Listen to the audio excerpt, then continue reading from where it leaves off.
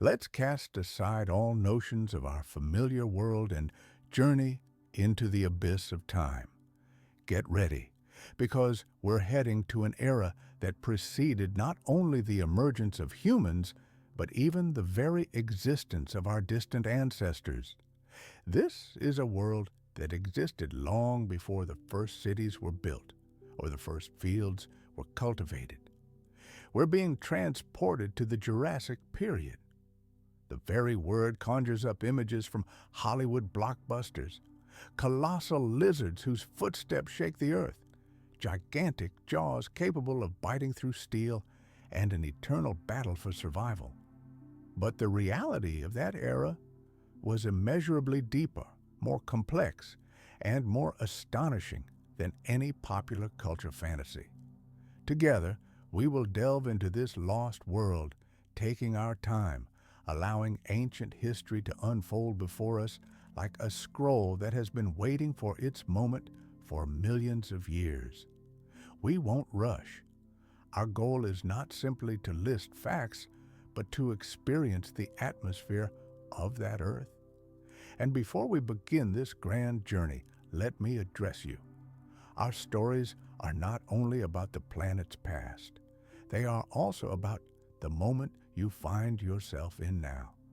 Your support helps us continue these expeditions into the past, finding like-minded people who, like us, seek answers and inspiration in ancient history after the hustle and bustle of modern times. So, hold your breath. We are diving into the Jurassic Period. This wasn't just an era of giant lizards.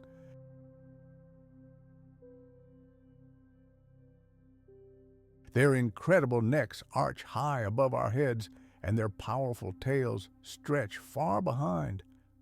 The skulls of predators like Allosaurus, studded with rows of dagger-like teeth, evoke a primal awe. And Stegosaurus skeletons reveal the very armor and formidable spines that once served as their defense. But these skeletons tell us more than just size and shape. They reveal secrets of their posture, show where massive muscles attached, and even hint at how these animals moved. By studying their joints, paleontologists can reconstruct their gait, estimate their running speed, infer their feeding habits, and understand their range of motion. Bones are more than just fossils. They are real maps of a long-vanished world, opening doors to the past and the lives they once supported. But fossils are far more than just bones. Equally valuable to science are the preserved dinosaur footprints, which sometimes stretch across ancient rock, like frozen railroad tracks. Imagine this scene, a herd of multi-ton sauropods crossing a wet river floodplain. Their enormous weight leaves deep indentations in the soft mud. Then the sun dries this mud, hardening it like cement, forever recording their every step. Millions of years later, we can still see these tracks, which sometimes stretch for hundreds of meters.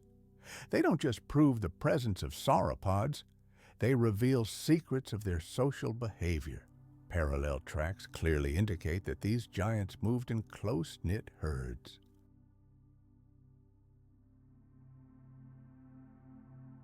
Differences in stride length indicate that adults walked side by side with juveniles, and sometimes the tracks of predators intersect with those of herbivores, possibly hinting at a hunting scene frozen in stone.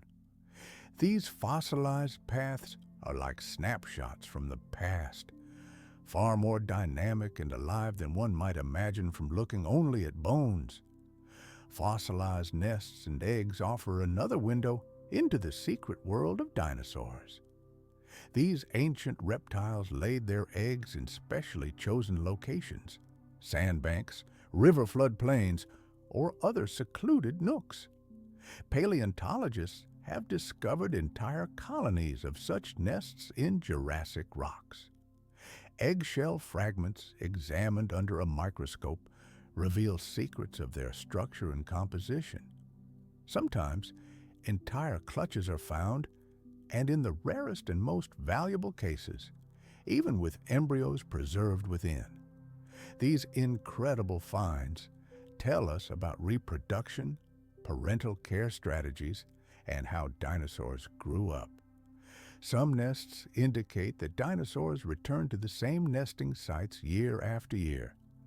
Others indicate that several females nested together, creating a kind of prehistoric nursery. These fossils remind us that dinosaurs were not just soulless skeletons, but living creatures with a complex life cycle, just like any modern species. Plants also left an indelible mark on Jurassic rocks. Ancient sediment layers often contain imprints of ferns, cycads, and conifers.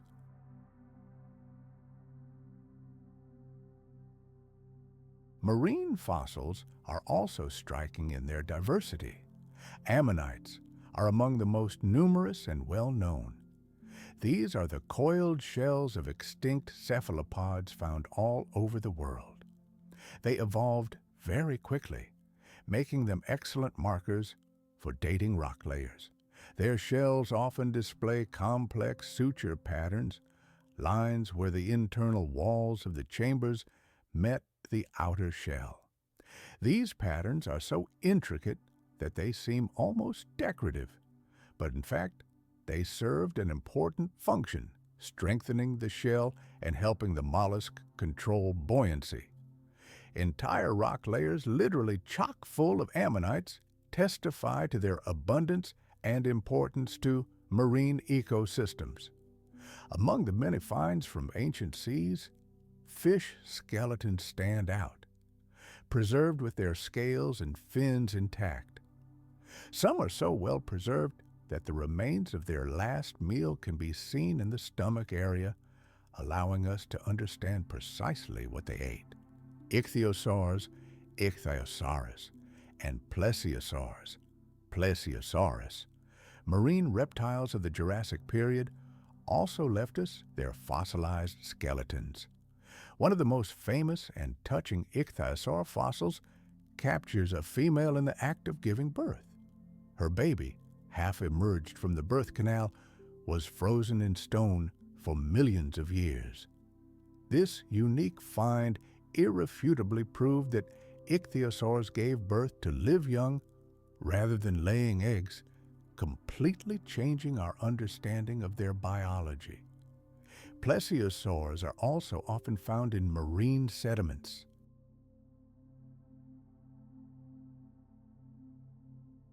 Their long necks and flippers are preserved in such a way that we can confidently infer how they swam.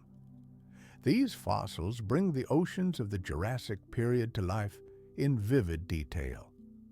Coprolites, or fossilized dung, may not be as aesthetically pleasing as the skeletons of giants, but their scientific value is enormous.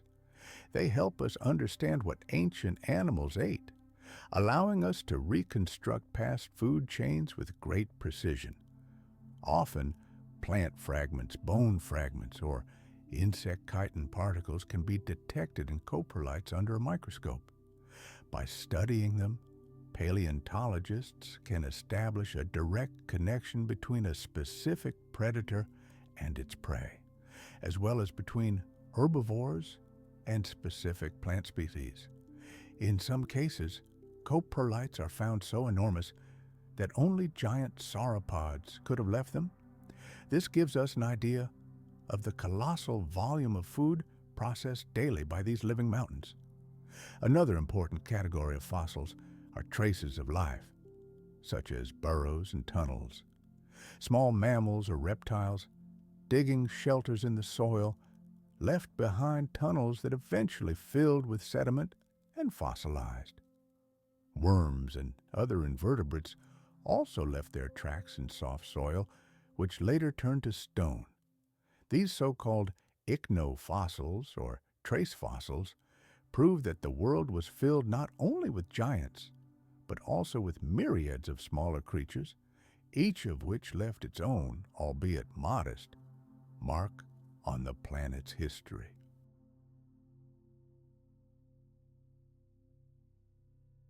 But even traces, which seemingly reveal not anatomy but merely the daily activities of ancient creatures, can tell us an incredible amount. They are frozen moments, demonstrating how these giants interacted with the world around them, and sometimes nature itself created ideal conditions for us to peer into the past. Imagine a catastrophic volcanic eruption. Hot ash falls upon the prehistoric forest, instantly burying all life. Plants and animals, all are trapped, protected from decay. Thus, for millions of years, they become stone evidence. In some unique cases, entire ecosystems have been preserved in this way. These ash layers are nothing less than veritable time capsules, capturing a single moment in the Jurassic Period. And today, an eternity later, we can open this capsule and study its contents. Inside, we find a whole world, from tiny insects and fern fronds to mighty dinosaurs and marine reptiles caught unawares.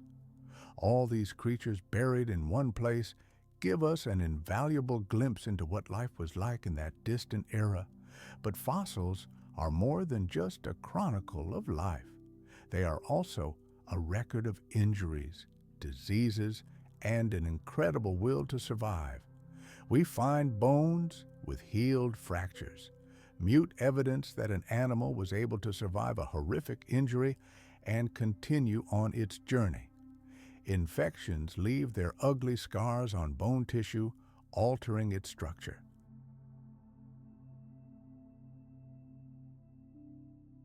In the joints of ancient lizards, we find signs of arthritis, and in predators, broken and worn teeth, reminiscent of brutal battles for prey. This is a chronicle of a merciless struggle for existence. Herbivorous giants bear scars from the claws and teeth of predators, marks of attacks from which they were lucky enough to escape alive.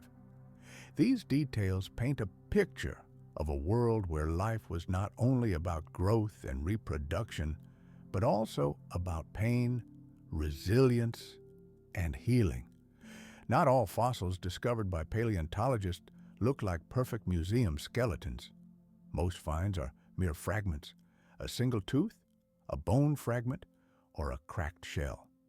But even these seemingly insignificant pieces are incredibly valuable. A single tooth can tell us what creature it belonged to and what its diet was. A fragment of an ancient shell helps accurately date the geological layer in which it was found, and a bone fragment with tooth marks can be the key to unraveling the drama that played out between a predator and its prey millions of years ago. Fossils accumulate layer after layer, and scientists, like detectives, piece together these clues to reconstruct vast pictures of ancient ecosystems and entire eras. The very process of becoming a fossil is part of this remarkable story. It's important to understand the vast majority of living creatures never receive this honor. Their bodies decompose, are consumed by scavengers, their bones are ground to dust by time and the elements.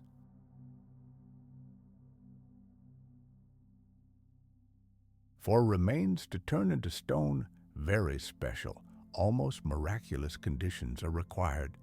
The body must be buried very quickly in riverbed mud, volcanic ash, or desert sand. This protects it from predators and halts decomposition. Then, over millennia, minerals dissolved in the water will slowly seep into the bones, replacing the organic material and transforming them into durable stone. These stone relics are our only window into a world no human has ever seen, but which shape the planet we live on. Every bone, every footprint, every leaf impression is a priceless nugget of information. They tell us that the Jurassic Period was more than just an age of giants. It was a living, breathing world, full of incredible diversity and complexity, and within this stone are the voices of the past, which we can hear if we pay close enough attention. Let's go there.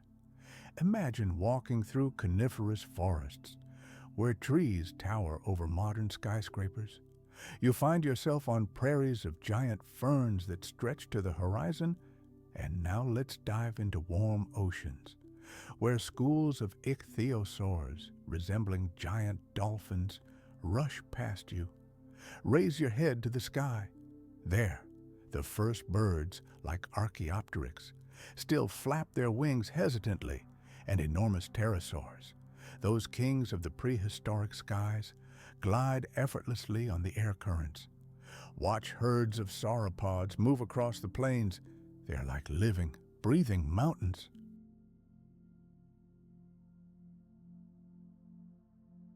And nearby, stegosaurs, with their bony plates on their backs, wave their spiny tails.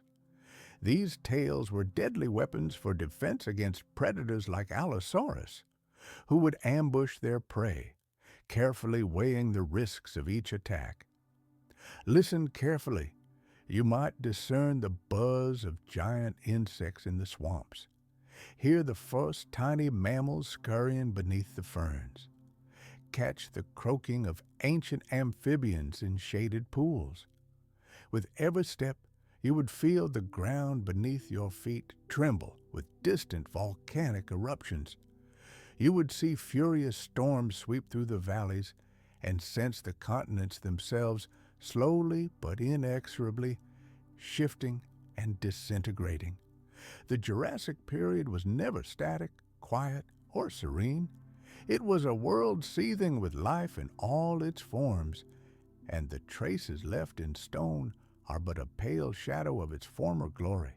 And so, when you mentally return to our time, the distance between then and now seems simultaneously colossal and surprisingly small. 200 million years is a span of time that the human mind simply cannot comprehend. And yet, echoes of that world still resonate around us. The bird singing outside your window is a direct descendant of those very same feathered dinosaurs. The crocodiles lying in wait in murky rivers have inherited their ideal predatory body shape, honed back in the Jurassic Period.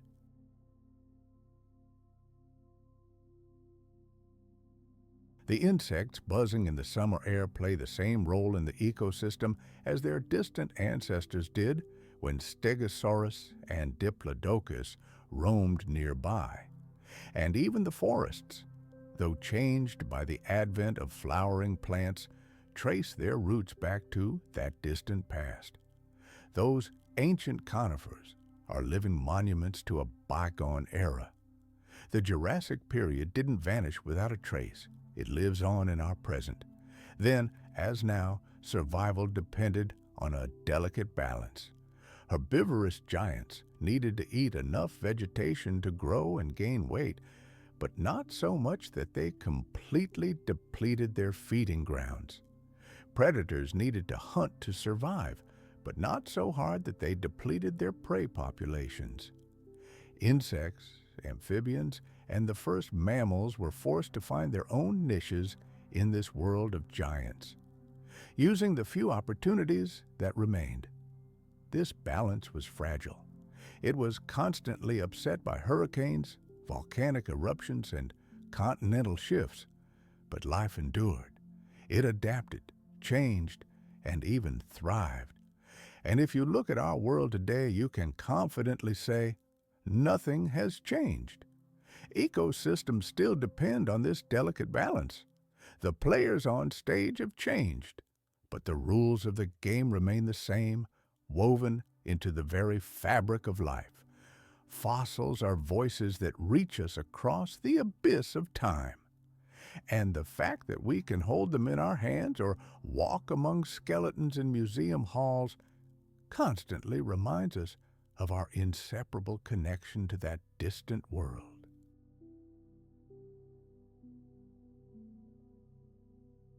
What would we feel? The clear, warm water is pierced by the sun's rays, playing on the iridescent scales of fish, and the mother-of-pearl shells of ammonites. Schools of fish swirl around us, suddenly parting to let a torpedo-shaped ichthyosaur pierce the water in pursuit of prey. In the distance, a plesiosaur glides gracefully, its impossibly long neck twisting like a snake, delivering a fatal blow to its prey. And below us, the coral reef stretches out, a bizarre, intricate labyrinth buzzing with a myriad of tiny movements. And suddenly, everything goes dark. A giant shadow covers you. A huge plesiosaur rises from the depths, his massive jaws lined with dagger-like teeth open, a reminder that in this world, survival is not a right, but a privilege that must be fought for every second. The oceans of the Jurassic era were no less important than the vast forests and prairies on land. They were true engines of evolution, an arena of fierce competition, and a source of inexhaustible abundance. They united all living things, from microscopic plankton to giant predators at the top of the food chain. These marine ecosystems, despite the constant assault of the elements in the form of storms and currents, maintained a remarkable stability for millions of years, maintaining a delicate balance of life. Without them, the Jurassic period would never have been so vibrant and grandiose. Let's return to these underwater megacities, coral reefs.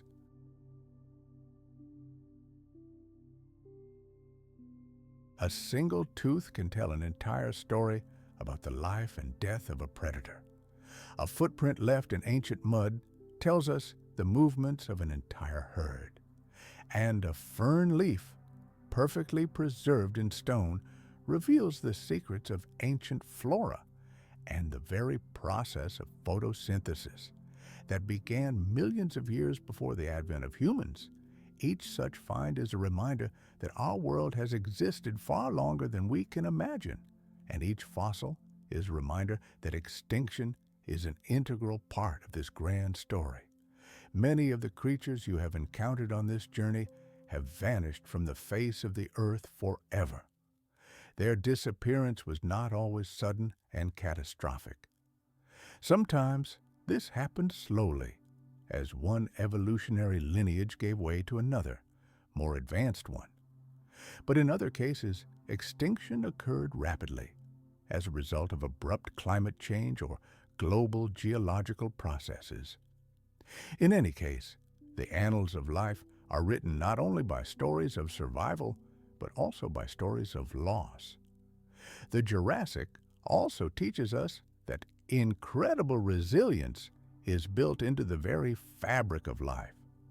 When volcanic eruptions blanketed valleys with thick ash, it created ideal conditions for the explosive growth of ferns, cycads, and conifers. When monstrous storms flooded coastal plains, they brought with them fertile silt that prepared the ground for the emergence of new life forms. Each catastrophe spurred new growth.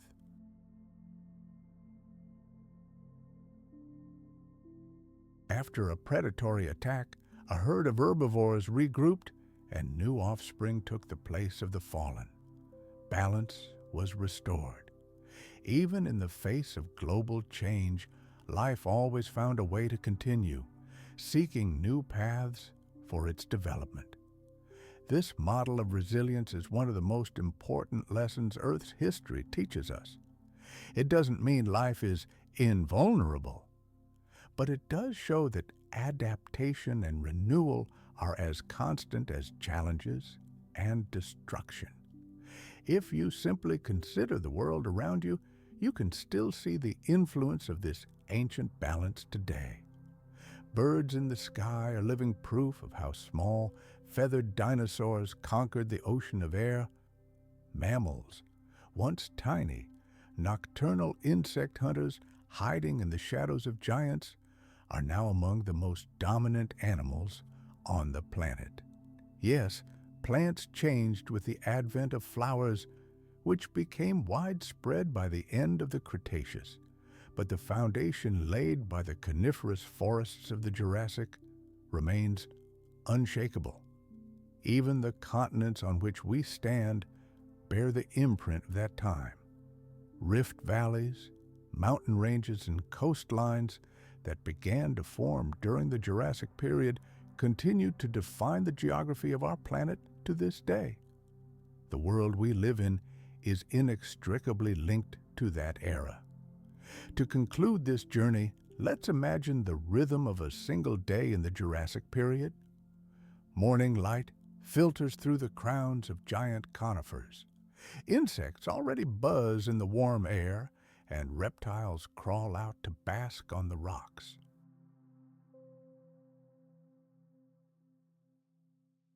A herd of sauropods slowly moves toward their feeding grounds, their low cries echoing across the valley like the rumble of distant thunder. Predators have already emerged, searching for vulnerable prey. By midday, the sky clouds over and a thunderstorm begins, flooding the forests with torrents of water and causing rivers to overflow their banks. Rolling thunder shakes the earth. Evening brings a chill. Frogs and nocturnal insects merge into a single deafening chorus. Night falls. The first mammals cautiously emerge from their burrows. Owls don't yet exist, but their ecological niche is occupied by early pterosaurs, silently fluttering between the trees. This rhythm, day and night, hunting and survival, peace and storm, has been unbroken for millions of years. It has repeated itself over and over as one era has succeeded another. This is the great continuity of life, and it is this constancy, this eternal rhythm, that the fossils have captured for us, connecting us to a world that seems so incredibly distant. Let us for a moment cast aside the idea that the Jurassic period is something abstract and infinitely distant. Let us try to grasp this. It was a genuine, tangible reality, a world filled with sounds, smells, and, of course, life. Before us appears a planet where the fundamental laws of survival were exactly the same as those that drive all life today.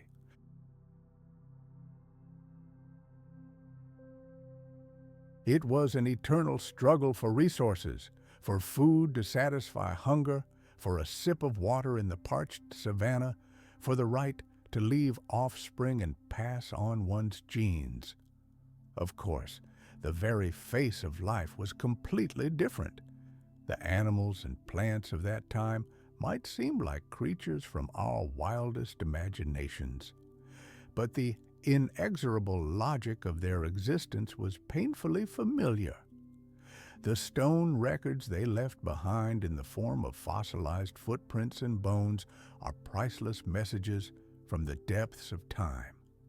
They allow us to glimpse their world, reconstruct their way of life, and understand that our Earth has never stood still. It has always been a gigantic laboratory, a stage for endless evolutionary experiments, an arena where the delicate balance of forces was constantly being sought. And now, as our mental journey draws to a close, we return to our world not empty-handed. We carry with us vivid images of the past, but not as fairy tales or unattainable fantasies. We recognize them as an integral part of the great history to which we belong. The firmament beneath our feet is the very same earth that trembled beneath the multi-ton tread of gigantic sauropods. The firmament we gaze upon is the same sky once cleft by the leathery wings of pterosaurs, and the boundless oceans that wash our continents bear the memory of ancient seas where marine reptiles reigned supreme. 200 million years is a staggering figure, a veritable abyss in time.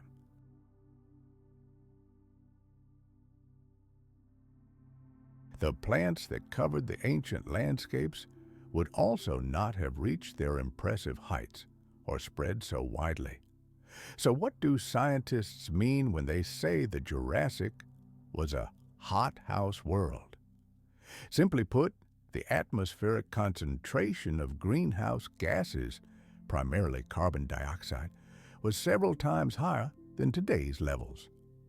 Some estimates suggest CO2 concentrations could have been 4 or even 5 times higher than pre-industrial levels.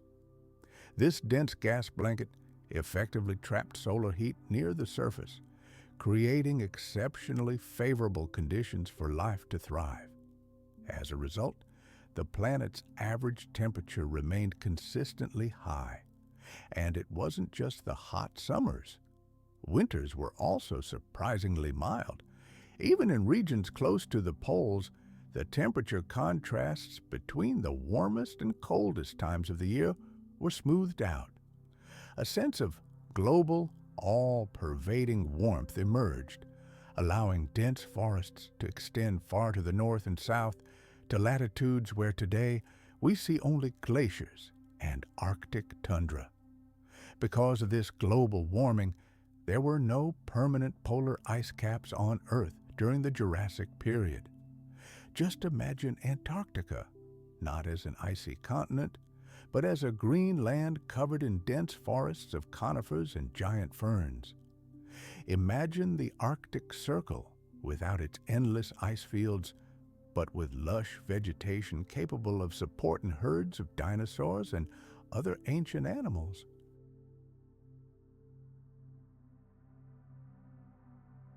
Of course, this doesn't mean the planet didn't experience cold seasons or climate fluctuations. They did. Winter temperatures dropped, there were dry periods and devastating storms. But overall, the world was incomparably warmer and greener than it is today.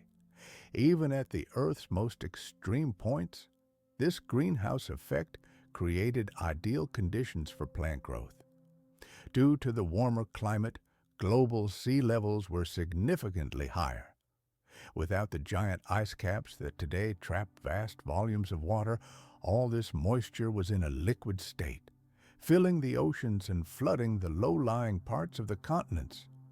Vast shallow seas covered what is now dry land, creating bizarre coastlines where marine and terrestrial ecosystems intertwined.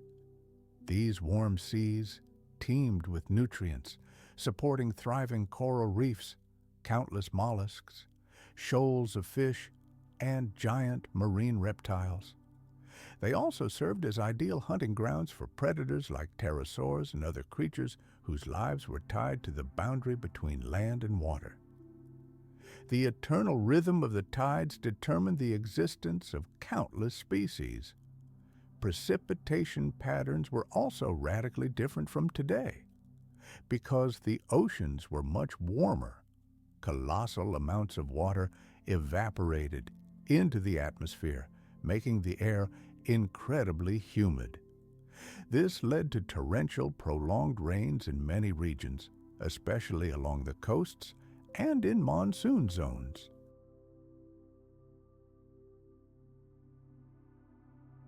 Increased oxygen levels in the atmosphere also played a role. Although CO2 levels were high, oxygen concentrations were also significantly higher than today's levels. This made respiration more efficient for large creatures and supported the metabolism of active predators, who required enormous amounts of energy. Of course, the Jurassic atmosphere wasn't uniform across the entire planet.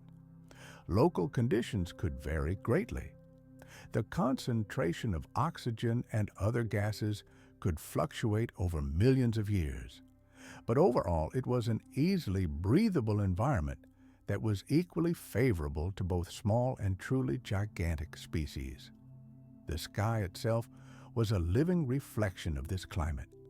Clouds formed constantly, gathering into dense, dark masses that continually poured down upon the ground in powerful downpours. Flashes of lightning and peals of thunder were commonplace over the coasts and in river valleys. The sound of thunderstorms was a familiar backdrop for any creature living beneath these skies. But even during the most violent storms, the sun continued to pour its warmth upon the earth. In the high latitudes, summer days were very long, though summer itself was short. Winter resembled our autumn, but without the brutal frosts characteristic of modern icy winters. Life could easily adapt to such seasonal changes without risking death from the cold. The greenhouse conditions of the Jurassic period also contributed to the overall stabilization of climate and ecosystems.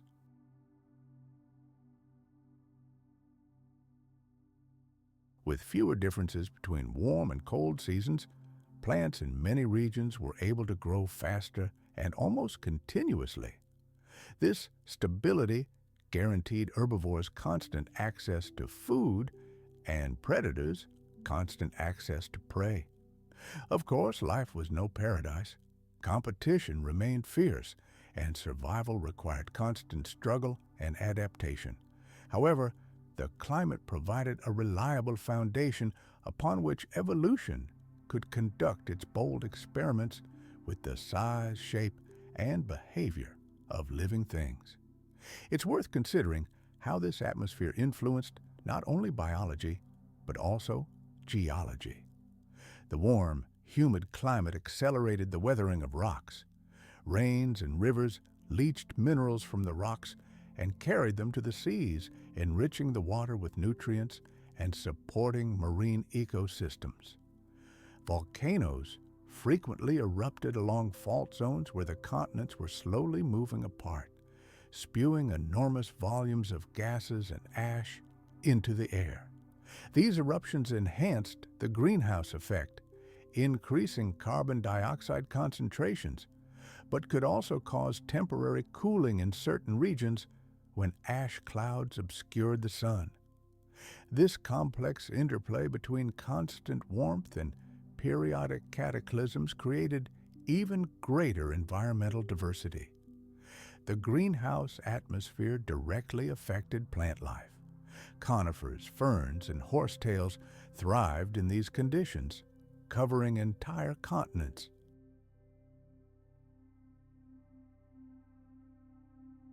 These grandiose structures weren't just picturesque underwater gardens, but complex ecosystems that built incredibly slowly. Generation after generation, tiny organisms left behind their limestone skeletons, layer after layer, constructing grand structures that stretched for kilometers and took on the most incredible shapes. During the Jurassic era, reefs were especially common in warm, shallow seas, especially in the equatorial zone.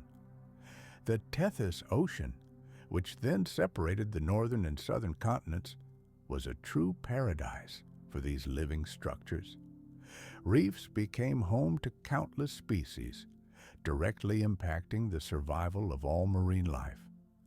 It's worth noting that the corals of the Jurassic period were different from those we see today. Modern reefs are primarily built by so-called scleractinian corals. They existed back then, but they shared space with other active builders, sponges, and algae. These groups of organisms combined their efforts over millennia. Each new generation added its tiny contribution, building new layers of calcium carbonate on top of the structures created by their ancestors. The result was a unique environment that provided shelter, food, and protection for an unimaginable number of living creatures. The reef never slept. It was a perpetually buzzing hive, with life thriving in every corner. Schools of small fish could be seen dotting between the coral branches at any moment, using them as a safe haven from predators.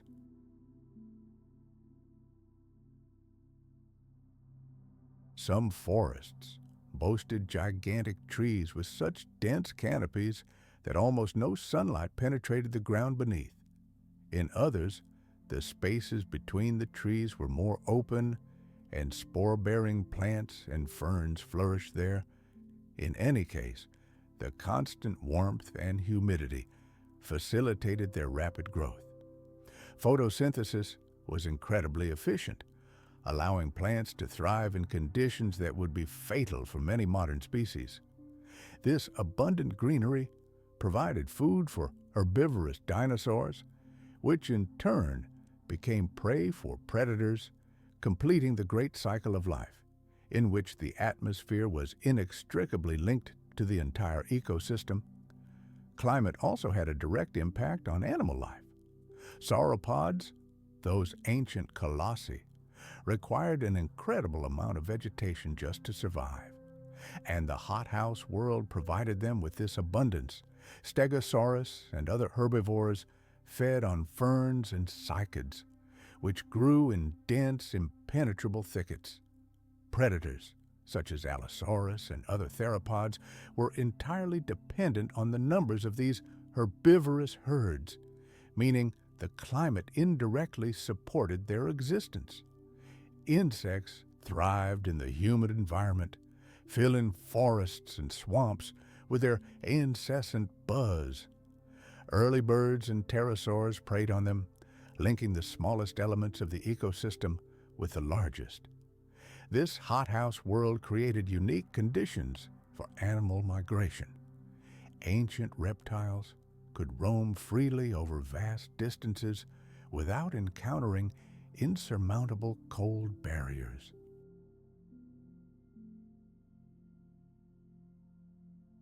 Forests stretched to the highest latitudes, allowing herds of herbivores to graze far to the north or south.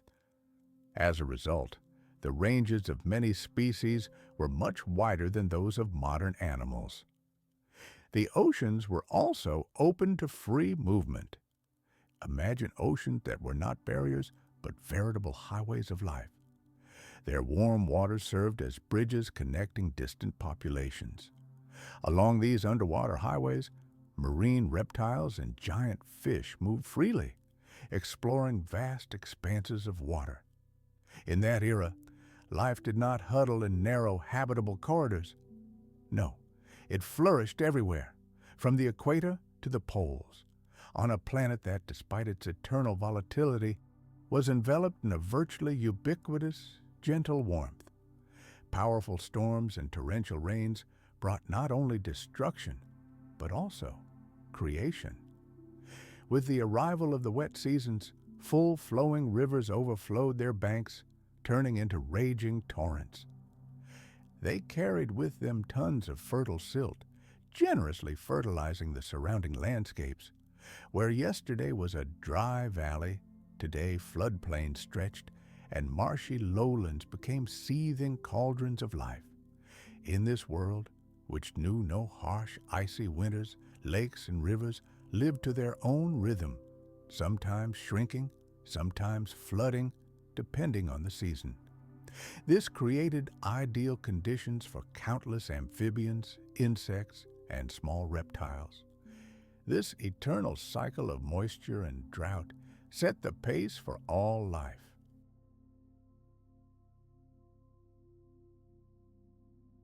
Even without snow and frost, the inhabitants of the ancient world unmistakably sensed the changing seasons, distinguishing times of plenty from periods of need and adapting their entire lives to this.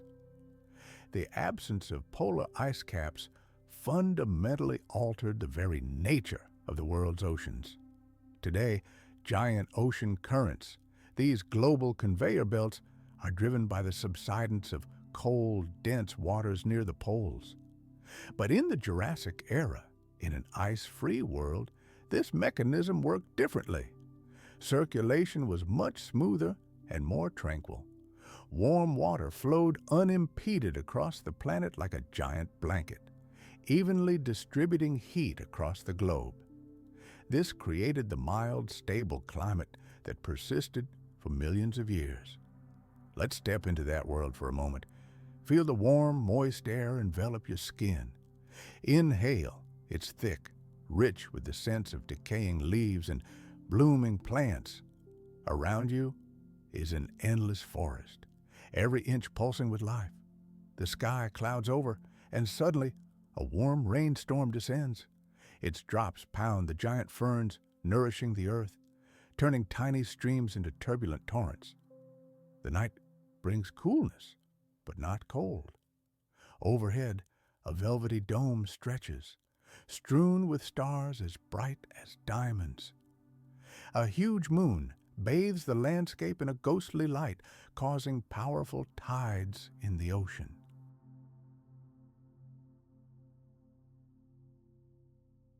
This was the atmosphere of the Jurassic Period.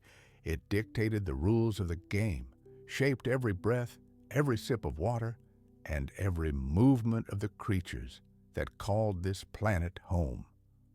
Today, our Earth may be moving toward a similar hothouse state, albeit on a much smaller scale. We are already seeing its harbingers in the tropics. But in the Jurassic, this wasn't a local anomaly, it was a global law of nature. That's why, when we imagine herds of long-necked sauropods slowly sauntering among giant conifers, or see a predatory Allosaurus lurking in the shadows, awaiting prey, we must remember that these scenes were only possible thanks to the unique climate of that era. The humid valleys of the Jurassic were home to creatures perfectly adapted to their world. Their incredible size, their abundance, their very right to exist, all were directly linked to the hothouse environment that gave birth to them. Of course, this atmosphere wasn't static for all the millions of years of the Jurassic Period. The climate slowly shifted. There were bursts of colossal volcanic activity, which released even more carbon dioxide into the air, followed by periods of relative calm, when its concentration dropped slightly. The planet's temperature reacted sensitively to these fluctuations, sometimes rising, sometimes falling, but always remaining within a range that would be considered extremely hot by our standards.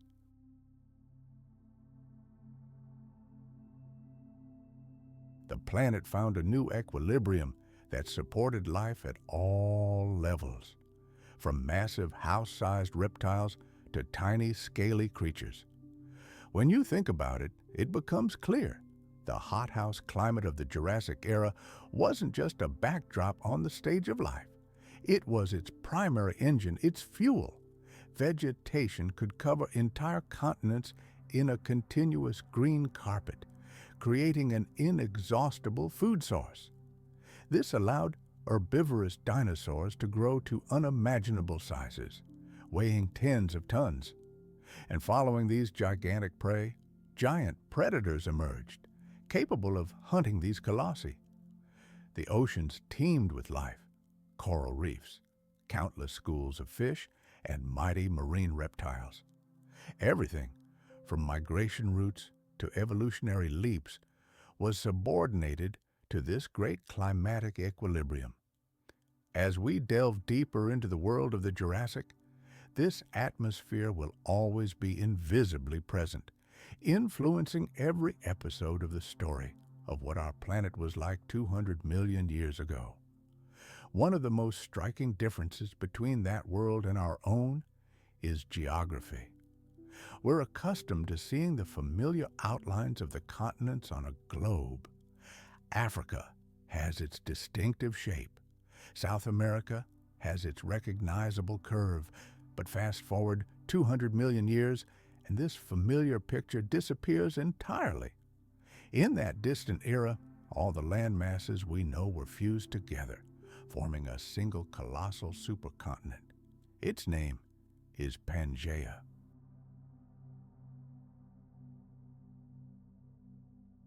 It had existed for millions of years, but it was at the beginning of the Jurassic Period that this gigantic structure began to crack at the seams.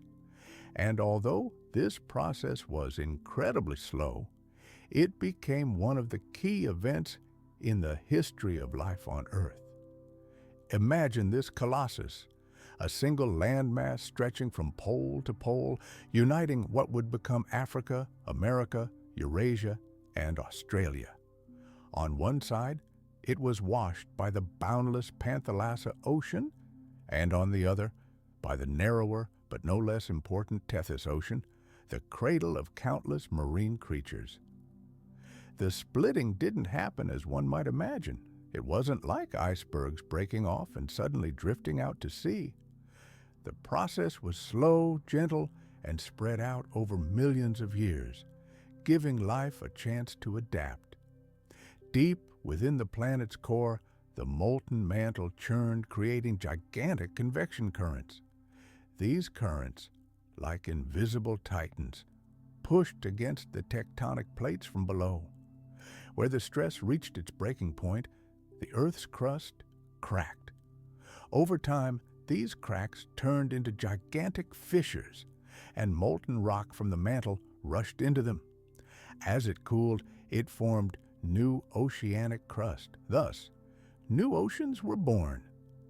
The majestic Atlantic Ocean, which today separates Europe, Africa, and the Americas, was born in precisely this way, as a result of this rifting process during the Jurassic Period. At first, it wasn't even an ocean, just a chain of deep valleys that slowly spread apart.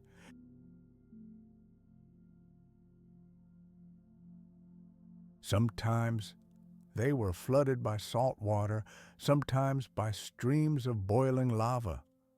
With each million years, the gap between the future continents grew wider. The familiar contours of the coasts of Brazil and West Africa, which today fit together so perfectly like pieces of a single mosaic, were then a single whole. In the Jurassic, they had only just begun their long journey in different directions. If you were there, you wouldn't see the continents rushing in different directions. You'd see only endless valleys fringed by cliffs, smoking volcanoes at the edges, and shallow seas filling the rifts. The movement of the continents was only noticeable on the scale of geological time. But this slow movement had colossal consequences for the climate, the environment, and the ecosystems themselves. When Pangea was united, its central regions were vast, sun-baked deserts, inhospitable and lifeless. When land extends thousands of kilometers from the ocean, rain simply cannot reach its heart. This meant that the center of Pangea was a land of drought. When the supercontinent began to split apart, everything changed. Thousands of kilometers of new coastlines appeared. New sea routes formed, and moist ocean air could finally penetrate inland. The climate in many regions became significantly milder. Lands that had been lifeless deserts for millions of years became covered with lush vegetation.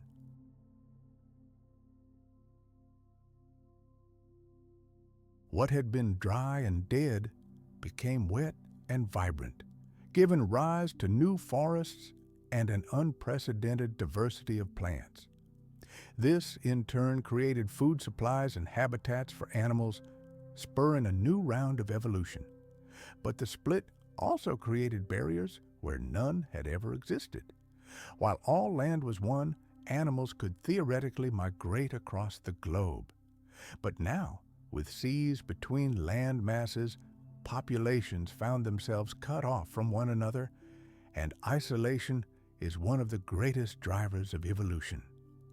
Trapped on their own island, groups of organisms began to adapt to unique local conditions. Over millions of years, these adaptations led to the emergence of entirely new species, unlike their ancestors. The split of Pangea set this great process in motion, allowing every corner of the planet to follow its own evolutionary path. Volcanic activity was an integral part of this tectonic ballet. As the plates diverged, magma rose from the Earth's interior, filling the resulting voids. This led to massive eruptions. Streams of molten lava flowed for hundreds of kilometers, covering the land with thick layers of basalt. Today, we can see traces of these ancient flows in eastern North America and northwest Africa. These eruptions released unimaginable volumes of gases into the atmosphere, primarily carbon dioxide. It was these emissions that fueled the powerful greenhouse effect that warmed the Jurassic world.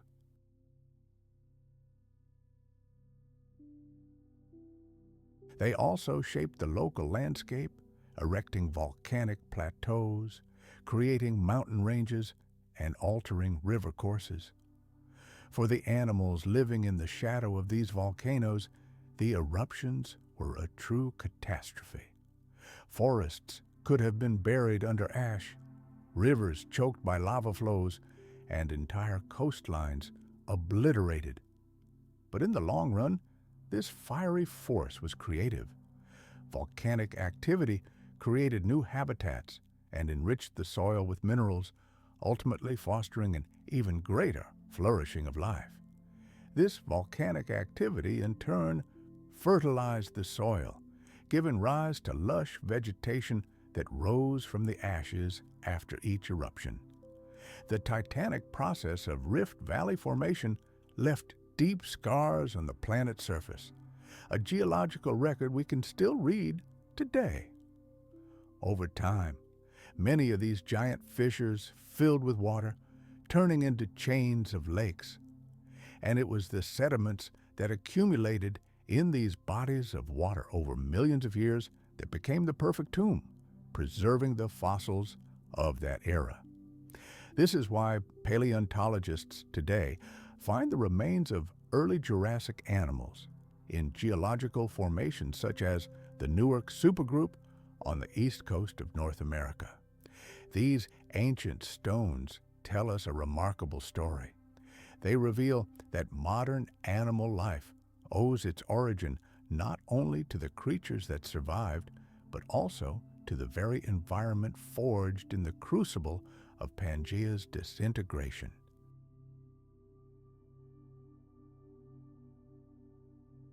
Crustaceans constantly patrolled their territory, finding both food and protection on the reef. Sea urchins crawled along the bottom, searching for edible crumbs in crevices. Mollusks, attached to hard surfaces, continuously filtered the water for nutrients. Sponges, firmly rooted in one place, pumped tons of water through their pores, extracting from it everything they needed for life. The reef was a single living organism, constantly in motion, though its foundation seemed solid and unshakable. Every inch of it hummed with activity, from the tiniest polyps to the largest predators circling nearby. One of the most striking aspects of these reefs was the incredible density of life they supported. In the open ocean, creatures had to constantly move, competing for food in a vast three-dimensional space with almost no cover. On the reef, however, life teemed in an endless labyrinth. This dense environment created ideal conditions for evolutionary specialization. Some fish developed flattened bodies, allowing them to maneuver easily through dense coral growth. Others developed powerful jaws capable of crushing hard shells. Crustaceans acquired specialized claws for cracking open mollusks or scraping off algae. The reef resembled a vast city where every species found its own profession and its own home. It also served as a kind of nursery for young animals. Many species used it as a safe haven to grow up before venturing into the dangerous open ocean.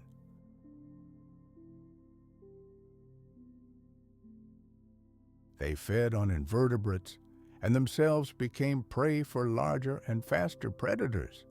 Ubiquitous ammonites, with their spiraling shells, floated in the water, leaving behind so many fossils that they became the hallmark of the Jurassic Period. Without the Tethys Ocean, marine life of that era would have been completely different. The movement of the continents, like the hand of an invisible conductor, also controlled ocean currents. New sea routes opened, completely changing the circulation of water across the globe.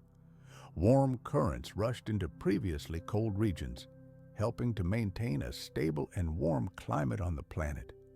Nutrient cycling also changed, directly affecting the living conditions of plankton and other microscopic organisms. Yet it was these tiny creatures that formed the foundation of the entire marine food chain. They were the first link determining where everything else would live, from tiny fish to giant marine predators. On land, continental drift had an equally dramatic effect, particularly on precipitation distribution. Mountain ranges rising along the edges of faults caught moist winds and created so-called rain shadows. At the same time, valleys accumulated moisture, turning into swamps and lakes, teeming with life. The coasts of the continents now experienced constant rainfall driven by ocean winds. The interior regions, once parched deserts, began to be covered first by savannas and then by dense forests.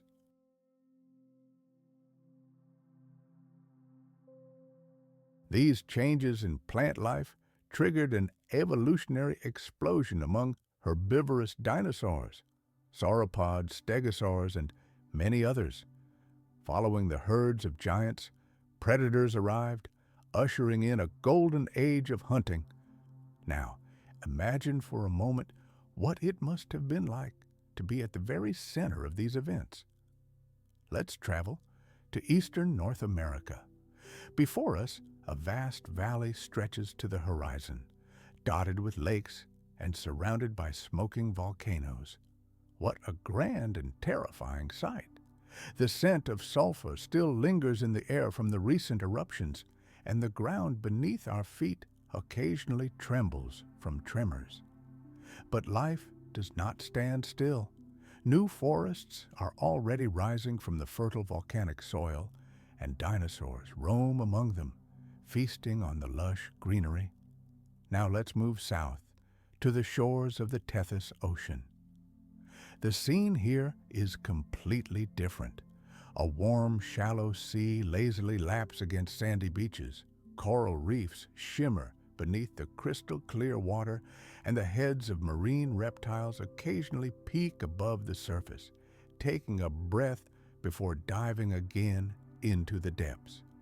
Inland, endless forests stretch, their green carpet broken only by the winding ribbons of rivers flowing toward the coast. All these changes didn't happen overnight, but stretched over entire eons. Generations of animals were born and died, unaware that the ground beneath their feet was slowly, centimeter by centimeter, slipping away, pulling them further apart.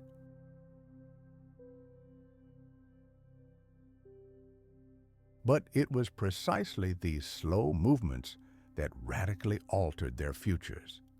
Populations that had once mixed freely found themselves isolated.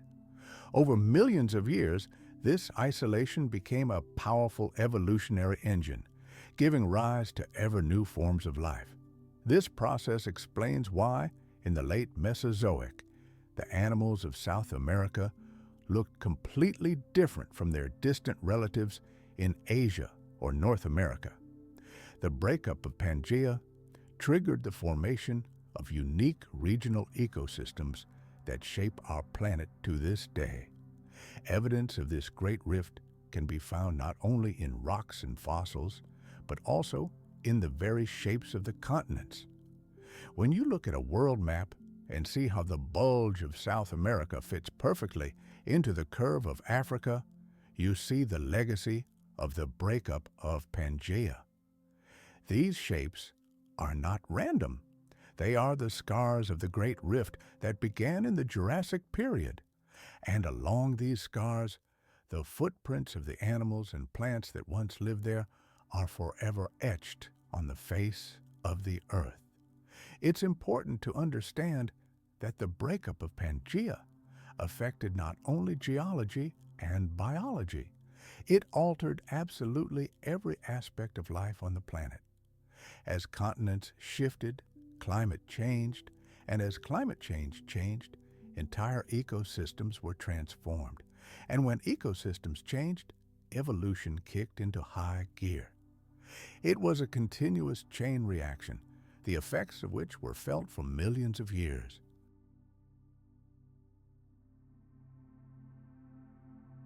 During the Jurassic, this chain was only just beginning to unwind.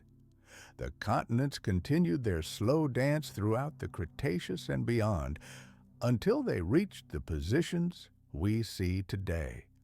But it was the Jurassic that marked the starting point of this monumental journey.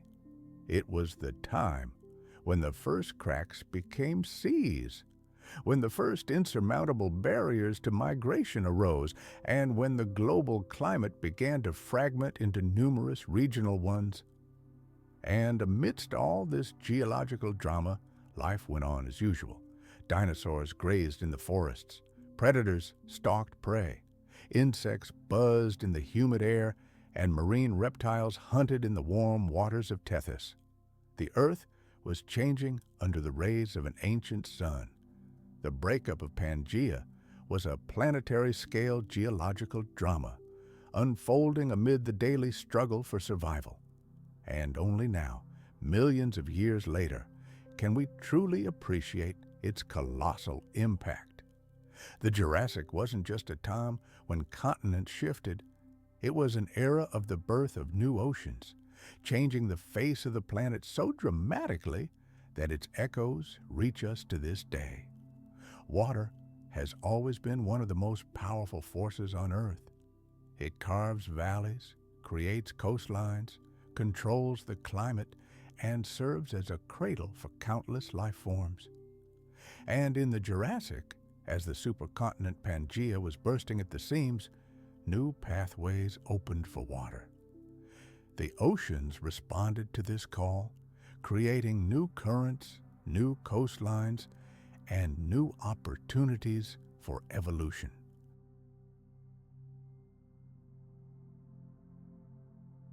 Millions of years before this, most of the planet's surface was covered by a single, truly gigantic ocean, Pangea. It encircled the globe in a nearly continuous ring, washing the shores of the supercontinent Pangea.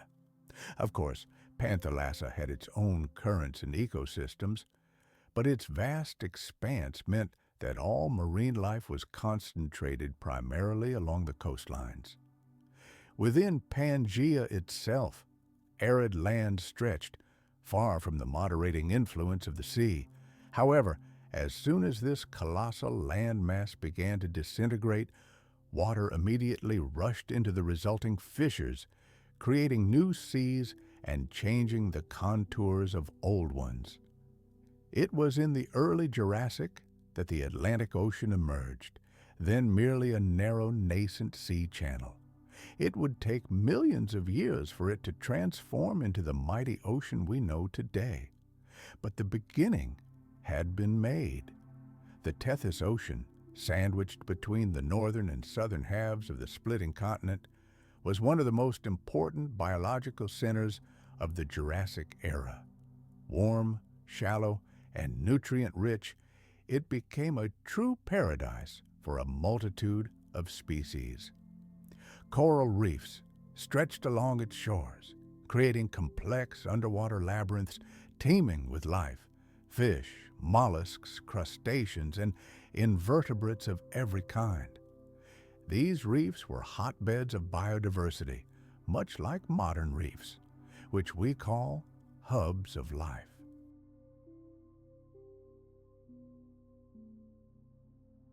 Marine reptiles such as ichthyosaurs, and plesiosaurs, soared above these underwater cities, their long necks and powerful fins ideally suited for high-speed hunting. Ammonites, with their distinctive spiral shells, completed this amazing ecosystem. Fish swam in countless numbers at that time. They were so common that their fossils became key markers for paleontologists in dating Jurassic rocks. The emergence of new seaways also meant that water circulation around the planet completely changed. Ocean currents, these global rivers, are shaped by temperature differences, winds, and the position of the continents. As the continents drifted apart, new circulation routes opened up. Warm currents began to distribute heat more evenly across the planet, helping to maintain a global greenhouse climate. Nutrients carried by these currents fed plankton, which in turn fed fish, and fish fed larger predators. The oceans of the Jurassic period literally teemed with life. Far from the image of quiet, still ponds, these ancient bodies of water were veritable cauldrons of seething energy and life, dynamic systems that pulsated to the rhythm of the planet. Coastlines were constantly being redrawn. Imagine, as giant faults in the Earth's crust widened, the seawater rushed into them, creating new, incredibly long and winding coastlines.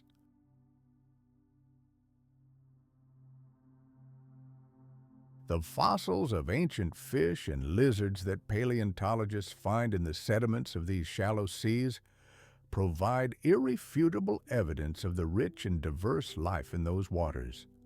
In some places, the fossils are so numerous that it suggests gigantic aggregations of marine animals. Perhaps they gathered here during seasonal migrations, or were drawn to the rich feeding grounds. The ancient oceans were both an insurmountable barrier and a wide highway for living creatures. For those forever tied to land, the new sea expanses became a dividing factor.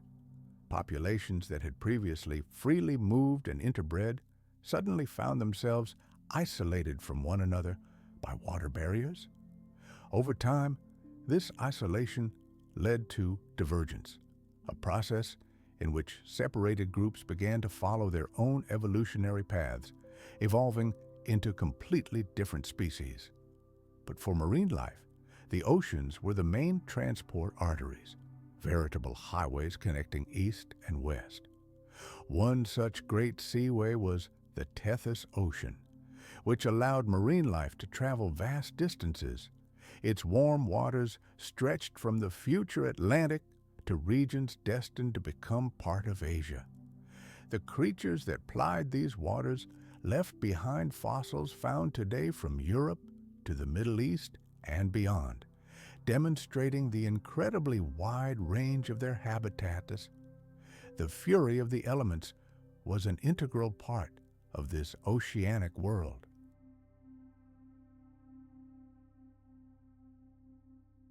Warm water fuels powerful weather systems, and the Jurassic greenhouse climate made the oceans the perfect breeding ground for them.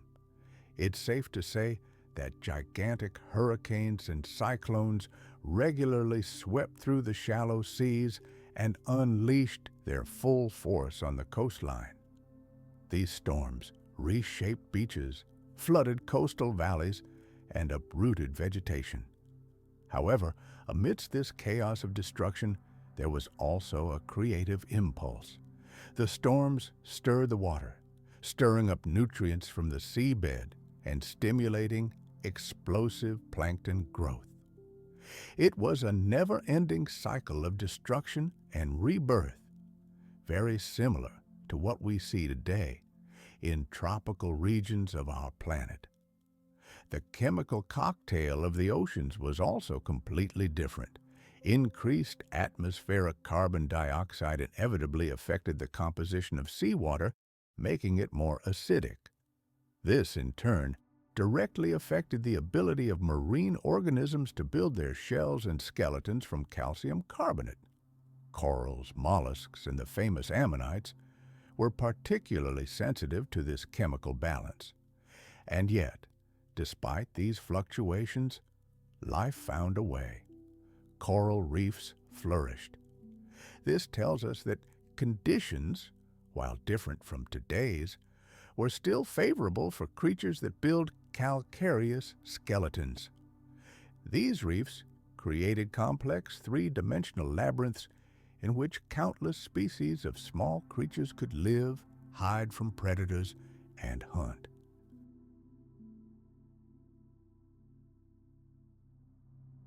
The mere presence of ammonites and other marine invertebrates in such incredible abundance speaks to the richness and complexity of the ocean ecosystems of that time. Ammonites weren't just a background element in the landscape, they played a central role in food chains. These spiral-shelled cephalopods fed on plankton and small creatures, and they, in turn, became coveted prey for fish and powerful marine reptiles. Their incredibly rapid evolution and widespread distribution around the world make them an invaluable tool for modern paleontologists, helping them date geological layers. But in their time, they were simply one of the most important links in the great chain of life. The oceans also opened new horizons for land animals. Many dinosaurs preferred to settle at the water's edge, where resources were abundant. River deltas, quiet lagoons, and muddy tidal flats attracted huge herds of herbivores who came in search of succulent vegetation, with predators relentlessly following in their tracks. Some fossilized tracks preserved in ancient sediments provide direct evidence. Dinosaurs did indeed stroll along prehistoric beaches. The interaction between land and sea was continuous, and the inhabitants of both environments constantly influenced each other. The emergence of new seas and ocean currents set the stage for future geological dramas. As the continents continued to drift apart, the narrow sea channels of the Jurassic Period gradually widened.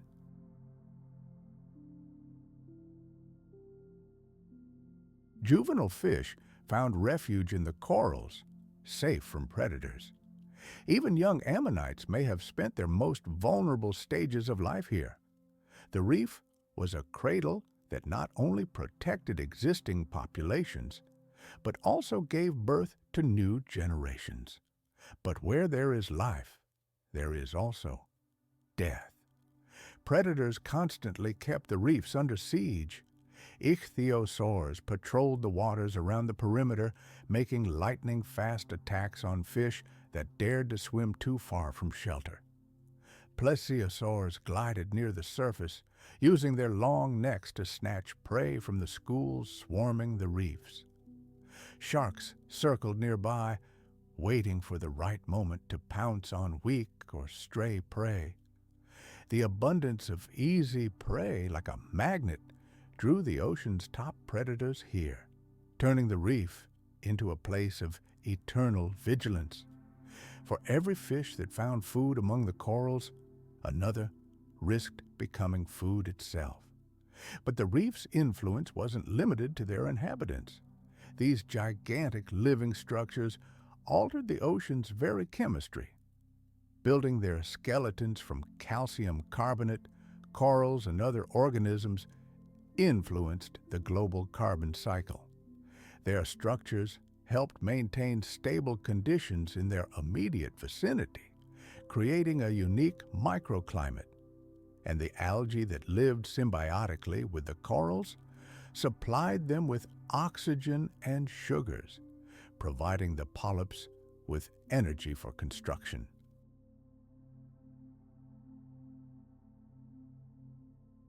What began as water-filled cracks in the Earth's crust eventually transformed into full-fledged oceans. These oceans not only shaped the climate and ecosystems of antiquity, but also had a colossal impact on the entire subsequent history of humanity. The Atlantic Ocean, which would later shape the paths of great discoveries, trade, and cultural exchange, traces its history back to the Jurassic Period. True, back then it was still very young, shallow, and only just beginning its long journey to its modern glory. The movement of water along the coastline tirelessly did its work. Waves eroded rocks, currents transported sand and silt, creating new sediments and forming river deltas. These geological processes created ideal conditions for preserving the remains of living creatures. This is why so many of the most important discoveries from the Jurassic period were made in marine sediments. Fish, reptiles, ammonites, and even plants carried by rivers from land were buried under layers of silt, which reliably preserved them for millions of years until they were eventually discovered by paleontologists. The oceans didn't just support life, they became its primary archive. Let's travel to the coast of the Jurassic period. A breathtaking scene unfolds before us. The horizon merges with the warm turquoise sea.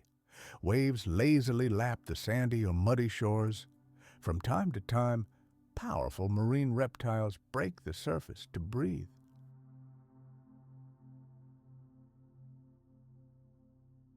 Their sleek bodies sparkle in the rays of the ancient sun before they plunge back into the depths.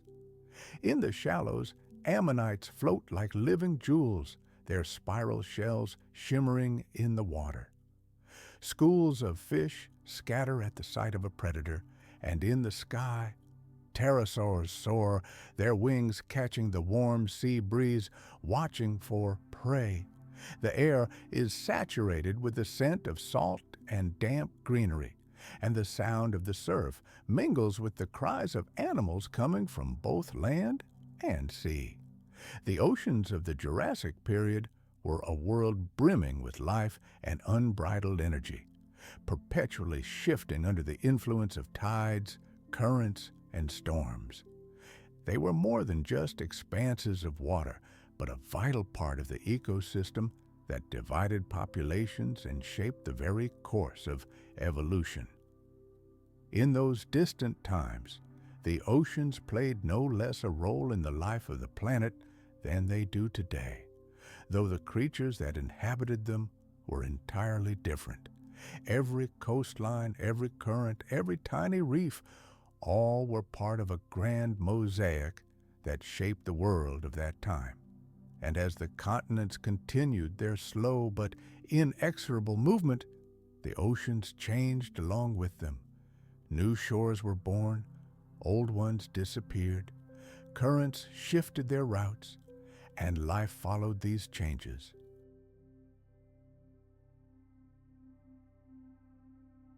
It is impossible to tell the story of the Jurassic period without mentioning these great oceans, for they were more than just a backdrop to events. They were an active force that shaped and created all life on the planet. But when we travel back to the Jurassic period, the first thing that should strike our imagination is not the menacing lizards, but the world of plants. Even before you spot a giant sauropod or hear the roar of a predator, you'll find yourself in a landscape of tall trees, spreading ferns and dense thickets of cycads. These plants were the foundation on which the entire ecosystem rested.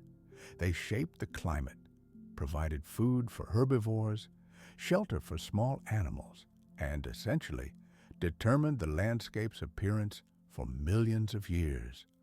Remove them, and the Jurassic world would be plunged into deathly silence. The grass we are familiar with didn't yet exist. The vast open meadows and savannas that seem so integral to nature today hadn't yet appeared. Instead, the ground was covered in layers of ferns. They spread like living green carpets, filling the entire undergrowth with their broad, feathery fronds. Some of these ferns were truly giants, capable of reaching heights of 20 meters, comparable to a modern multi-story building. Some species grew low to the ground, while others reached waist or chest height, creating endless expanses of green. Navigating through such thickets would have been like navigating a path through fields of gigantic leaves.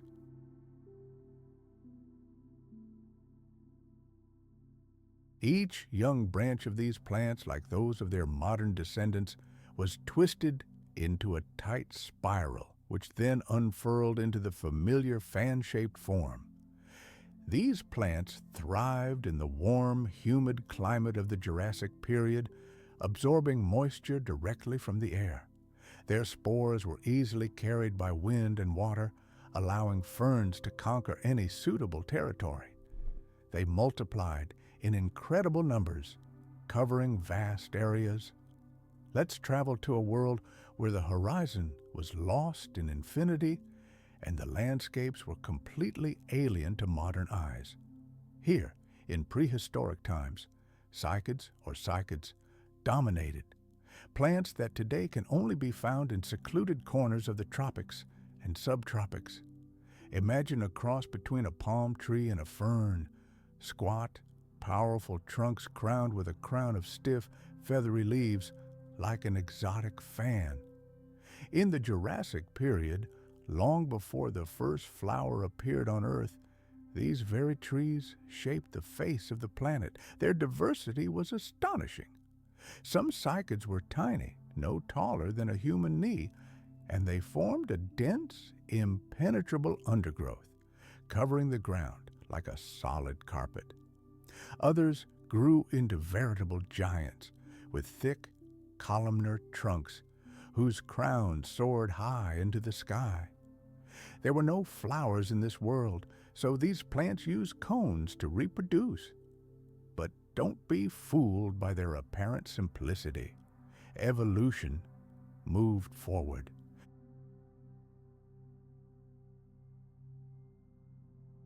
Each seed was encased in a strong armor, a natural safe that allowed it to survive the harshest trials and give rise to new life far from its parent tree. Dinosaurs constantly devoured this vegetation, mercilessly tearing off leaves and even crunching the hard cones. But cycads possessed an incredible thirst for life. They were able to recover from even the most serious damage, continuing to grow in a world inhabited by hordes of giant herbivores. And then the conifers entered the scene, the true titans of the prehistoric forest. And forget the pines and spruces we're accustomed to. The ancient conifers belonged to a far larger and more grandiose family. Some of these colossi soared over 30 meters into the air, comparable to the height of a 10-story building. Their trunks, straight and mighty, were covered in branches thick with needles. During the Jurassic era, these trees dominated vast territories, especially in areas with constant rainfall. Their wood was incredibly strong, and their branches remarkably resilient. Protected by thick bark, they could live for centuries, forming endless forests that stretched for miles. These giant conifers formed the backbone of the entire Jurassic plant world. Their falling needles created a thick layer on the ground that slowly decomposed, enriching the soil with nutrients. The wind plucked the seeds from their cones and carried them across the area, seeding new trees.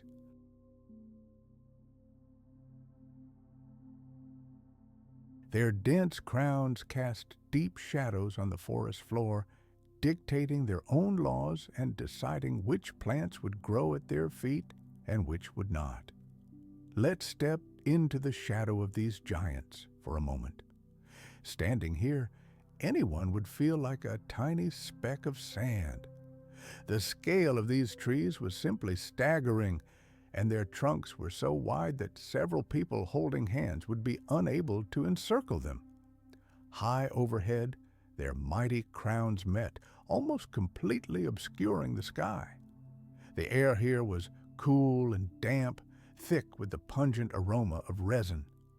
In the semi-darkness, ferns flourished at the roots, and where a ray of sunlight filtered through the foliage, Near streams, more sun-loving conifers grew. Every sound made by animals reverberated repeatedly off the trunks, filling the forest with a resonant echo. But it was the plants that created the fundamental structure, the stage on which the drama of life and death was played out. Horsetails deserve special mention. Today, their humble descendants are small plants with hollow stems no taller than the knee, found along riverbanks. But in the Jurassic era, their ancestors were true giants, capable of growing up to 10 meters in height. They formed impenetrable thickets in marshy areas, their segmented stems rising skyward in neat rows, their tops crowned with race-mose cones bearing spores. At that time, these plants were at the peak of their development.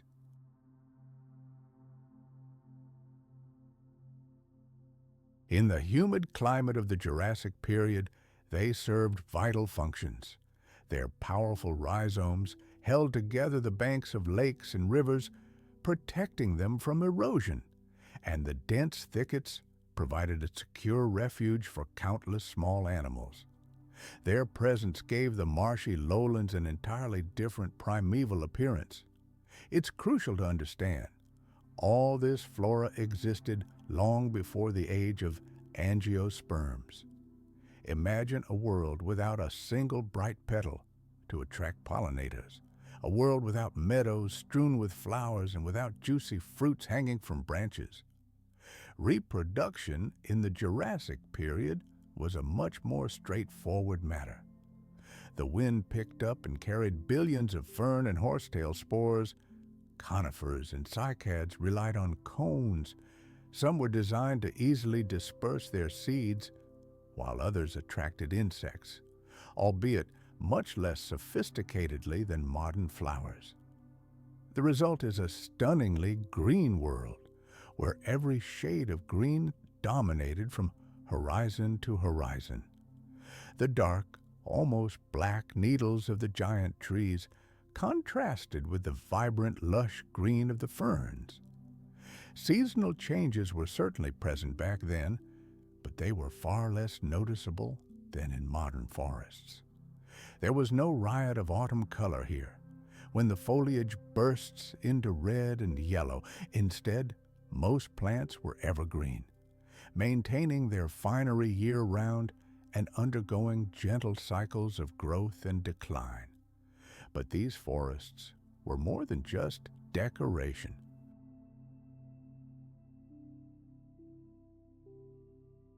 They were a gigantic energy accumulator, feeding the entire ecosystem. Giant herbivores fed directly from the trees, stripping leaves, crushing needles, and gnawing branches. Insects found refuge in the crevices of the bark and in the pith of the stems, and fungi worked tirelessly, decomposing fallen trunks and returning valuable nutrients to the soil. It was this unimaginable abundance of plant life that made possible the emergence of giants like the sauropods. Without the endless forests that provided them with food, these colossi would never have come into being. Just imagine, some of them reached 25 meters in length and required hundreds of kilograms of food every single day, and the ancient plants withstood this monstrous onslaught. In turn, the giants themselves shaped the appearance of the forests. When a herd of sauropods broke through the thicket, they felled trees and bent branches, creating gaps in the dense canopy. Sunlight streamed into the forest depths, giving the undergrowth a chance and initiating an eternal cycle of destruction and rebirth. Fossil remains bear witness to the former grandeur of these forests. In many regions of the planet, layers of plant debris turned into coal over millions of years. Jurassic coal seams vividly demonstrate how productive and vast those ecosystems were. Layer after layer of compressed organic matter tells the story of forests that grew, died, and were reborn on a truly planetary scale.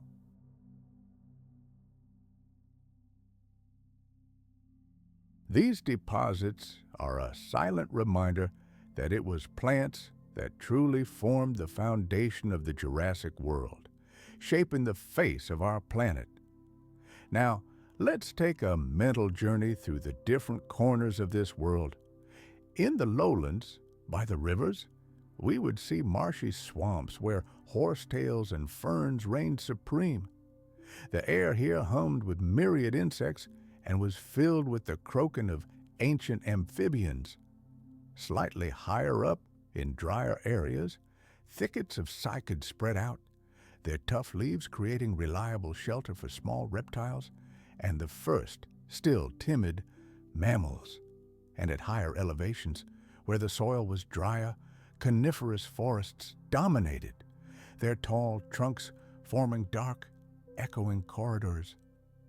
Each of these zones had its own atmosphere, smells, and sounds, but they were all united by a warm, humid climate that allowed such a riot of greenery to flourish.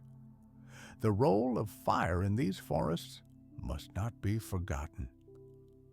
The warm climate fostered frequent and powerful thunderstorms, a flash of lightning, and suddenly a wall of fire runs through the dry undergrowth.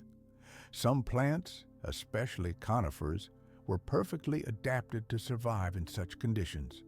Their thick bark, like a shield, protected the living tissue of the trunks, and some cones were designed to open only under the influence of high temperatures, releasing their seeds onto the freshly cleared, ash-fertilized ground. Fires scorched entire tracts of forest, creating a unique mosaic of old and new growth.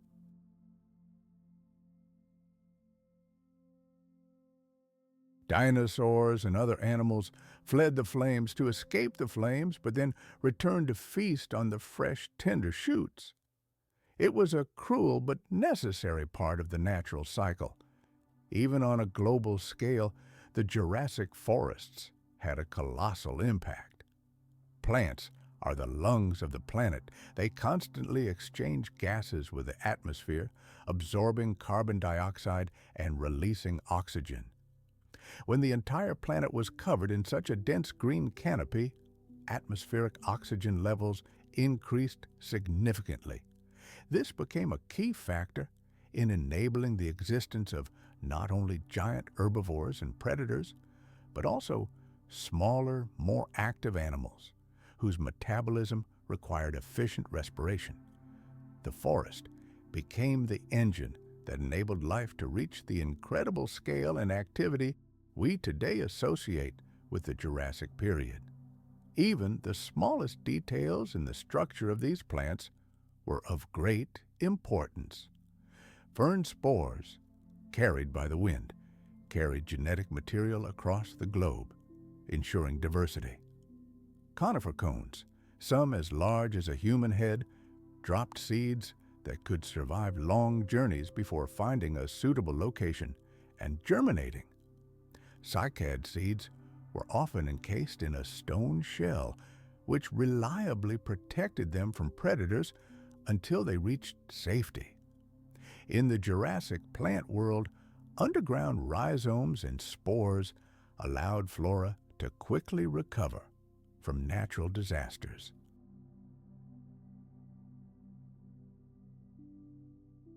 This ancient and harmonious relationship was one of the main reasons for the reef's success, allowing them to thrive even during the Jurassic period, when atmospheric carbon dioxide levels were significantly higher. Imagine underwater cities teeming with life. In the warm, sunlit shallows of the Jurassic period, giant coral reefs flourished. They stretched for many kilometers, creating livid barriers that stretched along ancient coastlines. For scientists studying the ancient world, these fossilized reefs are a veritable treasure trove, a stone chronicle of bygone eras. After all, they preserve more than just the skeletons of their coral builders. Trapped within this frozen structure are the remains of an entire ecosystem.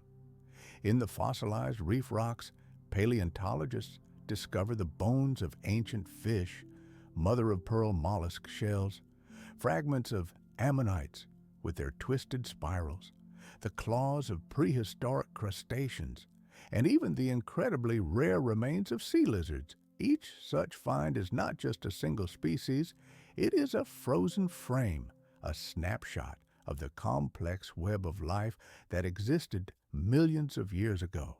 No creature exists in a vacuum.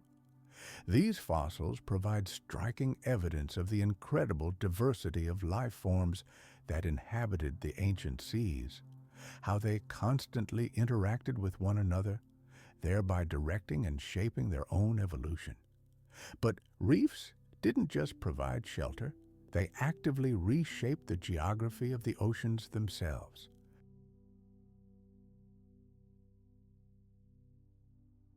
All these strategies helped plants survive the constant pressure of giant animals that could eat, trample, or burn them. For animals, forests were not just a dining area, but also a home. Tiny mammals dug burrows beneath dense ferns, insects laid eggs in the tangled leaves, and pterosaurs found rest on the mighty branches of conifers. Dinosaurs built their nests in clearings formed by fallen giants or in safe shallows at the water's edge. Let's move on to the swampy lowlands of the Jurassic Period, where dense vegetation provided the only salvation for countless creatures. Life here was woven into a verdant tapestry, from tiny creatures burrowing among the roots to pterosaurs building nests in the high canopies. When we imagine this ancient era, giant predators with their arsenal of fangs and claws immediately come to mind. But let's think for a moment. Without the colossal coniferous forests, without the lush ferns, without all this amazing world of flora, those deadly jaws and razor-sharp claws would have been utterly useless. They simply wouldn't have had anything to hunt. The plants weren't just props, they were the stage itself. They wrote the survival script, and they were key supporting actors. Everything else, no matter how grandiose and terrifying it might seem, depended entirely on them. If we could tear our gaze away from the majestic coniferous giants and look down at our feet, we would see another world, no less vital to life, though less immediately apparent.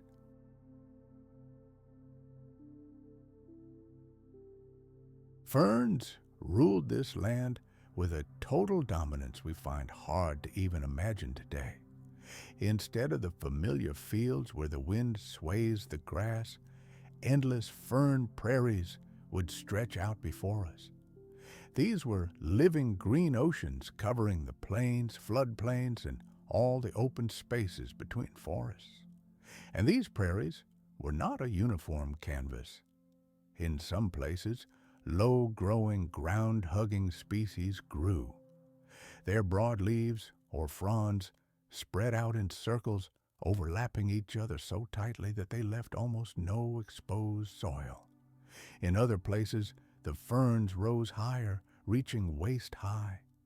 Some species of the Jurassic period even turned into real trees tens of meters high, forming impenetrable thickets through which animals had to literally break through.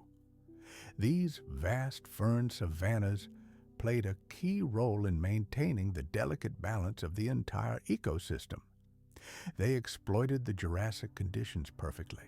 They absorbed abundant moisture, thrived in the warm climate, and reproduced via spores carried by the wind over vast distances. Unlike seeds, spores required no pollinators or special conditions for dispersal. A single powerful gust of wind could lift millions of spores into the air and seed an entire landscape. This gave ferns an incredible advantage, allowing them to instantly occupy empty territories, especially after natural disasters such as forest fires or devastating floods.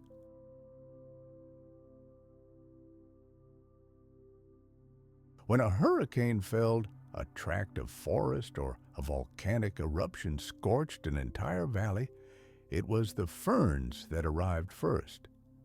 In an astonishingly short time, they covered the bare, blackened ground with a fresh carpet of greenery. Jurassic animals relied on these prairies far more than one might think. These places literally teemed with life. Enormous herbivorous dinosaurs like living lawn mowers grazed here, tearing succulent leaves with their horny beaks or rows of sharp teeth. Smaller dinosaurs scurried through the dense undergrowth, finding both food and safe refuge from predators. The first mammals, hiding under low leaves, carefully moved along the edges of these green seas. And of course, insects thrived here, feeding on the delicate plant tissue or laying their larvae on the undersides of leaves. The fern prairies were simultaneously a gigantic dining room and an impenetrable fortress. They fed the very bottom of the food chain, on which, in turn, everyone else above them depended. But ferns didn't just dominate open spaces, they also dominated the undergrowth of the great forests. If you or I were to enter the canopy of giant conifers whose crowns almost completely blocked the sunlight, we wouldn't see bare ground. Wherever even a timid ray of light penetrated, ferns sprouted. They formed a continuous green layer beneath the tall trees, essentially creating a second forest beneath the first. This undergrowth was a world unto itself.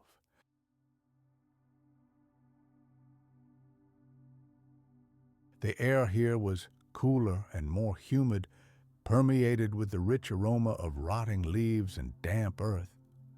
Countless small animals lurked in its gloom, practically invisible to the naked eye. Predators hunting in the forest thicket had to rely not on sight, but on hearing, listening to every rustle in the ferns in the hope of spotting their prey. The undergrowth was a real living labyrinth, which dictated the rules of the game, determined the routes and behavior of all its inhabitants. Diverse fern species occupied their own unique ecological niches. Some preferred deep shade and could only grow under forest canopies. Others, conversely, needed bright sunlight and therefore colonized open prairies and river valleys. Some species adapted perfectly to life in swamps. Their root systems adapted to the constantly waterlogged soil. Still others managed to cling to bare, rocky ledges, spreading their fronds toward the wind and sun.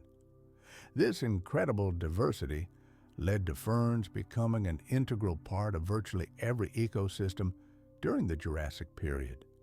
In many ways, they were fundamental plants, occurring far more frequently than even conifers, and in some regions, even outnumbering them.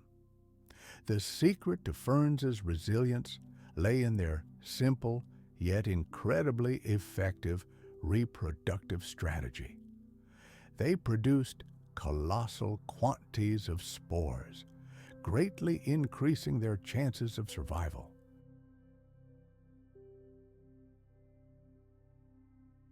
Even if the vast majority of spores died due to lack of suitable conditions, the remaining spores were more than sufficient to spread new plants throughout the surrounding area.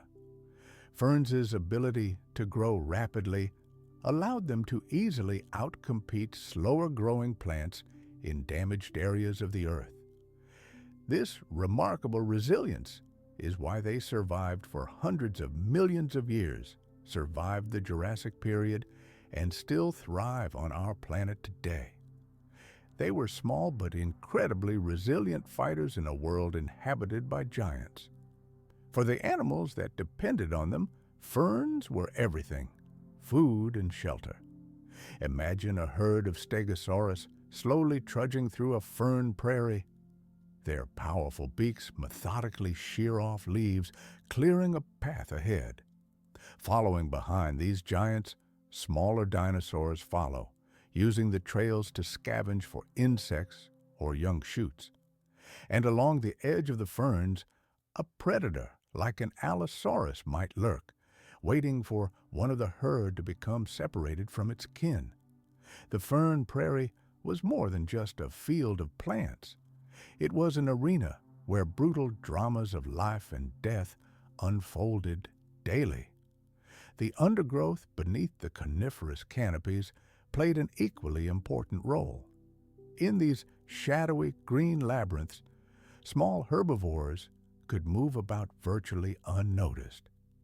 Ancient mammals, no larger than a modern mouse, scurried across the forest floor, slipping between fern stems.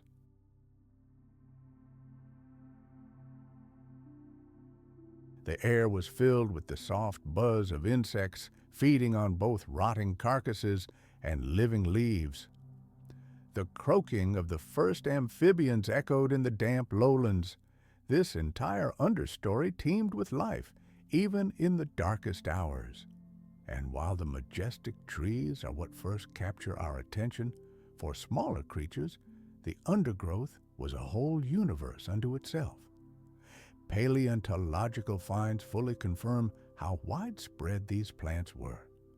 Many Jurassic rocks contain perfect imprints of fern fronds, imprinted in ancient mud that eventually fossilized.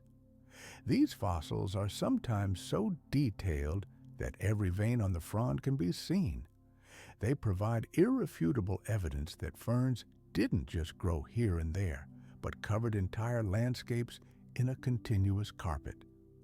Some fossil beds are composed of almost continuous layers of compressed plant material, demonstrating the incredible density of ancient vegetation.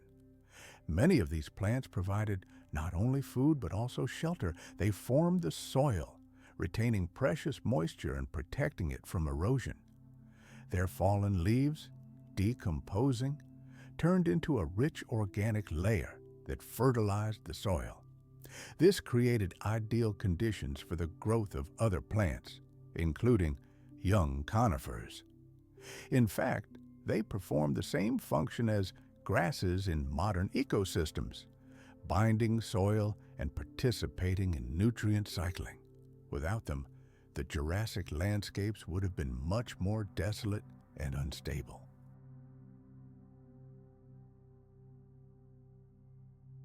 Ferns' crucial role in forest fires and subsequent regeneration is also noteworthy.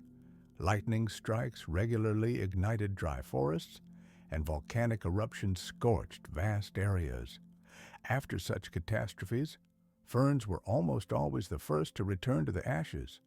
Their spores, carried by the wind, settled in the ashes, quickly germinated, and soon the blackened earth was covered with greenery once again.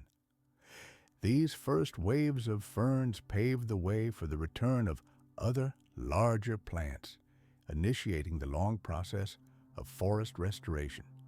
Thus, ferns were true pioneers, the first to reclaim devastated lands. Fern prairies created unique conditions for survival. Imagine what it was like to navigate through dense, man-sized thickets. For small animals, this was a lifesaver. It was easy to get lost. But larger herbivores had to literally carve their way through, leaving clearly visible trails behind them. Predators quickly learned to use these tracks to track prey, which would unwittingly reveal their location. The prairie was not just a source of food, but a veritable battlefield where cover and a clear view were decisive factors in the struggle for survival. Beneath the canopy of conifers in the gloomy undergrowth, ferns also dictated their own rules. The dim light made vision unreliable, forcing animals to rely on hearing and smell. A slight rustle could signal the approach of a deadly predator or simply a passing lizard.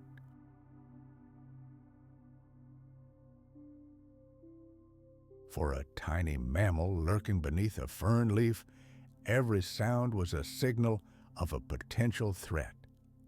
The forest floor was the arena for a constant game of cat and mouse, a game of survival waged among these silent green thickets. These plants were an entire world for those too small to see beyond them.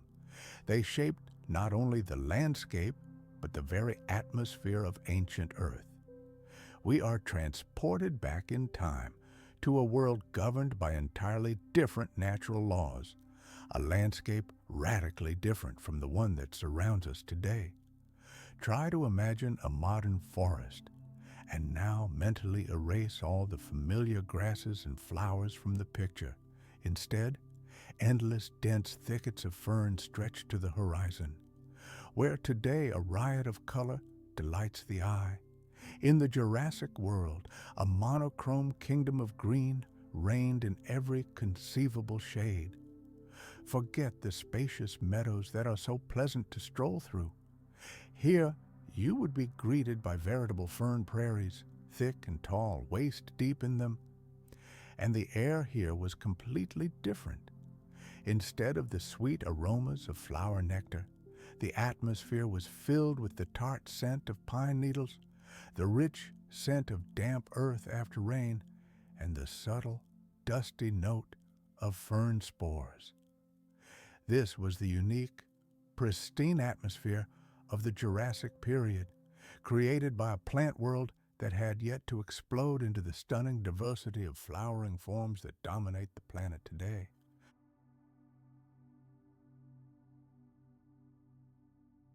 Wherever your gaze falls, these ancient plants formed a unique ecosystem that became a cradle for the flourishing of giant animals. Here we see colossal herds of sauropods, living mountains, traversing the swampy lowlands. They leave behind wide clearings of trampled ferns, but nature here wields incredible strength. In just a couple of weeks, these green carpets will be completely restored. And in the small clearings, herds of small herbivores graze. With their constant appetite, they maintain these open spaces, preventing them from becoming overgrown, which in turn plays into the hands of predators. Prey is much easier to spot in such terrain. Primitive birds flutter between the tall stems that push through the fern cover, and myriad insects scurry from one giant leaf to another, completely unwittingly carrying spores on their feet. All these creatures, from small to large, were inextricably linked, interacting within a single, perfectly tuned system and creating a remarkably harmonious community. The fact that ferns have survived to this day serves as a living reminder of how incredibly successful their survival strategy was in those distant times. They may no longer be the dominant force in landscapes today that they were in the Jurassic, but their very existence proves the effectiveness of their chosen path. Ferns didn't need bright flowers to attract pollinators or succulent fruits to disperse their seeds.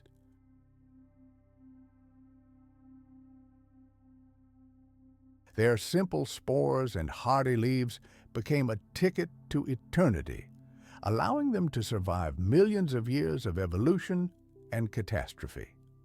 And back then, in the Jurassic, when climatic conditions were simply ideal, they spread with astonishing, unstoppable speed, taking over any available space, from sun-drenched plains to the darkest, shadiest forest recesses.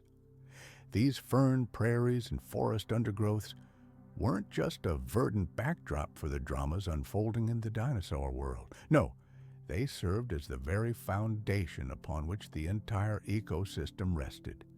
These plants provided the primary food source and reliable shelter, shaped the soil composition, and even influenced the atmosphere, giving countless small creatures a fighting chance in a world ruled by true giants. To truly understand and experience the world of the Jurassic Period, it's not enough to simply look up and admire the majestic dinosaurs. It's crucial to look down, to the carpet of leaves brushing your feet, to the endless sea of green beneath your feet, and to the gloomy undergrowth shrouded in perpetual shadow. But shift our focus from the land, from these fern jungles to the waters of the Jurassic period, and the picture changes beyond recognition. The seas of that era literally teemed with life, in no way inferior to the landscapes on land, but the creatures that inhabited their depths looked completely different. Forget everything you know about modern oceans.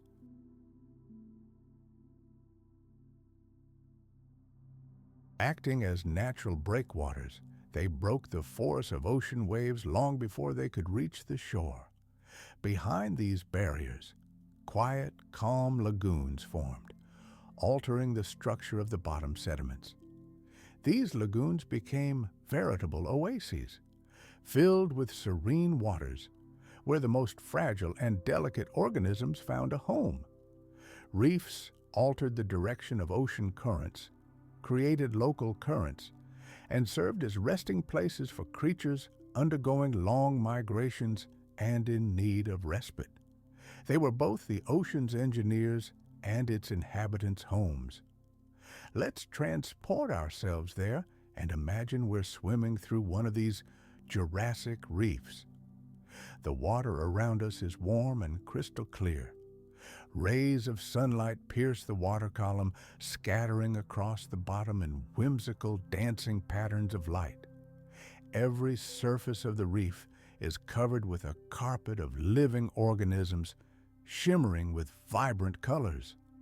Of course, these wouldn't be the neon colors we're used to seeing on modern reefs, but it would still be a riot of life, movement, and incredible forms.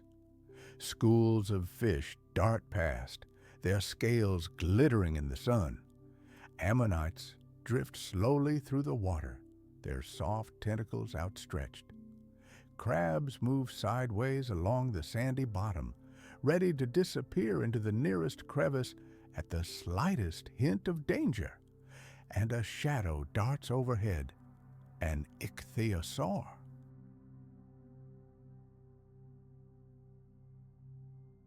A dive into the waters of the Jurassic period is a journey into a realm of nightmares and wonders. Here, giant reptiles, perfectly adapted to marine life, reigned supreme. Alongside them darted schools of fish, the distant ancestors of modern species, and millions of invertebrates, like the famous ammonites with their spiral shells. These oceans weren't calm and serene. They were an arena of eternal battle, filled with fierce rivalry and inexorable evolution. Predators and their prey were locked in an endless cycle of struggle for survival. Perhaps the most famous sea lizards of that time were the ichthyosaurs. Their lineage had arisen long before in the Triassic period, but it was during the Jurassic that they reached the peak of their diversity. Their bodies bore a striking resemblance to modern dolphins, although it's important to remember that they were reptiles, not mammals. Their streamlined, torpedo-shaped silhouette was designed for one purpose: maximum speed. Ichthyosaurs had elongated, pointed jaws lined with a dense forest of needle-sharp teeth. Their enormous eyes gave them excellent vision even in murky, dimly lit depths, and their powerful tails allowed them to perform lightning-fast maneuvers through the water. Their fins pointed downward, ensuring perfect hydrodynamics. Fossils tell us that some ichthyosaur species reached truly monstrous sizes, over 15 meters in length.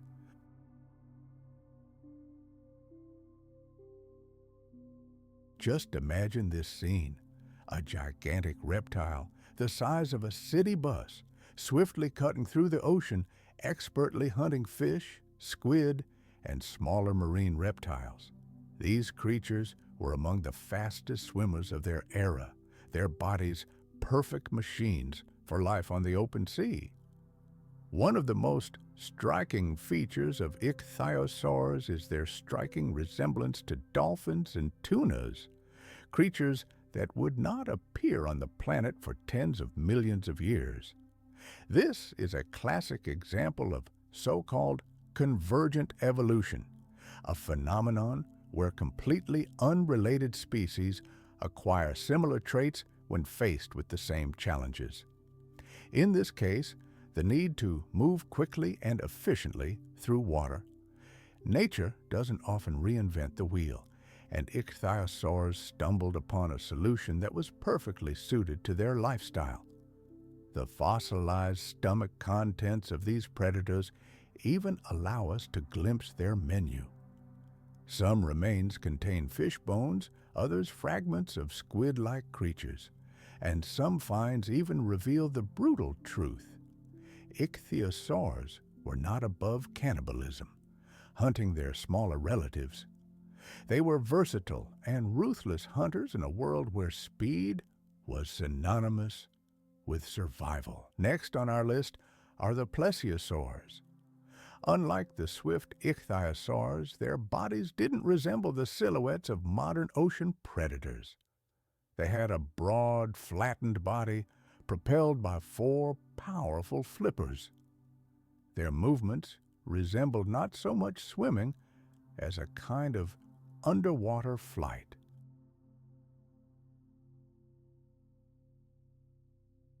Among them, two main groups stood out. Some had incredibly long, snake-like necks tipped with a tiny head, while others had short, muscular necks and massive skulls designed for crushing larger prey. It's the long-necked forms that most often emerge in the human imagination, inspiring myths and legends about sea serpents millions of years later. They could extend their necks like a periscope toward a passing school of fish, instantly snatching prey, or they could make a sharp lunge at smaller animals without moving their entire massive bodies. Fossil evidence suggests that some plesiosaurs grew up to 12 meters in length, with their necks extending several meters forward. Although these creatures were slower than ichthyosaurs, their unique four-limb-assisted swimming provided them with incredible agility and control. They could turn practically on the spot, making them effective ambush hunters who didn't need extreme speed. Plesiosaurs occupied a wide variety of ecological niches. Some were highly specialized predators, feeding exclusively on fish and squid. Others likely hunted larger prey, using their powerful jaws to crush shells or engage in combat with other marine animals. Their very presence in the oceans of the Jurassic Period testifies to the incredible diversity of marine reptiles. Their diverse body shapes and unique hunting tactics made them indispensable and important players in the vast ecosystem of that time.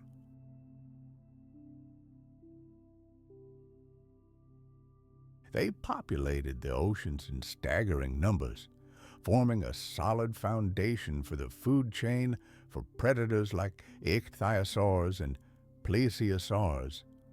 Many of them were early ancestors of modern groups, including the so-called bony fishes, which today make up the vast majority of all species. Jurassic fish included both small schooling species that formed huge schools of millions, as well as larger solitary hunters that patrolled reefs and open waters. Their scales and bones are abundant in fossil deposits, often alongside ammonite shells, and the skeletons of marine reptiles, further demonstrating the close interconnectedness of all links in this ancient ecosystem. And of course, sharks already existed at that time. They appeared hundreds of millions of years earlier and continued to thrive throughout the Jurassics. Some were small and fed on fish and invertebrates, while others reached impressive sizes and could seriously compete with reptiles for dominance in certain niches. Although Jurassic sharks did not reach the monstrous sizes of plesiosaurs, their incredible adaptability allowed them to survive and thrive alongside these giants.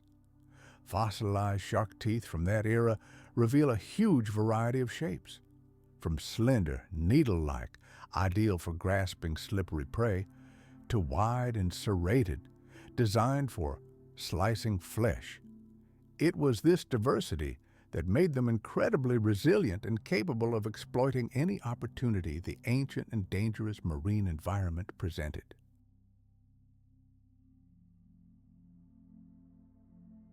Its sleek, streamlined body momentarily blocked out the sun, plunging the reef into semi-darkness before dissolving back into the bottomless blue. Life was everywhere here, layered upon layer, each creature finding its niche in this complex coral labyrinth. Jurassic reefs were incredibly resilient. Violent storms lashed them with their fury. Volcanic activity showered the seas with tons of ash. Ocean currents shifted, but corals and their allies survived. Generation after generation, they rebuilt themselves, building new skeletons on top of old, turning destruction into new opportunities for growth. Over millions of years, these reefs became true marvels of nature. During the Jurassic, they reached truly colossal proportions. Some of these ancient structures have survived to this day as fossils, and their scale still fills us with awe and wonder. This rocky evidence demonstrates that reefs were not just temporary refuges, but a fundamental, integral part of the ocean, as reliable and permanent as forests on land. Their role cannot be overstated. Without reefs, the biodiversity of the Jurassic seas would have been incomparably poorer. The open ocean simply cannot support the high population densities of fish, mollusks, and crustaceans observed in these underwater megacities. Moreover, such a concentration of life on the reefs allowed predators to thrive, which in turn stabilized the entire ecosystem.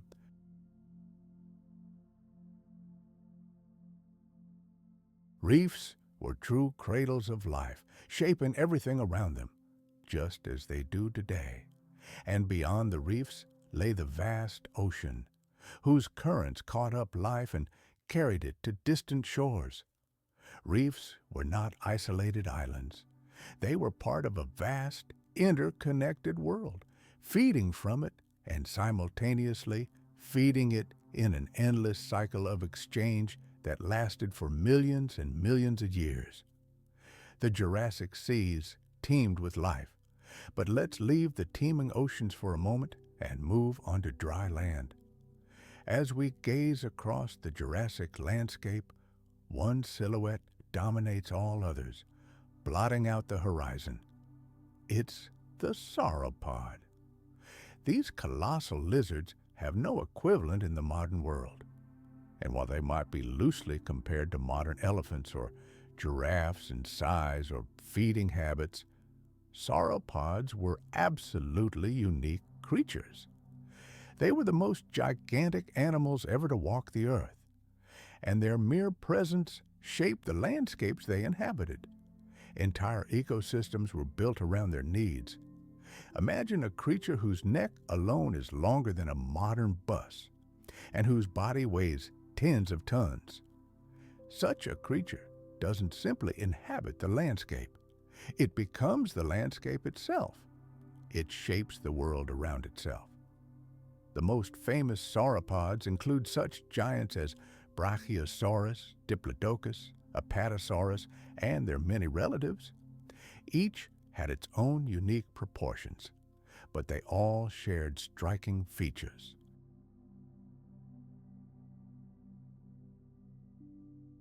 Their necks were incredibly long, composed of numerous elongated vertebrae, allowing them to reach the crowns of the tallest trees. Their massive barrel-shaped bodies rested on 4 thick columnar legs, which provided sturdy support.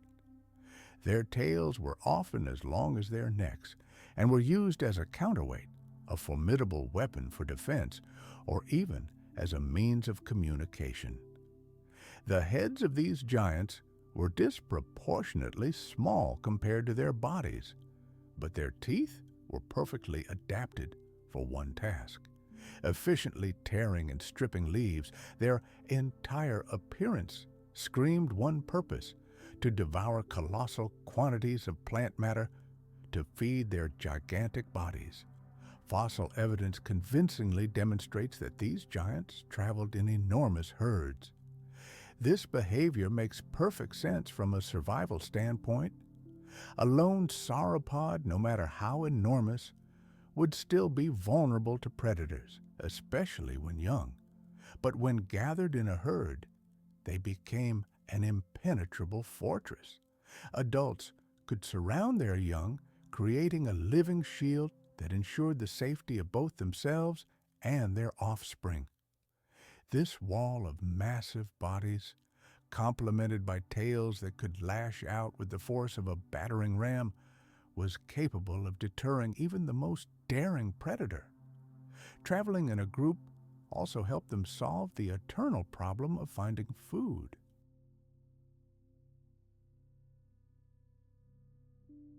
Imagine a time span that began approximately 201 million years ago and ended approximately 145 million years ago.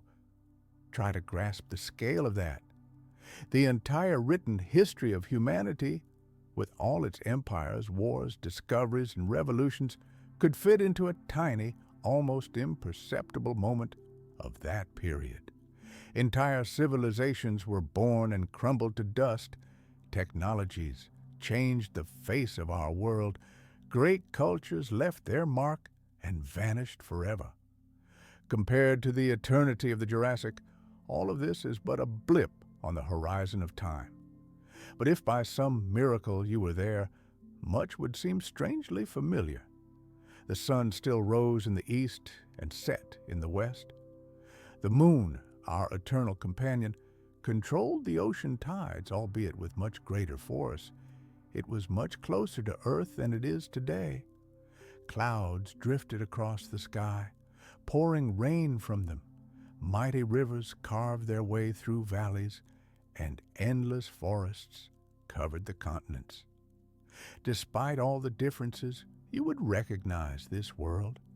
The Jurassic Period was the central chapter of the Mesozoic era, a time paleontologists rightly call the age of dinosaurs. However, this catchy phrase conceals the incredible diversity of life and events that occurred during this time. Plant life flourished and evolved. The oceans teemed with life forms that today seem figments of the imagination.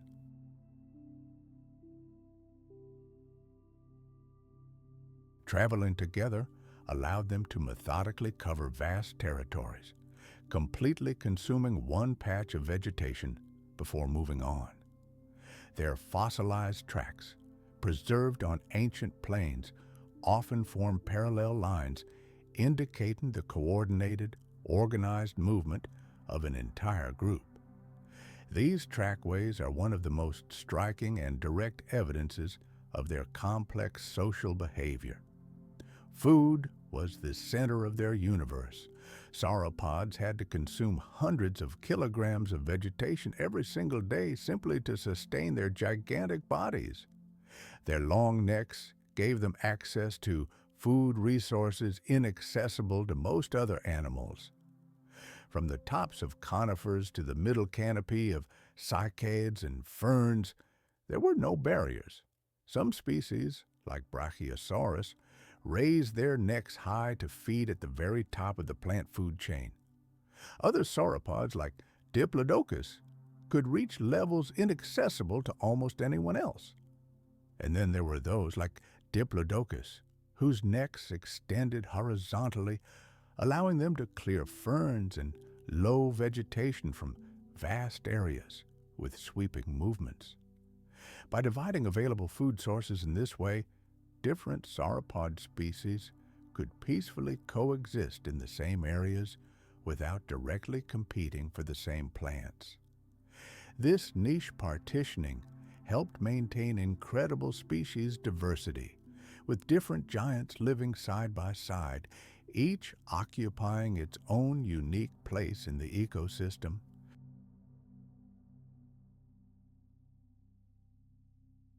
The digestive system of sauropods was no less remarkable than their feeding strategies. They didn't chew their food the way modern mammals do. Their peg-like teeth were designed for plucking and grasping, not crushing. This meant that the bulk of the processing of plant matter occurred within their enormous bodies. Many paleontologists believe that sauropods deliberately swallowed stones known as gastroliths. These stones acted like millstones in their stomachs, grinding up tough plant fibers.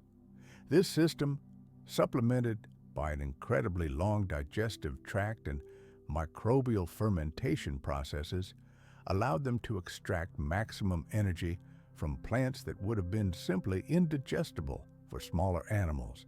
Their gigantic size was both a cause and a consequence of this unique digestion. It was a vicious cycle of efficiency.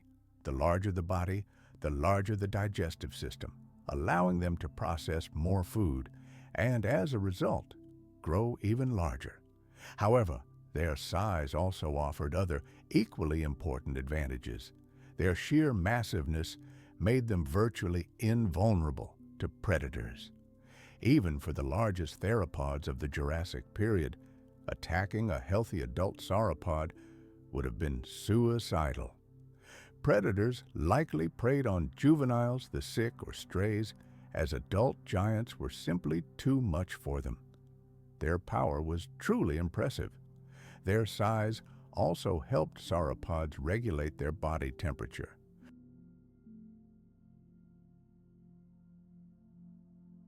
Large animals cool down much more slowly, allowing these giants to maintain a stable core temperature despite daily fluctuations in the environment.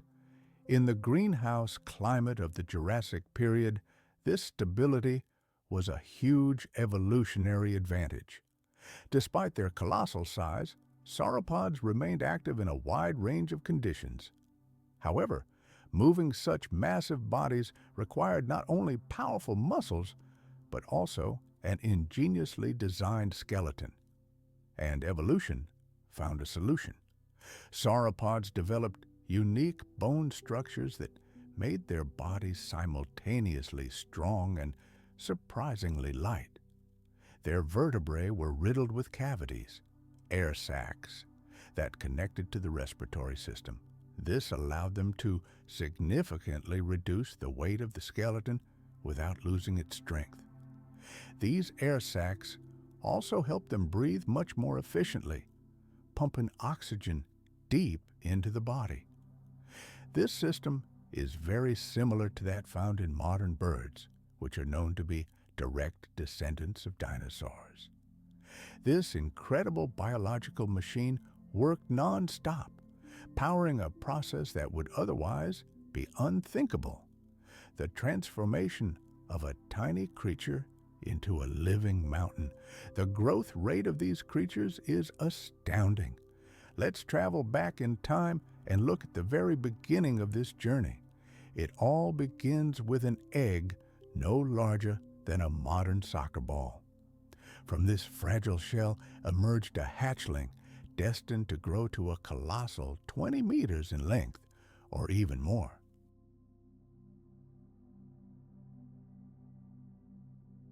It was a true race against time, a race for survival. To reach such dimensions, they had to grow at a phenomenal rate, adding tons of mass in a matter of decades. Such rapid weight gain required two things: an inexhaustible food source and an incredibly efficient metabolism. It was this evolutionary pressure that shaped their entire lives. They needed to grow as quickly as possible to outgrow the danger posed by predators and have time to reproduce. Size was their main insurance, their armor. The vast majority of young sauropods likely didn't survive to maturity, becoming prey in the harsh world of the Jurassic. But the lucky few who managed to survive these dangerous years of adolescence grew into virtually invulnerable colossi. The impact of these giants on the world around them was truly planetary. Imagine a herd moving through an ancient forest. They didn't just walk, they transformed the landscape. Trees fell under their weight like matchsticks, and vast clearings opened in the dense forest canopy, filtering sunlight through them. Their feeding routes transformed into broad paths, and the waste they left behind served as a powerful fertilizer for the soil, enriching it with nutrients and dispersing plant seeds. Their seasonal migrations constantly reshaped the map of the plant world, creating a unique mosaic of ecosystems. In this sense, sauropods weren't just inhabitants, but true architects of their world.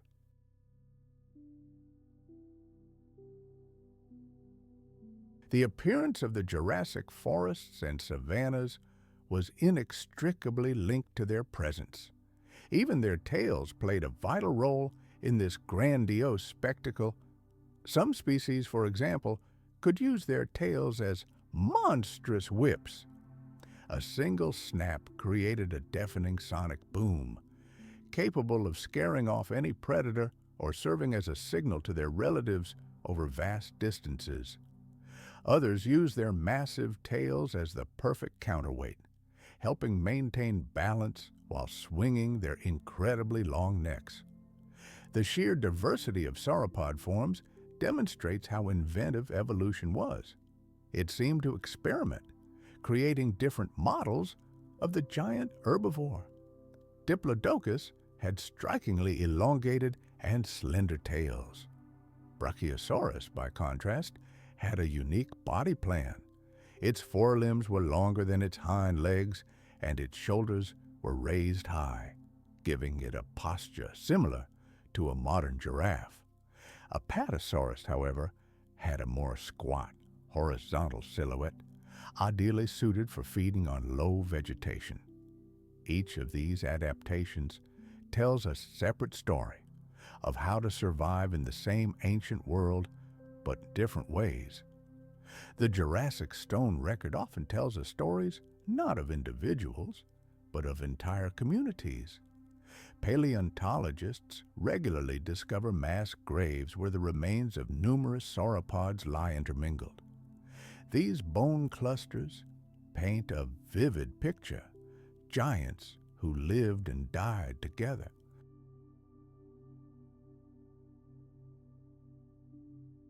Perhaps entire herds fell victim to sudden floods or severe droughts, leaving behind gigantic bone fields that we find millions of years later. Today, these burial sites offer a window into their social structure and behavior, and fossil footprints only confirm these insights. We see the footprints of adults walking alongside their young, suggesting that care and protection of offspring was a key survival strategy. The mere appearance of a herd of sauropods on the horizon must have inspired awe in all inhabitants of the ancient world. Let's imagine ourselves there for a moment, on the plains of the Jurassic Period. In the distance, we see a moving ridge, a herd of Brachiosaurus. Their necks sway gently high above the treetops, and their bodies slowly but inexorably cross the landscape. The ground beneath their feet begins to vibrate slightly from their multi-ton tread. Their low, booming cries, likely carried for kilometers around, serving as a means of communication within the group. To smaller creatures, they seemed like living, moving hills, colossal and indifferent to most dangers. But even they weren't immortal. Disease, catastrophic droughts, and powerful volcanic eruptions could end the life of even the largest giant. Particularly vulnerable were the young, for whom every day was a battle for survival against predators. The fate of these creatures depended entirely on their ability to adapt to a constantly changing world.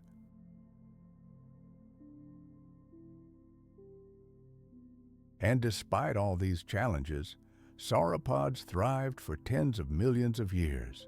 They achieved a dominant position in Jurassic ecosystems unmatched by any other land animal in history.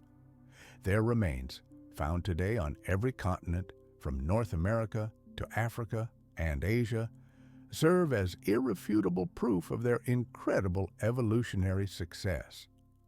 However, their dominance didn't mean they had the world to themselves. They shared the planet with stegosaurs, agile ornithopods, and a host of other herbivores. Each occupied its own niche, feeding on specific plant species or employing unique defense strategies. Ecosystems of the time were incredibly complex, with multi-layered food chains. But sauropods always stood at the top of this herbivore pyramid, simply by virtue of their colossal size and sheer numbers. They were the silent rulers of their era. During the Jurassic, giants ruled the earth, but their power was based not on aggression and fangs, but on a quiet, continuous, and all-consuming process. Eat, grow, and move on. Even today, standing next to their assembled skeletons in a museum, our minds struggle to fully grasp their true scale. Looking up at the endless neck of a diplodocus or standing beneath the shoulder bone of a brachiosaurus, one can't help but feel tiny and insignificant, just as any other creature of that distant era likely felt. Their bones, soaring high and wide, remind us that life on our planet once reached dimensions that today seem unimaginable.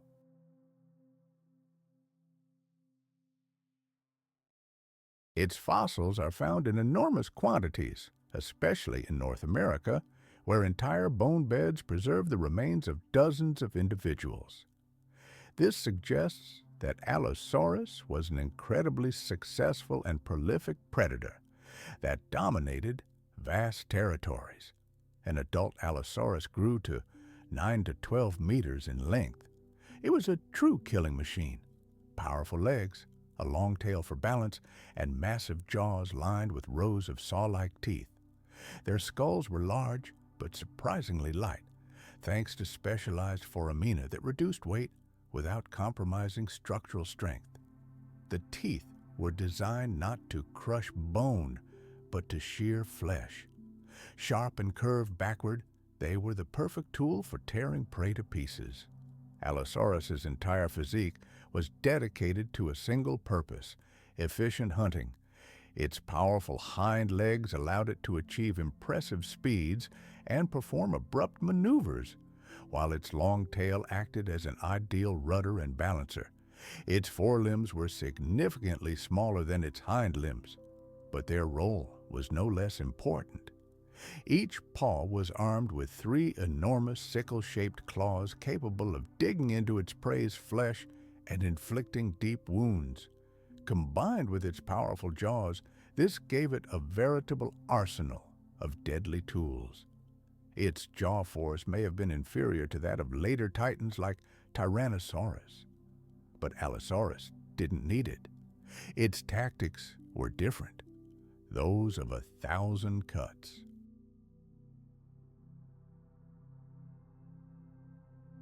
Instead of a single crushing bite, it likely used its jaws like serrated sabers, inflicting quick, deep, bleeding wounds that gradually weakened even the largest prey.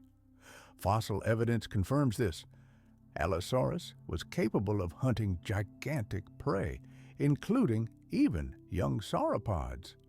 Their tooth marks on the bones of these giants leave no doubt. They either actively hunted them or at the very least were not averse to their remains. The abundance of bone finds also suggests that they may have worked together.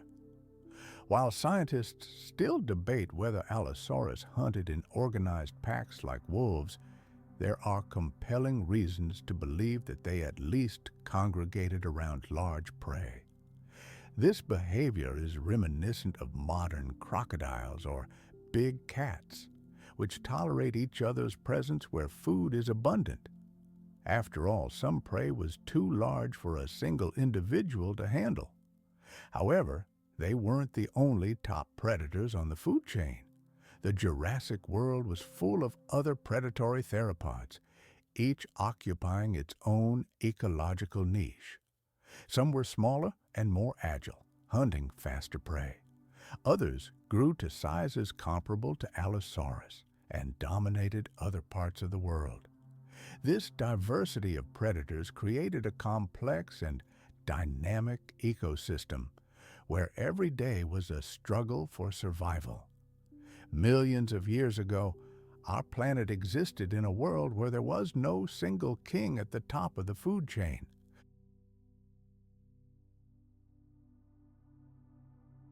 Instead, the prehistoric landscape was divided among an army of predators, from small to large. Each played a role, and together they created a constant, oppressive tension that dictated the rules of life for herbivores. It was an eternal, brutal game of cat and mouse, unfolding over entire eons where the stakes were incredibly high. Picture this scene. A herd of stegosaurus slowly moves across a damp, flooded plain. Their massive bodies sway in time with their steps as they search for lush ferns. These armored giants seem in no danger. Adults are armed with deadly tail spikes, weapons capable of inflicting horrific, fatal wounds on anyone who dares attack. And somewhere, just out of sight, in the shadows of the trees, Allosaurus are lurking. They circle, waiting, assessing the risks. After all, attacking a healthy adult stegosaurus is a game of Russian roulette. One false step, and a sharp spike will pierce the predator's flesh, condemning it to a painful death.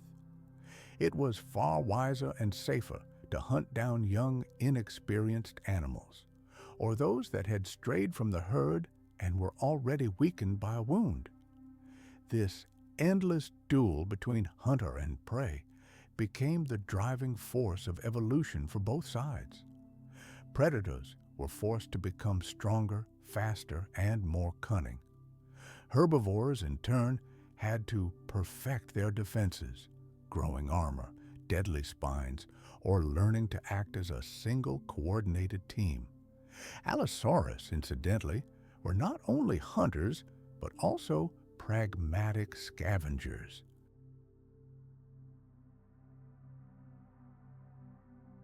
Fossil evidence clearly indicates this.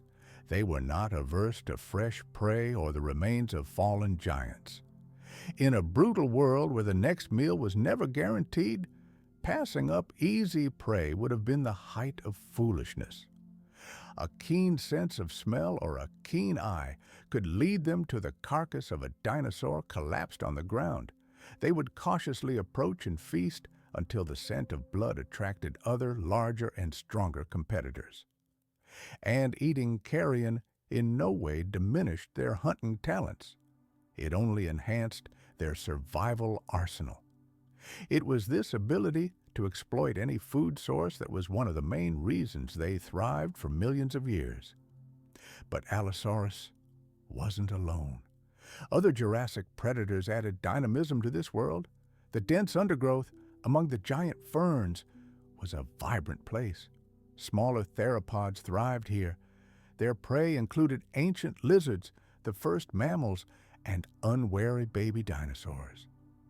Some of these small hunters may have already sported primitive feathers, simple fibers that served for warmth or to attract a mate during mating rituals. These small, swift, and stealthy killers occupied their niche, like modern foxes or jackals. Medium-sized predators in turn hunted prey of similar size. During the great age of dinosaurs, each predator played its own indispensable role.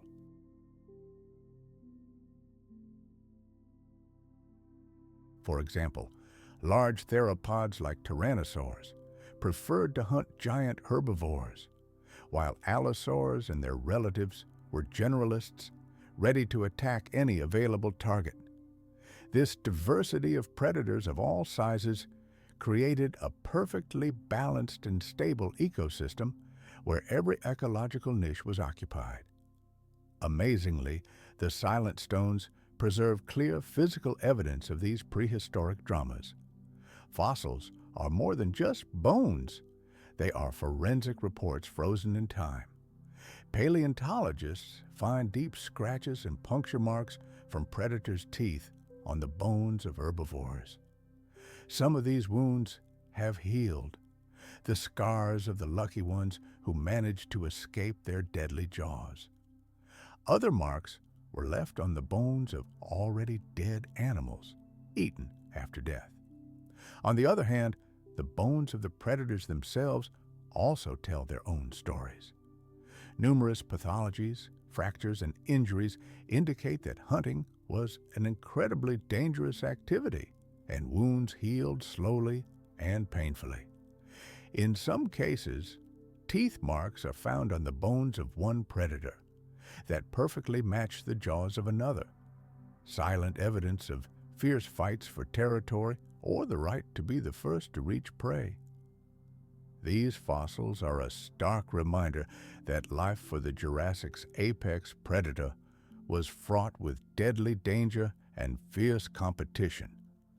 The skeletons of the Allosaurus themselves are a veritable chronicle of their struggle for survival.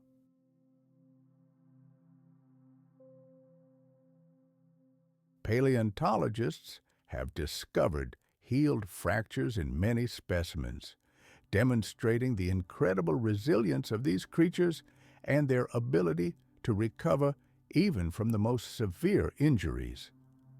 Other bones show signs of terrible infections, which undoubtedly weakened the animal, leaving it vulnerable.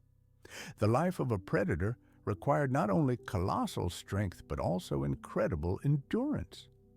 Injuries could occur at any moment, from the desperate struggle of prey in a fight with another predator or simply from a bad fall during a chase. And yet, despite all these difficulties, Allosaurus and its relatives not only survived but thrived across the globe. The planet of the Jurassic was not static. Continents were slowly drifting, the climate was changing, and ancient dinosaurs were forced to adapt to new realities. And one of the main keys to their success was their phenomenal adaptability. They were versatile hunters, able to change their tactics depending on the landscape and available prey. In dense forests, they could stalk giant sauropods, attack herds of stegosaurs on open plains, and ambush small herbivores by rivers and lakes. Their powerful and flexible bodies were ideally suited to a wide range of conditions. This versatility allowed them to colonize new territories as ecosystems shifted and avoid becoming extinct, unlike more specialized species. This is why their relatives are found all over the world, in Europe, Africa, Asia, and North America.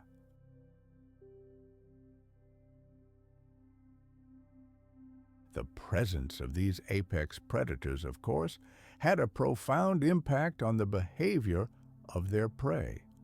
Herd behavior in sauropods and stegosaurs wasn't simply a way to protect their young from the elements, but a direct response to a constant threat. By moving in huge groups, they reduced the chances of an individual becoming a meal. Protective devices, bony plates, spikes, armor, were constantly refined under the pressure of this evolutionary arms race. Even the incredible speed and maneuverability of small herbivores is a direct result of millions of years of pursuit. Without these predators, the world of herbivores would have been completely different. When we try to imagine the landscapes of the Jurassic period, a peaceful image often comes to mind: giants serenely browsing on leaves. But this is only a deceptive, superficial illusion. In reality, the ancient world existed in a fragile balance, which could be disrupted at any moment by the ominous shadow of a predator. The moment an Allosaurus appeared at the edge of the forest, herds would scatter in panic.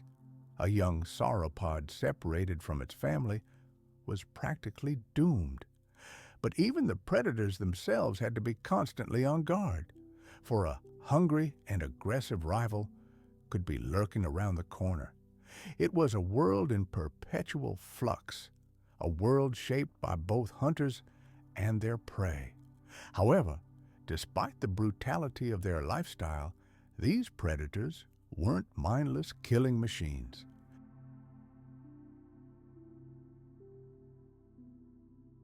They were animals driven by instincts honed over millions of years of evolution, fighting for survival every single day.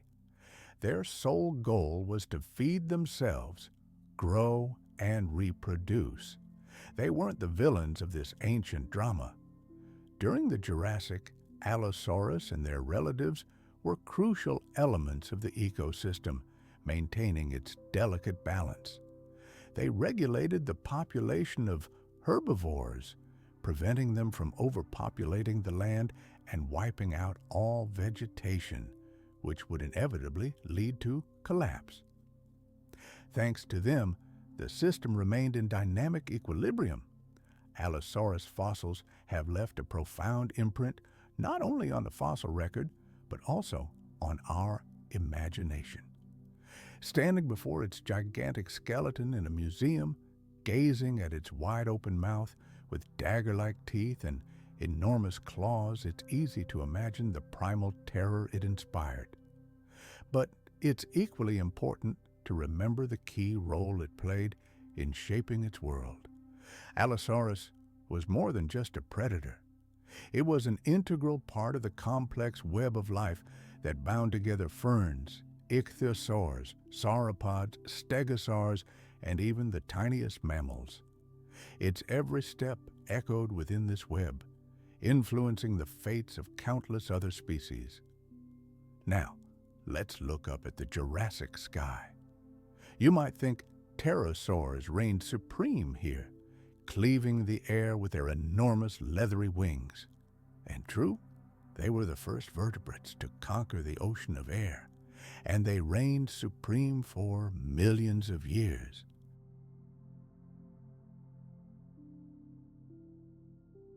However, it was during the Jurassic that another history began to be written, one destined to forever change the face of the skies above Earth.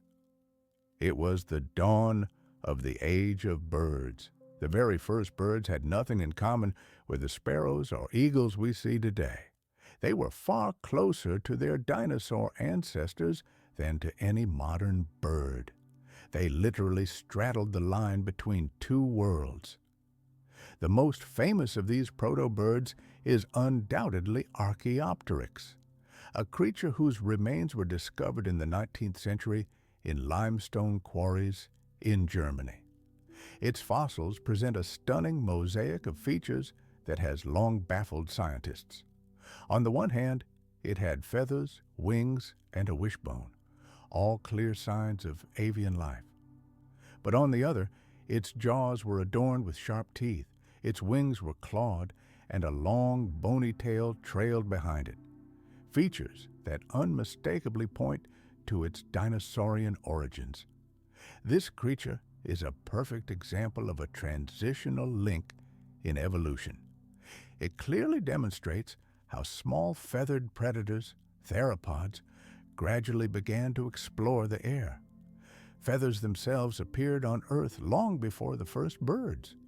Many small theropod dinosaurs were likely covered in simple, filamentous feathers, which served more for insulation or for colorful displays to their peers. Over time, these feathers became more complex, branching and evolving into intricate structures capable of interacting with air currents.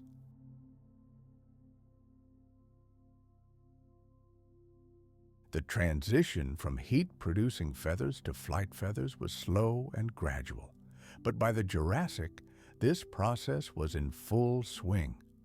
Archaeopteryx and its relatives were true pioneers, experimenting with the sky, rediscovering what it meant to move through the air. Unlike pterosaurs with their leathery membranes, these new creatures sported true feathers. Their arms, once designed for grasping, now became wings, a true miracle of evolution. Let's be honest, their flight was far from the grace of modern birds. Imagine hesitant, jerky flapping movements, more like desperate attempts to stay aloft than graceful soaring. Their skeletal structure didn't yet possess the refinement that allows today's birds to perform true aerodynamic feats in the sky, and yet it was enough. Their wings, however imperfect, allowed them to catch currents of air, glide between giant tree trunks, and perform sharp, life-saving maneuvers. Perhaps they practiced a kind of gliding leap, flying from branch to expand their hunting grounds, or more likely, to escape the jaws of yet another predator. These aerial pioneers were still just mastering their art, conquering only short distances. They were not yet the true rulers of the skies, but every beat of their wing brought them closer to that goal. At the same time, feathers proved a true boon for them, and not just for flight. They served as excellent thermal insulators, helping maintain a constant body temperature in a variable climate.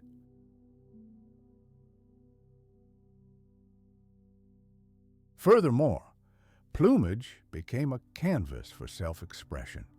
Bright patterns and iridescent colors could be a decisive argument in mating matches, attracting a mate or a threatening signal to a rival, daring to encroach on their territory. Feathers even served as camouflage, blurring the bird's silhouette against the variegated foliage of ancient forests. And then, in the 1860s, the world of paleontology was rocked by a true bombshell, a discovery that changed everything.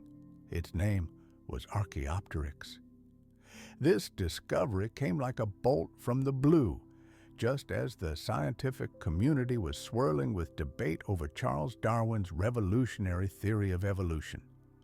Before scientists lay a fossilized creature that was simultaneously reptile and bird, living, or rather fossilized, evidence of transitional forms, frozen in stone for millions of years.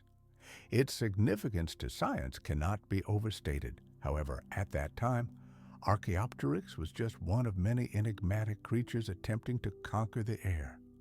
A multitude of small feathered creatures sought their place in the sun in the ecosystems of the Jurassic Period. Other feathered theropods undoubtedly inhabited the vast expanses of Asia and other continents. Though their fossils are incredibly rare, ideal conditions for preserving these fragile creatures were found in the limestone quarries of Germany.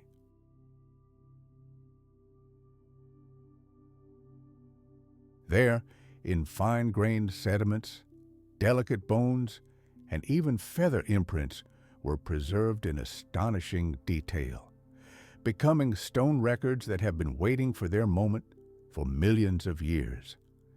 The life of these first birds was a true struggle for survival. Their home was dense forests of conifers and bizarre cycads. Thickets of ferns provided shelter for countless small animals to hunt. The air literally hummed with myriad insects, a living, buzzing feast that could be snatched in mid-flight. And below, in the dense undergrowth, darted nimble lizards and the first, still timid mammals, perfect prey for a lightning-fast aerial attack. But the sky wasn't a safe haven either. Pterosaurs reigned supreme there. Flying reptiles of every description, from tiny sparrow-sized creatures to veritable giants with wingspans of several meters.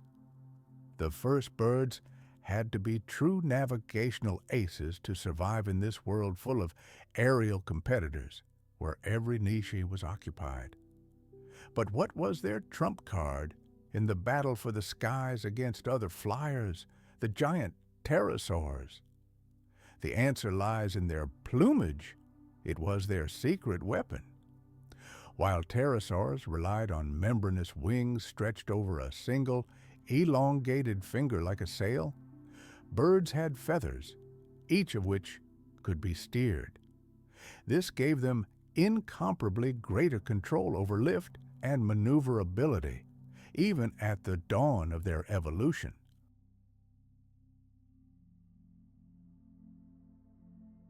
If you look closely, you might spot movement. A branch swayed, but not from the wind. Something enormous, something incredibly heavy, brushed against it. A long, muscular tail flashed, swaying from side to side, and then, from behind a wall of foliage, an endlessly long neck emerged, arching and plucking succulent leaves from the treetops. Yes, dinosaurs ruled here, but not all of them were giants. Some, the size of large dogs, darted through the undergrowth, fast, agile, and deadly. And this wasn't just a world of dinosaurs. Insects buzzed in the air, reptiles crawled along the ground, some resembling modern lizards, others looking downright fantastical. The first mammals, tiny, shy creatures resembling shrews, led a secretive life, hiding in the shadows of the giants. And in the trees, their feathered inhabitants, the ancestors of modern birds, were already perched. The oceans lapping nearby were the stage for another drama. Their depths were dominated by marine reptiles, resembling lizards but perfectly adapted to life in the water. Plesiosaurs, Plesiosauria, with their incredibly long necks, hunted in the water, while swift, dolphin-like ichthyosaurs, ichthyosauria, cut through the waves with incredible speed.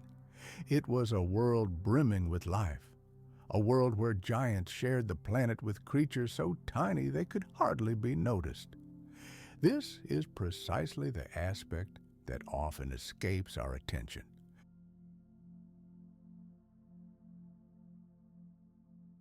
Over millions of years, it was precisely this advantage that would allow birds to evolve into a stunning variety of forms and ultimately displace the mighty pterosaurs from the celestial arena.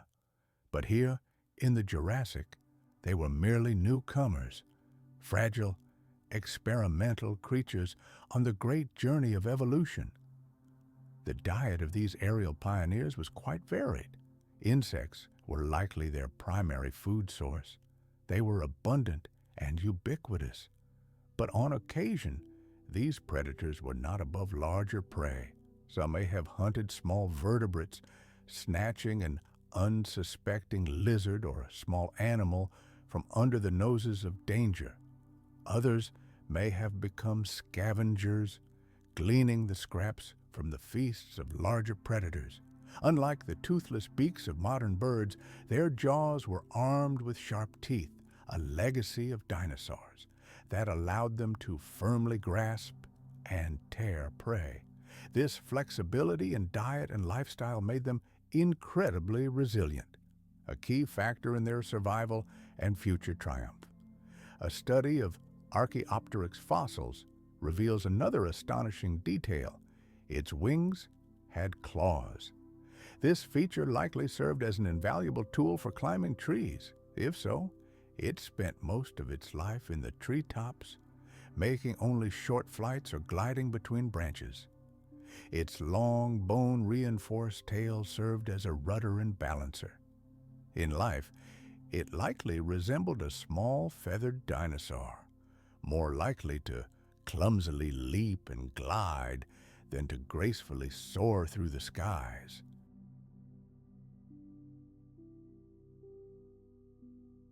But in the harsh world of the Jurassic period, this was more than enough.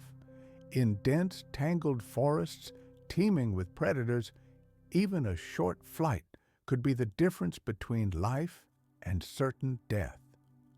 The mere appearance of the first birds had its impact on the entire ecosystem. Insects were suddenly confronted with a whole army of new aerial hunters, forcing them to evolve and adapt. Small mammals, which had previously sought refuge only in burrows and crevices, were now forced to constantly monitor the skies. Even the mighty pterosaurs, despite their size, may have felt the pressure of these new, agile competitors.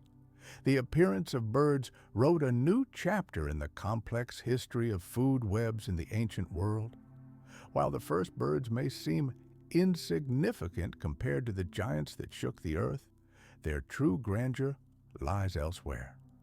They gave rise to a lineage that would outlive virtually all its contemporaries.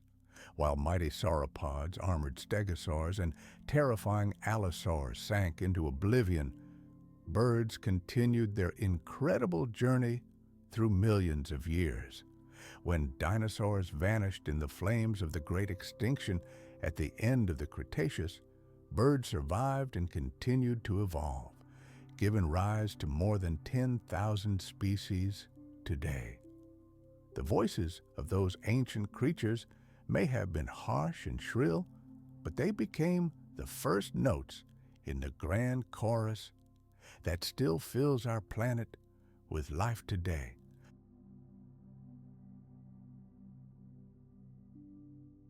Evidence of feathers in the Jurassic has been repeatedly confirmed by new discoveries, particularly in China.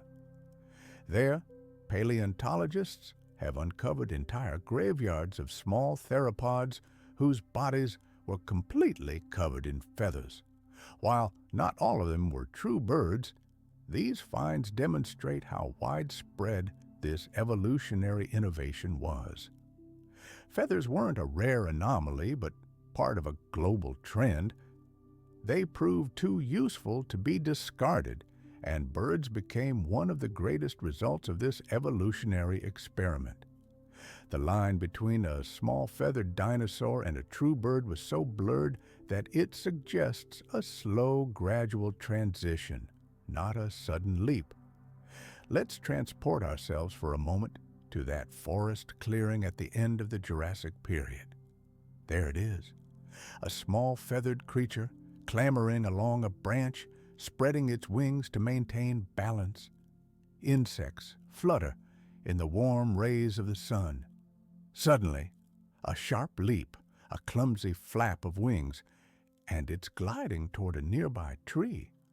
Somewhere in the distance, the shadow of a predator flashes, but our little hero is already safe, hidden in the dense foliage. It's not the most graceful flight, but it has accomplished its primary purpose, saving a life.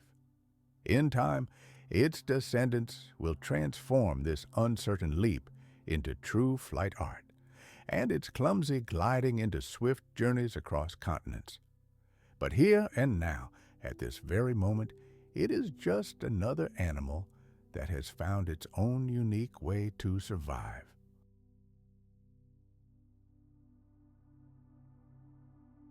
The emergence of birds in the Jurassic isn't a story of sudden dominance. It's a story of incredible potential. New horizons opened up in the skies, and small animals began to use their feathers in ways their ancestors could never have dreamed of. It was a story of survival in a world ruled by giants. And victory in this struggle was achieved not through brute strength and size, but through the new astonishing capabilities their feathers afforded them. And as the Jurassic gave way to the Cretaceous, these feathered shadows continued to test the limits of the world, their wings slowly but surely bearing them into a future where they would inherit the skies. When we imagine the Jurassic Period, our imagination conjures up images of colossal figures shaking the earth. Giant dinosaurs reigning supreme over forests and plains. Their scale is so astonishing that we easily overlook one simple truth. The vast majority of the inhabitants of that world were not giants at all. They were small, often unnoticeable, but their role in maintaining the balance of the ecosystem was colossal. They were mammals scurrying in the shadows of the giants, insects whose buzz filled the forests, amphibians croaking by streams, and reptiles no larger than a human palm. All played their indispensable roles. These tiny time travelers filled every corner where the Titans could not reach, creating a complex and multifaceted world. Life that was no less important than the ubiquitous presence of sauropods.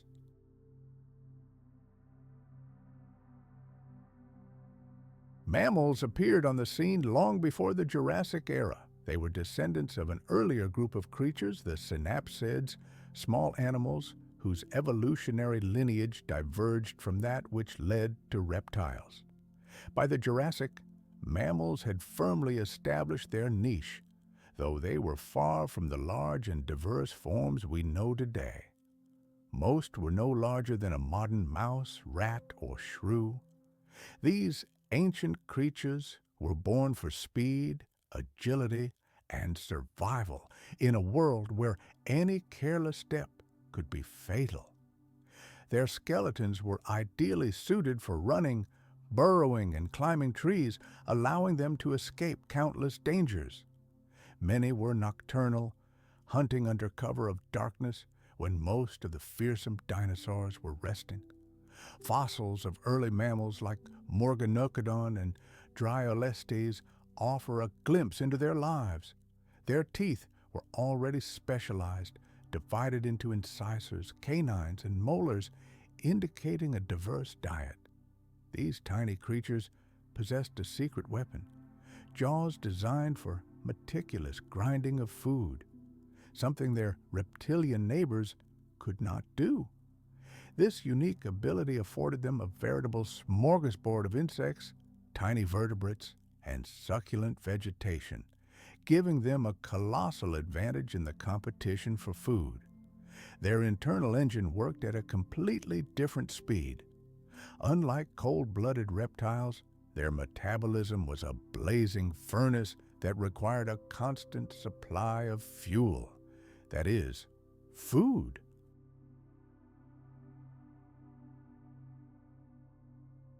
But this voracity was more than compensated for. It gave them an incredible boost of energy, allowing them to lead active lives, full of movement and bustle.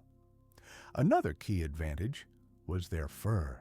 Their dense fur served as perfect insulation, allowing them to stay warm in the cool of the night or in the dense shade of the undergrowth, where the sun's rays couldn't warm the ground. Today, such traits seem obvious to us, but in the Jurassic world, they were revolutionary innovations, cutting-edge survival technologies. These first Jurassic mammals had no intention of challenging giants like sauropods or stegosaurs. Their strategy was different. They survived by burrowing into ecological crevices too small and insignificant to attract the attention of dinosaurs. Picture this scene. They scavenged through leaf litter searching for insects. They dug deep burrows to hide from danger and raised their young in secluded nests. Some of them adopted an arboreal lifestyle, nimbly clambering up trunks and branches in search of food. Others stayed close to rivers, where they hunted aquatic invertebrates. Even in those distant times, they demonstrated astonishing diversity, though their size remained more than modest. Avoiding head-on collisions with giants, they masterfully created safe islands for themselves in this deadly world, But even more numerous and ubiquitous was the world of insects. It was their invisible presence that shaped every terrestrial ecosystem on the planet.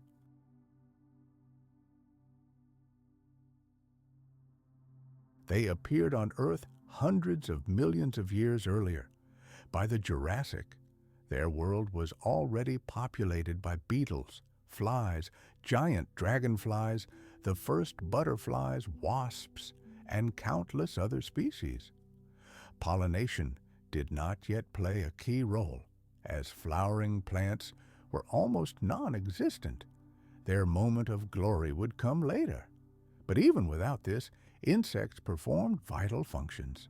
They were processors, predators, and, of course, prey. They worked tirelessly, breaking down dead wood and animal remains, returning precious nutrients back to the soil. They preyed on each other, creating incredibly complex and intricate food webs. And most importantly, they served as an inexhaustible food source for a whole host of other creatures.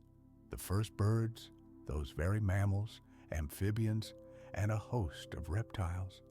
Even some dinosaurs depended directly on this buzzing and crawling abundance.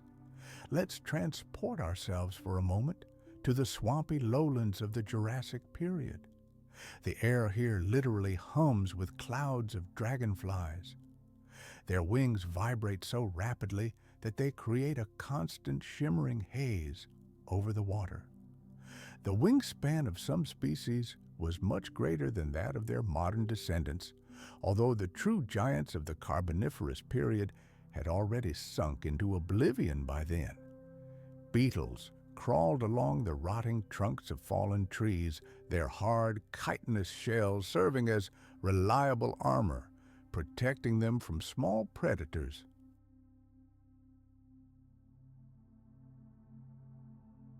Life teemed underground.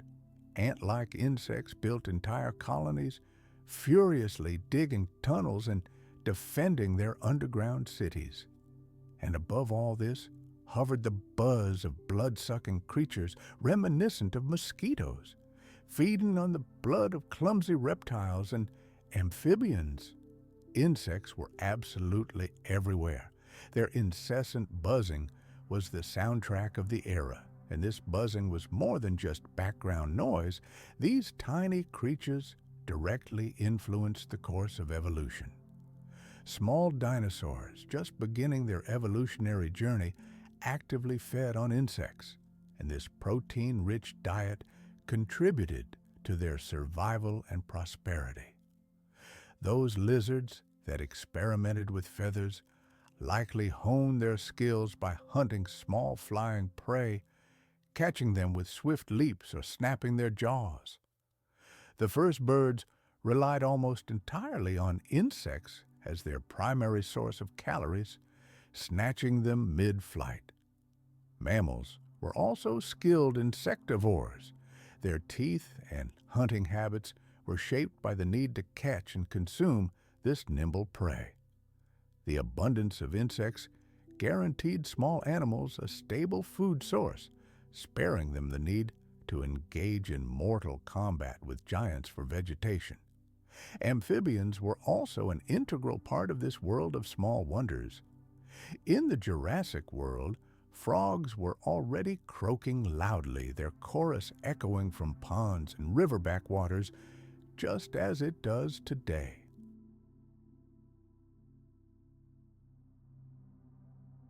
Salamander-like creatures glided through streams, hiding under rocks and hunting insects and small fish. These amphibians thrived in the humid greenhouse climate of the Jurassic, creating a truly paradise for them. Paleontologists often find their fossils in marshy deposits from that time, indicating their incredible prevalence.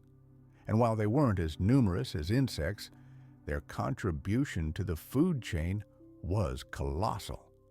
They were predators themselves, serving as food for larger creatures. At the same time, the world was also full of small reptiles. nimble lizards scurried across the rocks, basking in the sun and swiftly attacking passing insects. Ancient relatives of crocodiles patrolled the banks of rivers and lakes. Some were entirely aquatic, while others spent part of their time on land. Turtles swam leisurely in the rivers and ponds, their hard shells providing reliable protection from most predators. Snakes and other small reptiles had not yet reached the peak of their evolution, but they had already confidently occupied their niches, hunting insects and small vertebrates. Their presence, along with mammals and amphibians, made the ecosystem even more complex and multifaceted. The importance of all these tiny creatures becomes crystal clear when we look at the energy balance of the entire ecosystem. Imagine a pyramid. Enormous herbivorous dinosaurs consumed tons of vegetation, but their numbers were limited by the availability of such a gigantic volume of food.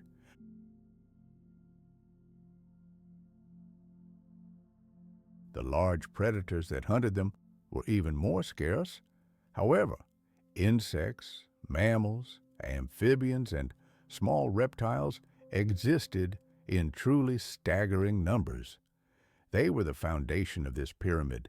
They recycled nutrients, passing energy up the food chain, and ensured that no resource in nature went to waste. Without them, this entire grand system would simply collapse. The giants depended on these tiny creatures as much as the tiny creatures, albeit indirectly, depended on the shadows cast by the giants. Sometimes the fossil record preserves these tiny creatures in incredible detail. In the famous limestone deposits in Germany, where the legendary Archaeopteryx was discovered, paleontologists also find insects with perfectly preserved wings and bodies. By studying these fossils, scientists, like detectives, reconstruct a picture of ancient life. Burrows found in rock strata tell us about the behavior of small mammals and reptiles that sought refuge underground. Coprolites, or fossilized dung, often contain fragments of insect shells, directly indicating the diet of ancient hunters. These finds serve as a powerful reminder that the Jurassic Period was not only an era of gigantic skeletons, it was a time of entire communities where animals of all sizes, from the tiniest to the most gigantic, lived side by side.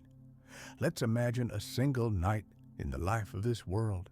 A shrew-like mammal emerges from its burrow at sunset.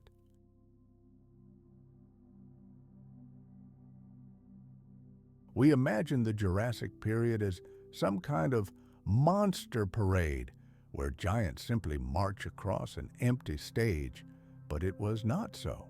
It was a complex living ecosystem. There were predators and their prey, plants and those who pollinated them.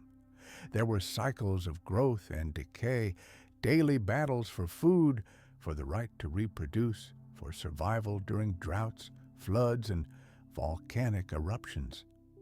Every creature, from the enormous sauropod to the tiny insect, was part of a single whole, and not a single one of them was aware of its own uniqueness. For them, it was simply life. They had no idea that one day their bones would become fossils, to be studied with awe by distant descendants of inconspicuous mammals. They simply lived, breathed, fought, and died, like all living things throughout time. And there is something wondrous and peaceful in this awareness. The dinosaurs we see in museums and on the pages of books never considered themselves anything special. They were simply animals. They rose with the first rays of the sun, searched for food, defended their territory, and slept under the cover of darkness. Their bodies were perfect machines, perfectly adapted to their environment. And while we admire their size and bizarre forms, we can also see in them something relatable to us, the indomitable desire for life to continue, no matter the cost. This is what transforms the Jurassic period from a dry gallery of fossils into living, breathing history.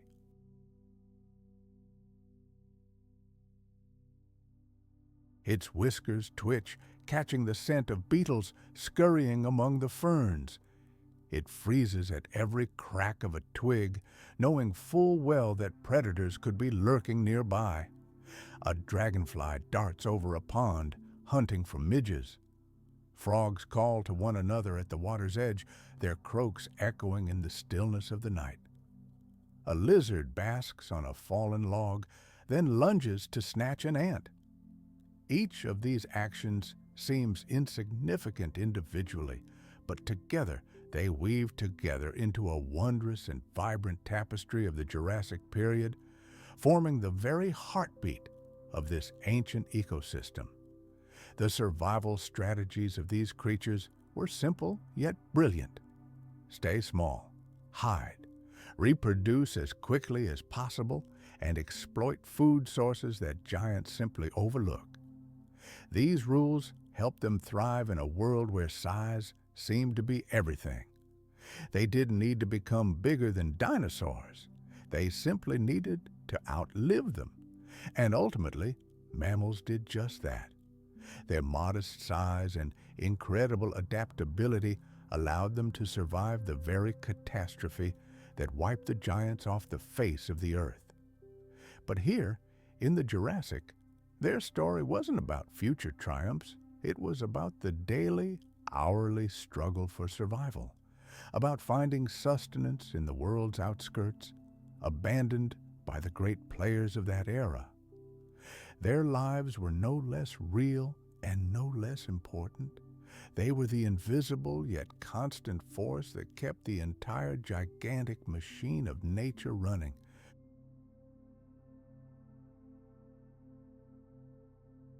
Without them, the great dinosaurs would never have been able to thrive, for they needed a stable and reliable habitat. So, when we admire majestic giants, it's worth taking a moment to look away from their enormous bones and toward the world teeming at their feet. The Jurassic period was incredibly diverse, and tiny creatures played no less a role than giant predators. They lived under the canopy of ferns, in tree hollows, along rivers, and in the air, filling this world with life in ways impossible to imagine from fossilized bones and teeth alone. If you try to imagine the Jurassic period, you'll naturally first picture what you can see: giant trees, colossal dinosaurs, warm seas, and endless fern beds. It's all mind-blowing. However, sight is only a small part of what one could experience in that world. It was filled to the brim with sound. If you could stand still in a Jurassic forest, on a plain, or on the shore of an ancient ocean, you would hear a symphony that never ceased to be silent. This soundscape was vital to all its inhabitants. Animals relied on sound to communicate, to warn of danger, to hunt, and to survive. The mixture of sounds that swept across forests, prairies, swamps, and seas created a continuous background that would seem simultaneously familiar and utterly alien. Let's start with the forest, high overhead, where the crowns of conifers soared 30 meters into the air. The wind swirled through the branches, creating a steady, hissing hum.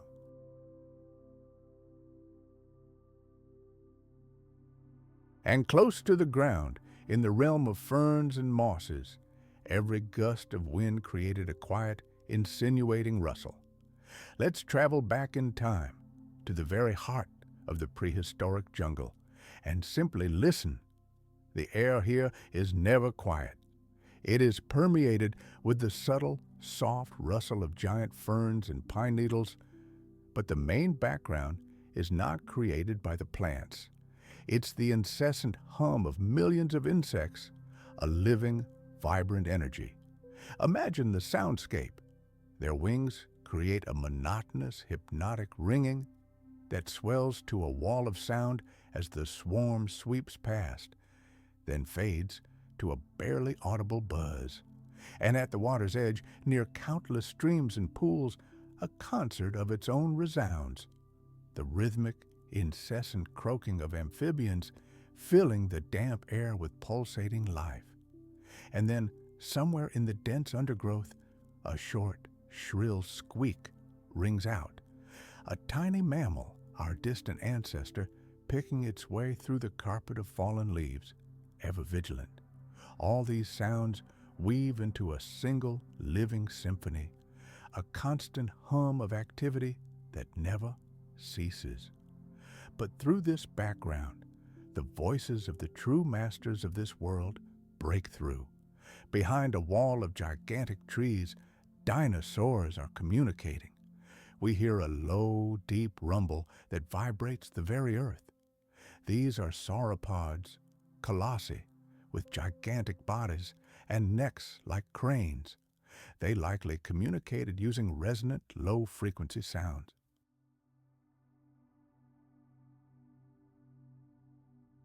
This infrasound, too low for the human ear, could travel for tens of kilometers, passing through thickets and hills, serving as a beacon for herd members. Modern elephants communicate in the same way, sending their messages across vast distances.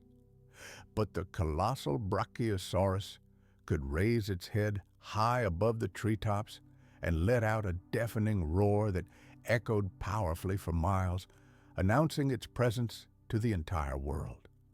In this ancient world, sound was the primary means of communication, a way to sound an alarm or warn of approach.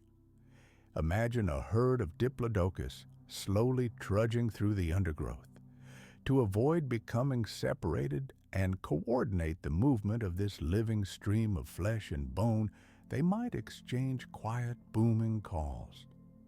Each species of herbivore had its own unique communication method.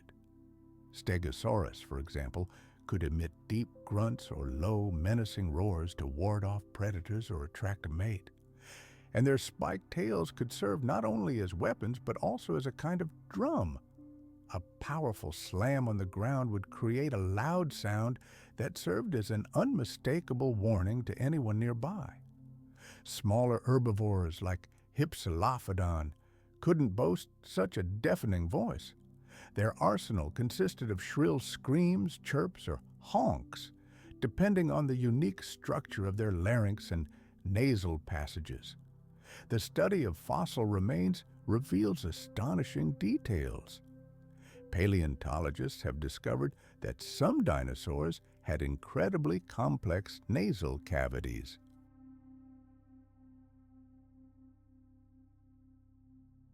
Their later descendants, the famous hadrosaurs, used these cavities as resonators, creating complex trumpet-like sounds. These systems were not yet as sophisticated in the Jurassic, but even then, sound played a key role in the drama of survival. And of course, an integral part of this prehistoric symphony were the voices of predators. The roar of Allosaurus, one of the most ferocious hunters of its era, was hardly like what we're used to seeing in the movies. Forget Hollywood roars. Its cry was likely a chilling mix of low, guttural growls, guttural roars, and perhaps even a threatening snake-like hiss. Think of modern crocodiles. They can produce a deep, vibrating rumble thanks to air sacs in their throats. Large theropods like Allosaurus likely used a similar mechanism. Imagine that sound echoing through the valleys, causing smaller animals to freeze and hide in terror. And at close range, other sounds of death could be heard.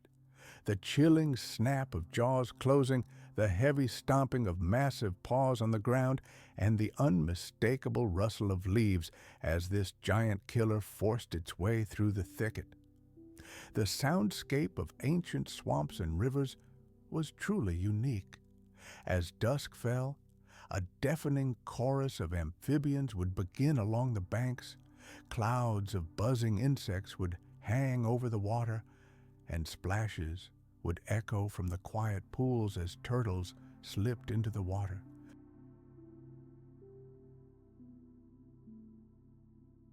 High in the sky, circling above the surface, pterosaurs would screech shrilly, their shrill calls like the cries of giant seagulls.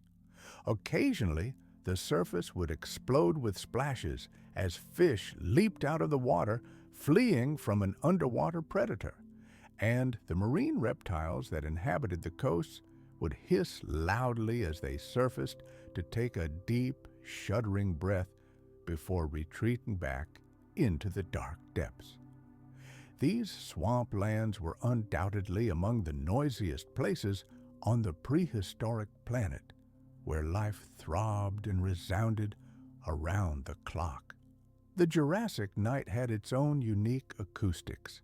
When the enormous dinosaurs fell silent, settling down to rest, other sounds took center stage. The buzzing of insects became deafening, filling the air. Millions of frogs joined this chorus, and a constant rustling could be heard in the undergrowth. Our ancestors, small mammals, were hunting. The owls we're familiar with didn't yet exist, but their niche was filled by other nocturnal hunters, early bird-like creatures, and small predatory reptiles. Their hunts were accompanied by sudden, sharp cries when they managed to snatch unwary prey. In the pitch darkness, every sound took on enormous significance, as survival depended entirely on the ability to hear and understand what was happening around them. On open plains covered with ferns and cicads, sound traveled completely differently than in dense forests.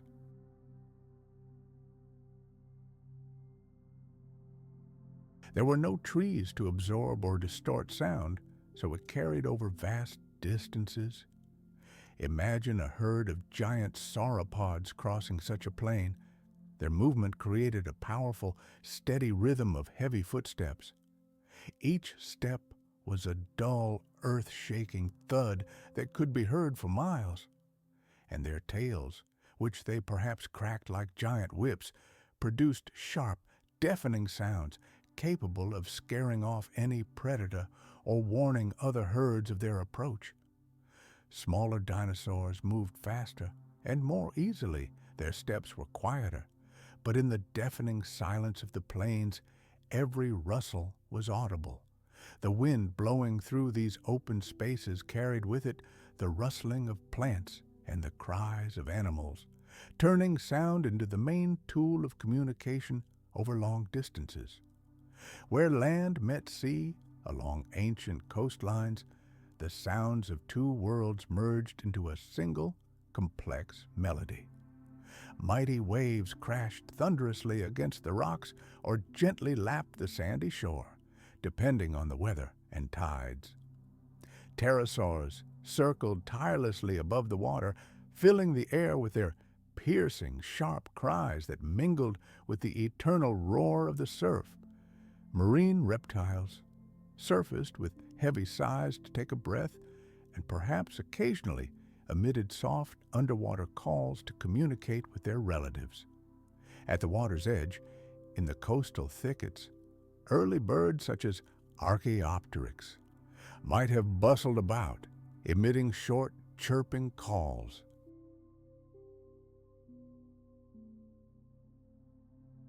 And of course, above all this, hung the incessant hum of countless insects. This unique blend of marine and land sounds created an incredibly rich and varied acoustic environment. It's important to understand that animals didn't use sound casually. It was a key tool for survival. Herbivores relied heavily on alarm calls to instantly warn the entire herd of the approach of a predator.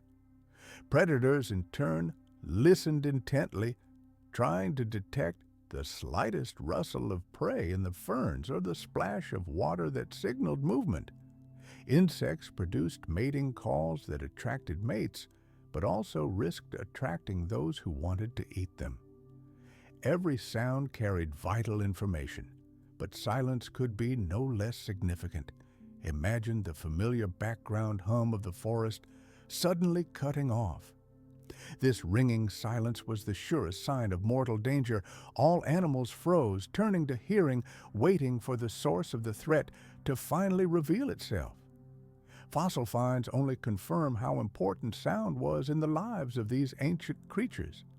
Studies of the inner ear structure of dinosaurs reveal their high sensitivity to low frequencies, meaning deep rumbles and booms were an integral part of their world.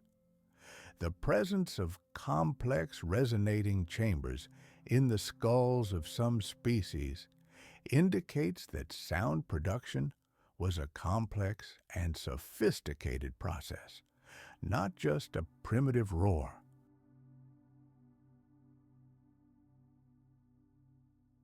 Even in animals that lacked such sophisticated adaptations, the very need to signal, warn of danger, or attract mates ensured that the surrounding world was always filled with sound. The Jurassic Period was not silent. It was a world that rumbled, clanged, clicked, and buzzed. The rhythm of life and sound followed the movement of the sun. At dawn, insects were the first to awaken. The first birds began flapping their wings and chirping in the branches, and herbivorous giants gathered in flocks, preparing for the new day. As the sun rose higher and the air warmed, the sound palette grew richer and more intense. The buzz of insects turned into a deafening roar. Predators awoke, and the forest filled with the sounds of hunting, warning cries, and the clatter of feet. In the afternoon, clouds often thickened over the valleys, and the rumble of thunder rolled across the ground, shaking the forest with sudden deafening peals. Rain pounded the leaves, rivers overflowed their banks, and for a time the roar of the water drowned out all animal sounds. But as soon as the storm died down, the cries resumed with renewed vigor, growing even louder in the cool, damp air. The evening sounds were a mixed bag. The diurnal animals fell silent, giving way to the nocturnal creatures who grew more active and bold. It was an eternal cycle, repeating day after day, year after year, changing only with the seasons, but never breaking.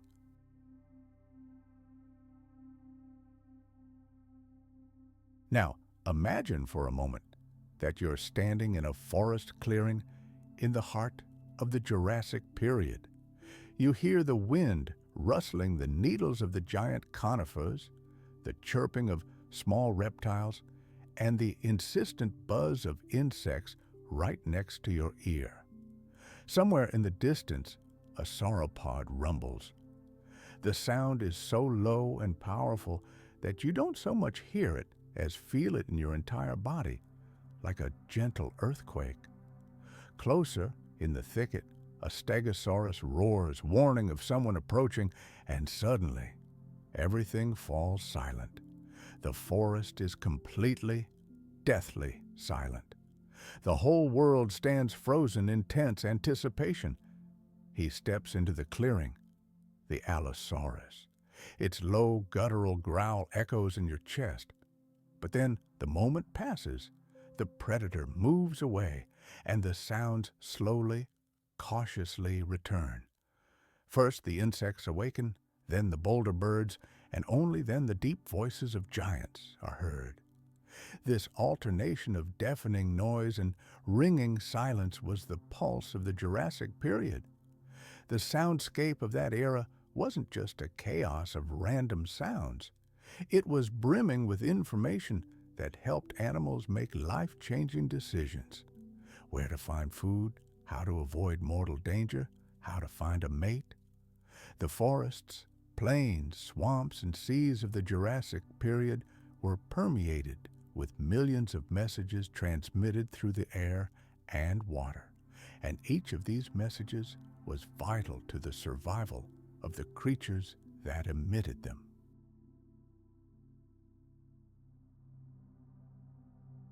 In those distant times, the world was constantly talking, and every species had to learn to listen and understand its voices. However, the Jurassic world was more than just an arena for life and sounds. Beneath the forests, oceans, and diverse animals lay the earth itself, perpetually restless and changeable. Volcanoes and tectonic shifts constantly reshape the landscape, and with them, the rules of the game for all life on the planet. Land animals, plants, and marine life had to constantly adapt to this threatening, unpredictable world, a world that never knew peace, a world where the very earth itself was constantly changing its appearance. In that distant era, the planet's internal heat constantly raged, and the two main elements were fire and stone. They could slumber for centuries, lulling all life, but then awaken in the fury of monstrous eruptions that flooded valleys with molten lava, plunged the skies into darkness, and forever reshaped entire ecosystems. These weren't some kind of anomalous catastrophe. No, this was the everyday reality of a world still in the process of being born. The supercontinent Pangea was bursting at the seams, tearing itself apart in the throes of geological time. This colossal rift created unimaginable stress on the Earth's crust. As the giant land masses drifted apart, deep cracks and fissures appeared in the Earth, through which molten magma surged upward from the boiling depths of the mantle.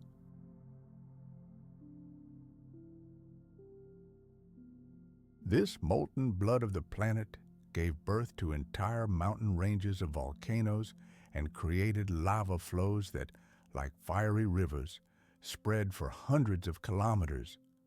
Vast lava fields buried ancient forests, evaporated rivers, and covered the plains with a thick layer of solidified rock that remained untouched for millions of years. Volcanic gases emitted into the atmosphere in incredible quantities created a powerful greenhouse effect, turning the Jurassic climate hot and humid. The planet literally breathed fire, and every creature living on it was forced to adapt to this harsh reality. Imagine standing on the edge of an ancient valley near one of these faults. First, there's a barely perceptible tremor beneath your feet, causing giant trees to shake and small animals to scatter in panic. Then the earth opens up. With a deafening crack, a gaping fissure appears from which molten rock erupts and streams of magma rush to the surface. After several hours or perhaps even days, the eruption reaches full force.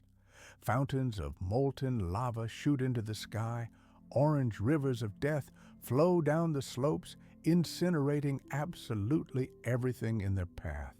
A colossal column of ash soars into the sky, blocking out the sun and plunging the world into an ominous twilight. In an instant, the world changes forever, for all life, for miles around. Animals flee in terror, rivers turn into boiling cauldrons, and entire forests vanish in flames.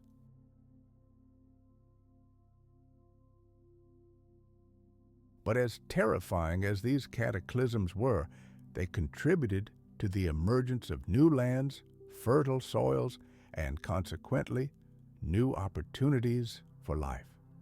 Take, for example, the Central Atlantic Igneous Province, one of the most monumental volcanic events in Earth's history, which began at the end of the Triassic period and continued into the Jurassic.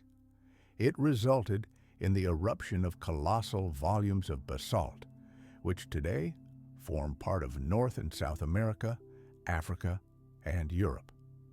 These lava flows changed the entire planet's climate, releasing incredible amounts of carbon dioxide into the atmosphere and triggering global changes in ecosystems.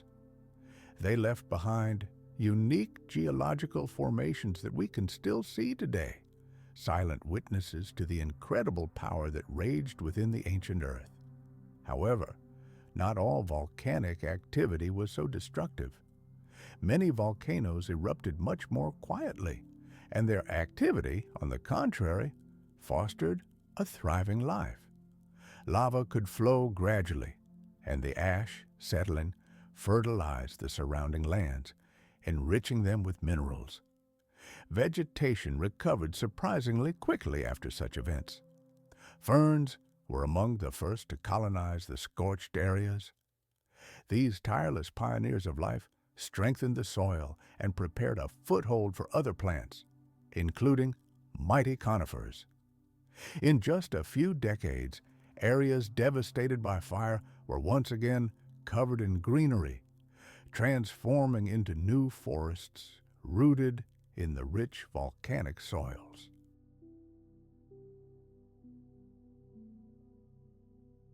This eternal dance of destruction and creation was an essential rhythm of the planet, as familiar to the inhabitants of the Jurassic period as the cycle of day and night or thunderstorms.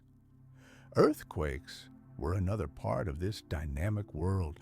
When tectonic plates shifted, they caused powerful tremors that split the earth, changed river courses, and triggered gigantic landslides. Herds of dinosaurs likely suddenly felt the ground slipping from under their massive paws and instinctively panicked, unable to understand the cause. During such seismic events, entire sections of coastline could collapse into the sea, and the familiar habitat changed literally overnight. In zones of active rifting, where continents were moving apart, earthquakes were frequent, making life extremely unstable for local inhabitants. Volcanoes also had an invisible, but no less powerful impact on the atmosphere and climate. Eruptions not only released carbon dioxide, warming the planet, but also spewed millions of tons of ash and sulfur dioxide into the stratosphere. These particles could block out the sun for extended periods, leading to a volcanic winter lasting months, even years. This had catastrophic consequences. Plants, deprived of light, withered. Herbivores then starved, and then predators. Fossil evidence confirms that some crises in the animal kingdom of the Jurassic period directly coincided with such climatic upheavals.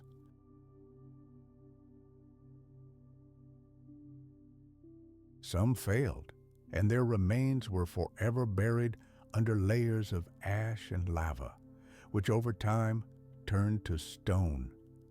These fossils are direct evidence of the connection between life and volcanoes.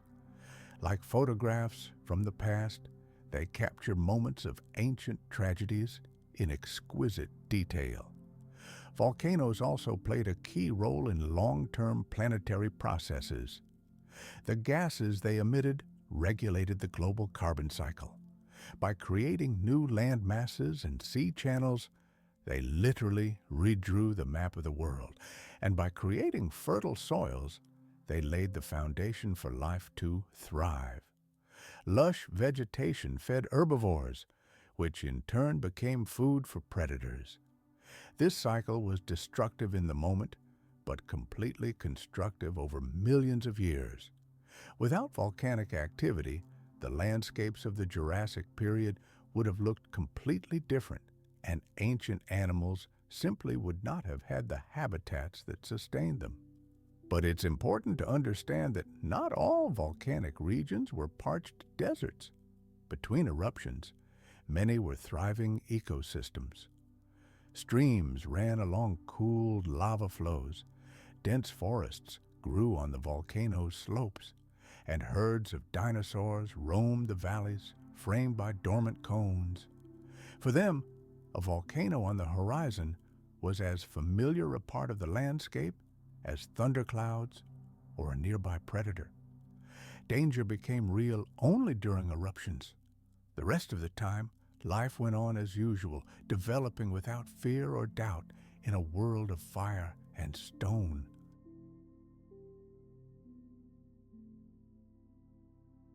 In some regions, volcanic landscapes became a permanent home for dinosaurs.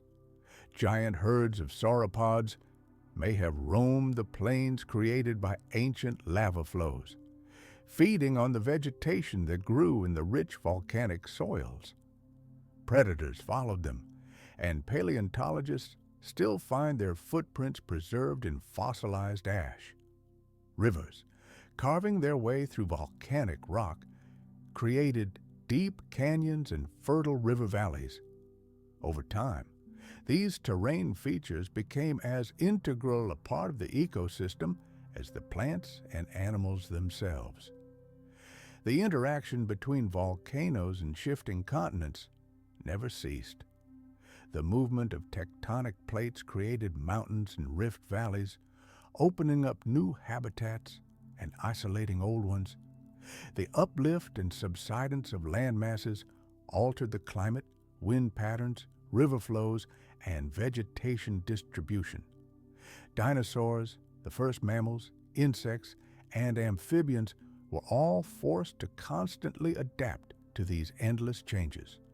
Some species couldn't cope and died out, while others thrived, occupying vacant niches. But the very dynamics of the Earth inexorably drove evolution forward. Imagine a Jurassic Valley immediately after an eruption. Gray ash covers the ground in a thick layer, muffling all sound. It's a scene of utter devastation. A few charred tree trunks stand black against the gloomy sky, but this is only the calm before a new birth. It doesn't take long before the first green shoots begin to poke through the gray shroud.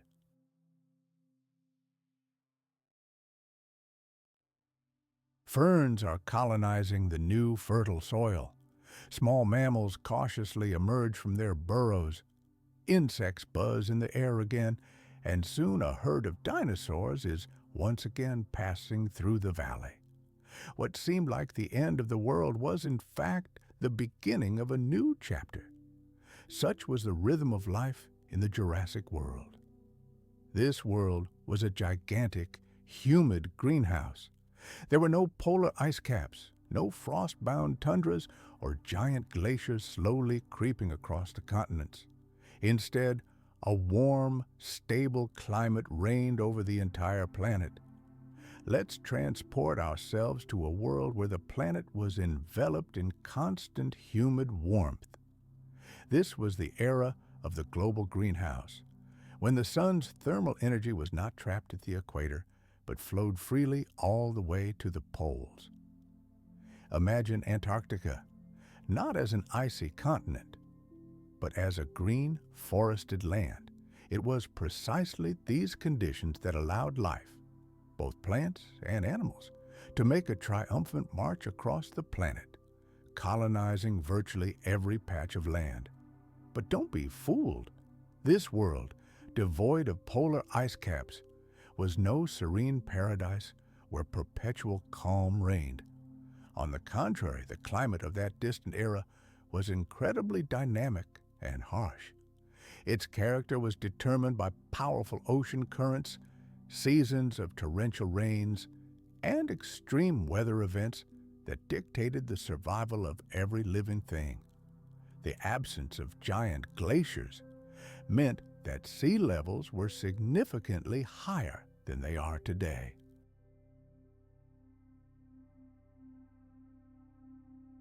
Water flooded coastal plains, creating vast, warm, shallow seas that stretched for thousands of kilometers. These seas acted like giant solar batteries, absorbing heat and distributing it across the planet via currents. As a result, the climatic differences between the tropics and polar regions were smoothed out.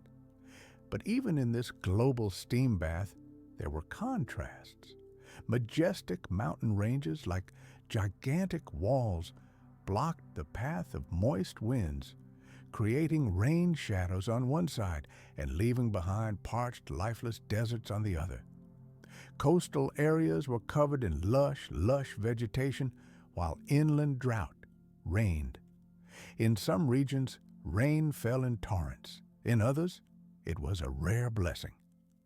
The four seasons we're familiar with also existed, but they looked completely different.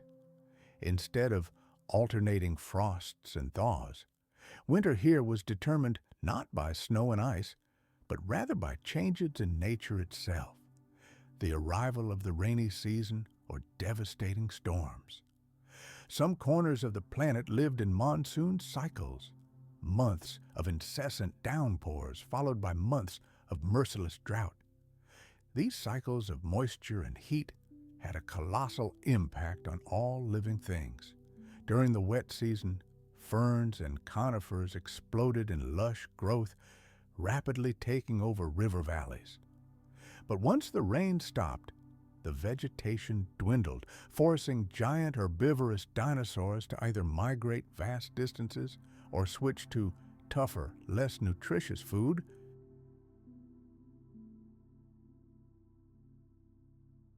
The enormous migrations of sauropod herds, those living mountains, likely followed these seasonal rhythms, as titans like Brachiosaurus slowly moved through the valleys in search of new pastures. A characteristic feature of that era was the incredible power of storms. Warm as milk, the seas served as the perfect fuel for the generation of weather systems comparable to modern hurricanes, but likely far more frequent and ferocious due to the planet's overall overheating. These storms lashed the land with torrents of water, hurricane-force winds, and catastrophic flooding. Entire forests that had stood for centuries could be razed in a matter of hours. Rivers overflowed their banks, turning into raging torrents, and coastlines were transformed beyond recognition in just a matter of days. For dinosaurs and other animals caught in the elements' path, this was a true ordeal. Some fled to higher ground, others sought refuge in the depths of the forest, and still others could only stoically endure the chaos. Small creatures found refuge in deep burrows, but for the giants, survival depended solely on their ability to move quickly and their incredible endurance. This endless cycle of storms and rains shaped entire ecosystems. Vast wetlands formed in the lowlands, becoming a cradle for millions of life forms, from amphibians and insects to giant crocodilomorphs. Flooded floodplains transformed into fertile lands, generously fertilized by the silt carried by rivers during floods.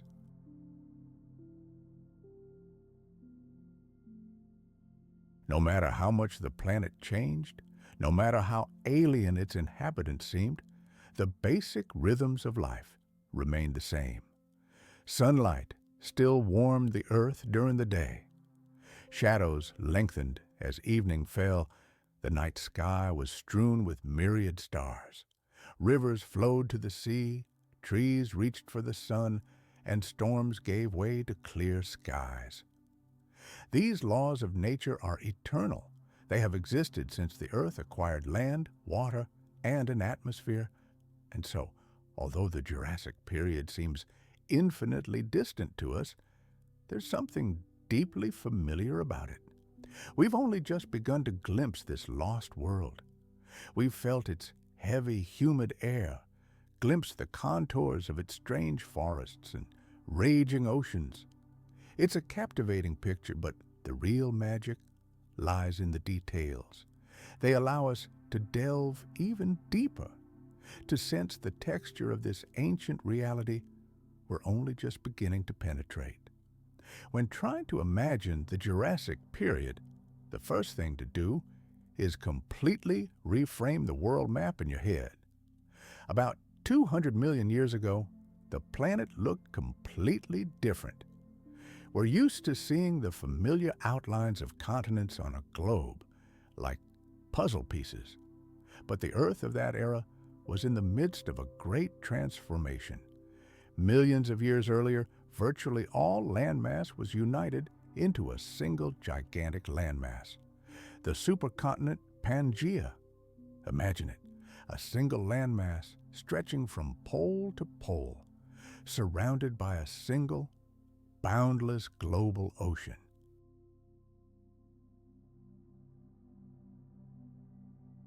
Plants in many regions grew year-round, although their productivity, of course, depended on rainfall. This constant excess of heat allowed life to flourish in ways that would have been impossible in a colder world.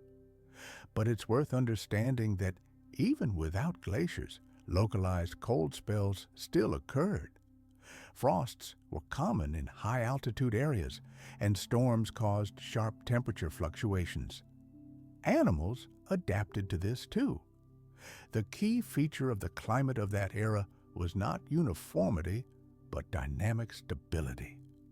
Heat was a constant, but how it interacted with rain, wind, and the landscape created an infinite number of variations.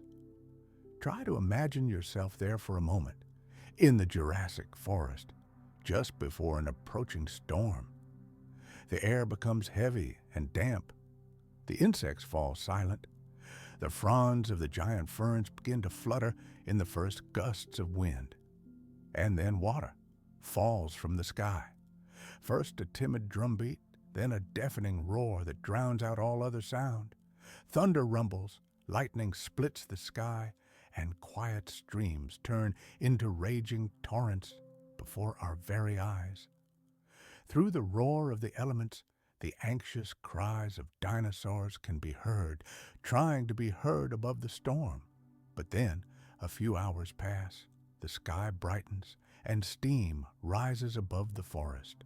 Life returns. This cycle has repeated countless times, shaping the appearance of every plant and animal in that lost world.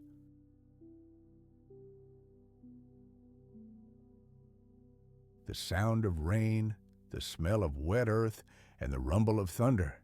This was the soundtrack of the Jurassic Period. These forces dictated the rules of the game, how ancient creatures would find food, reproduce, and fight for their survival. Let's cast aside illusions. A world without polar ice caps was no safe haven. Imagine a planet where three elements, water, scorching heat, and furious hurricanes, were intertwined in a single dance, generating on the one hand an incredible abundance of life, and on the other, deadly tests of endurance. The Jurassic Period isn't simply an era of colossal creatures striding through forests and plowing the oceans. Fast forward to that time, and we see nature itself transformed into a gigantic creative laboratory. Like a great inventor, evolution tried one idea after another, launching countless experiments with body shapes, behavior patterns, and survival tactics. Some of these experimental projects gave rise to great dynasties whose descendants survive to this day. Others proved mere bright but fleeting flashes, captivating but doomed to oblivion after a few million years.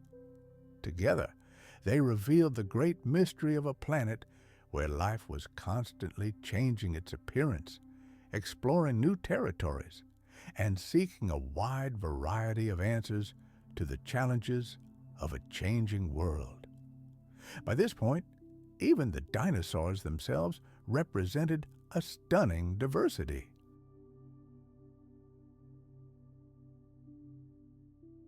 Some were no larger than a modern chicken, while others could have challenged Allosaurus itself. In their bones, we can already discern the first hints of the features that would one day lift birds into the air. Lightweight skeletons, flexible wrists, and of course, feathers. However, one shouldn't think that all these innovations were initially designed for flight.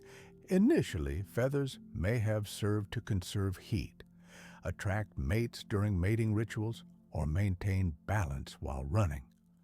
Only much later did evolution repurpose them into wings, which allowed animals to conquer the ocean of air. The first true birds were part of this great experiment. Archaeopteryx was one of several species that pioneered the possibilities of feathered flight. Its wing claws, jaws with sharp teeth, and long bony tail made it very different from the birds we are accustomed to. But the structure of its wings already suggests that it had made a decisive step from simple gliding from branch to branch to active, flapping flight. Flight. This revolutionary leap in the history of life didn't happen overnight. It was the result of the accumulation of many tiny changes, each new improvement building on the foundation of the previous one. Some of these experiments proved dead ends, producing creatures that couldn't compete with the already dominant pterosaurs or other dinosaurs.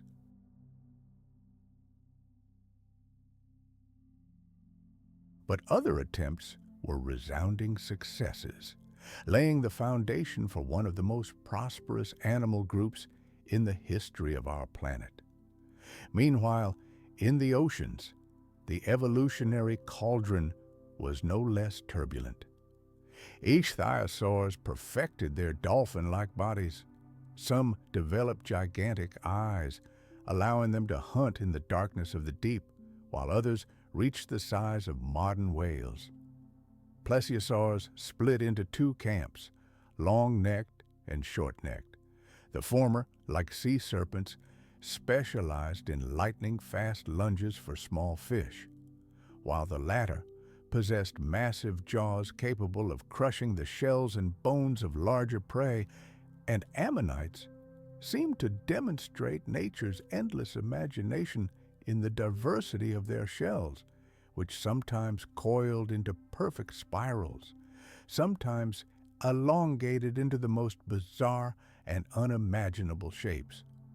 Over the course of evolution, these creatures learned to adapt to a wide range of conditions by growing unique ridges and spines on their shells. These features were more than just decoration. They could have served both as protection from predators and as hydrodynamic adaptations for life at various depths and in different currents.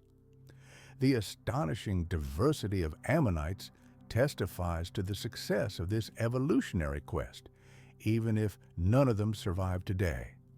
And ancient reefs served as their home and arena for their evolutionary trials.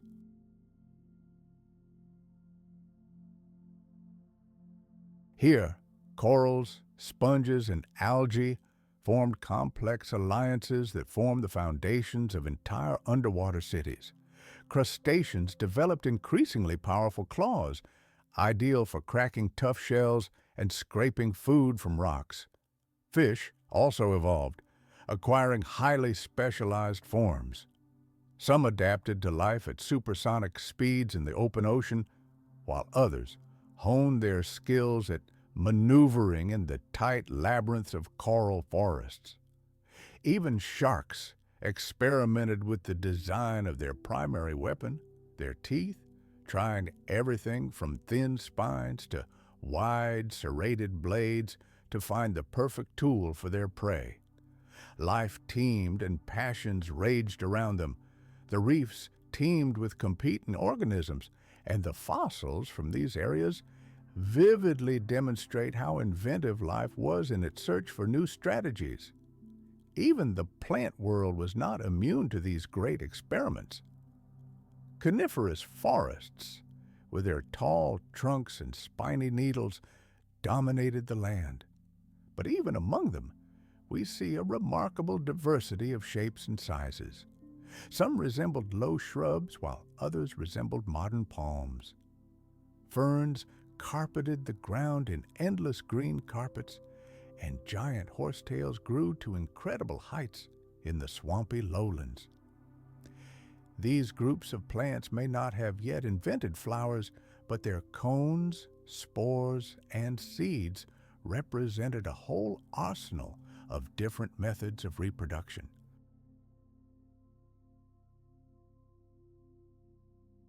Some trusted their seeds to the wind, others to river currents, and some may have already relied on the first insect pollinators.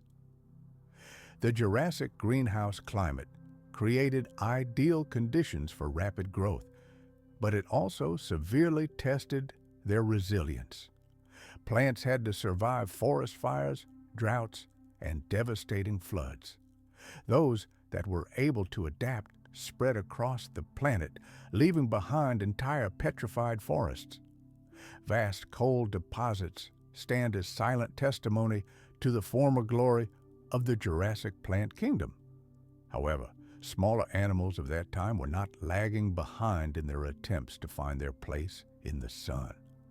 Mammals adopted a nocturnal lifestyle, learned to dig deep burrows, climb trees, and even glide. Just imagine, some early forms likely had a membrane of skin between their limbs, allowing them to glide from tree to tree long before the emergence of modern flying squirrels. Their teeth demonstrate remarkable specialization. Some were sharpened for catching insects, others for an omnivorous diet. Amphibians found refuge in vast swamps, while lizards and turtles gave rise to a multitude of diverse forms that occupied a wide variety of ecological niches. Each of these groups acquired traits that would prove incredibly useful in the distant future, even if many individual species became extinct. What makes the Jurassic period truly astonishing is not only the diversity of experiments, but also their incredible scale.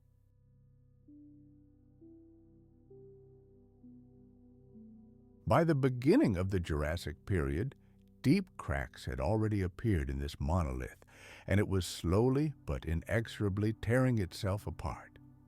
Let's dive into the waters of the Jurassic period to see the creatures that were the hallmark of these ancient seas, ammonites. These amazing creatures, distant relatives of modern squid and octopuses, were true masters of survival, taking advantage of every advantage the ocean offered them. Ammonites are perhaps the most enigmatic and symbolic inhabitants of the deep sea of that era. Imagine these cephalopods, encased in perfectly twisted spiral fortresses. Numerous tentacles protruded from the openings of these shells, ready to snatch unsuspecting prey at any moment. They relied on jet propulsion. Powerful surges of water propelled them through the ocean. Their diversity was astounding. Some specimens were tiny, no more than a few centimeters in diameter, while others grew into gigantic spirals over a meter in diameter. Their shells were often covered in exquisite, intricate patterns and divided into specialized chambers. By filling these compartments with gas or water, ammonites could masterfully control their buoyancy, rising or sinking through the water column. They were so numerous and evolved so rapidly that their fossils have become a kind of calendar for paleontologists, allowing them to accurately date the age of ancient geological layers.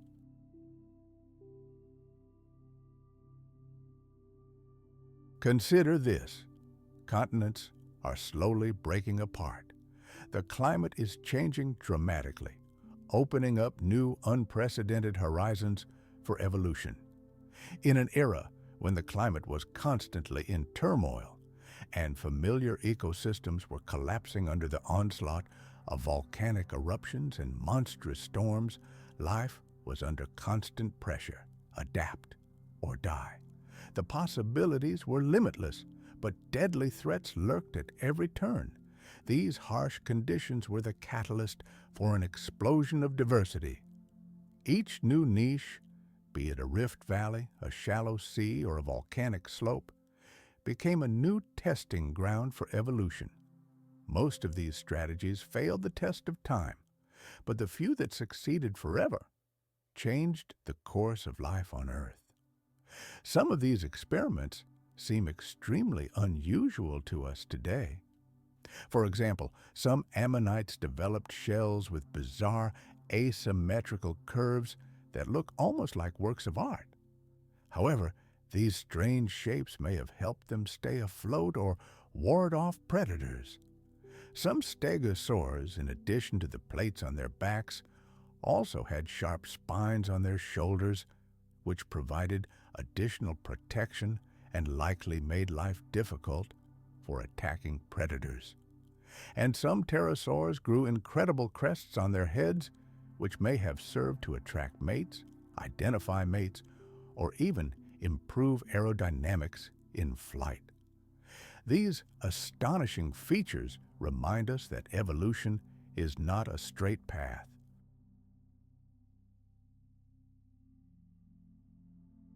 Sometimes it takes unexpected turns, leading to discoveries crucial to survival.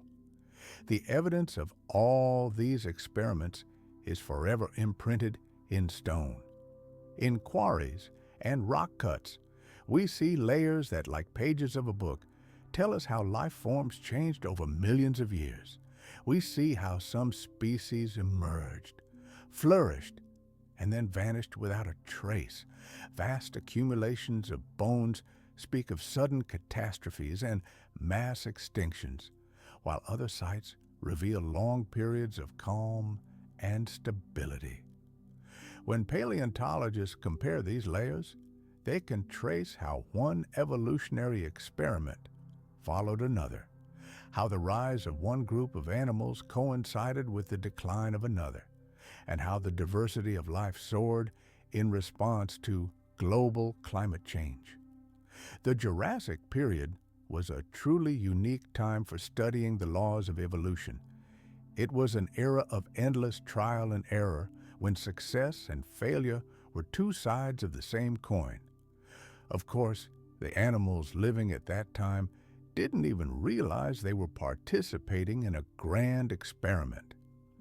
A tiny mammal, hiding in its burrow from the thunder of a dinosaur's footsteps, was simply trying to survive another day, and a sauropod, stretching its incredible neck toward the crown of a tree, was simply hungry. Let's fast forward hundreds of millions of years into the past, to the Jurassic Period.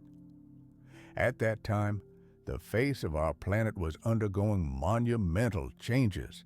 The single supercontinent began to slowly but inexorably split apart.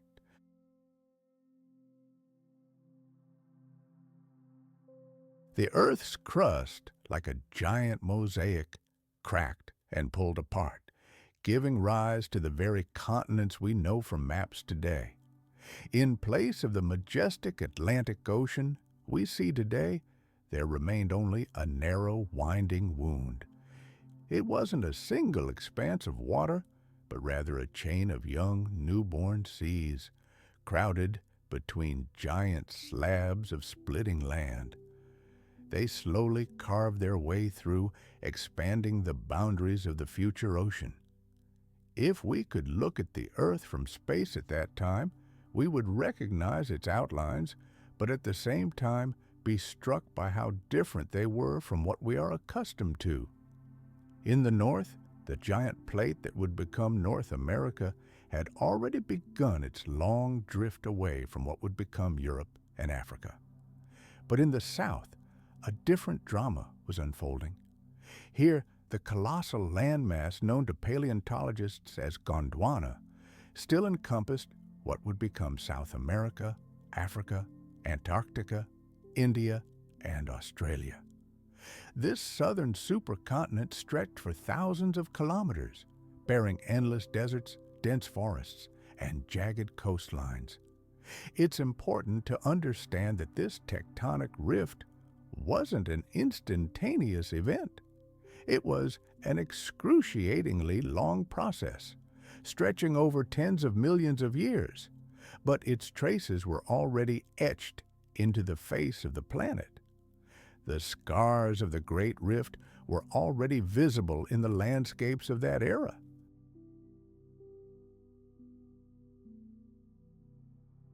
These continental expanses often became the scene of extreme weather events. In some regions, parched deserts stretched for thousands of kilometers, where the scorching heat of the day gave way to the icy cold of the night. Meanwhile, along the coasts and near the shores of newborn seas, a humid, suffocating greenhouse reigned. Unlike our world, there were no giant ice caps at the poles. The climate there was much milder, allowing vegetation to flourish, where today only frozen wastelands lie. Just imagine a world where forests stretched practically from the equator to the highest latitudes, abutting the polar regions. This was Jurassic Earth. Carbon dioxide concentrations in the atmosphere were significantly higher than today. This created a powerful greenhouse effect, trapping heat and maintaining the planet's global hothouse state. However, this doesn't mean the climate was uniform across the globe. Regional differences certainly existed. Some areas were drier, while others were immersed in tropical humidity. Powerful monsoon systems likely brought torrential rains to various corners of the planet, lashing some continents with torrential seasonal downpours.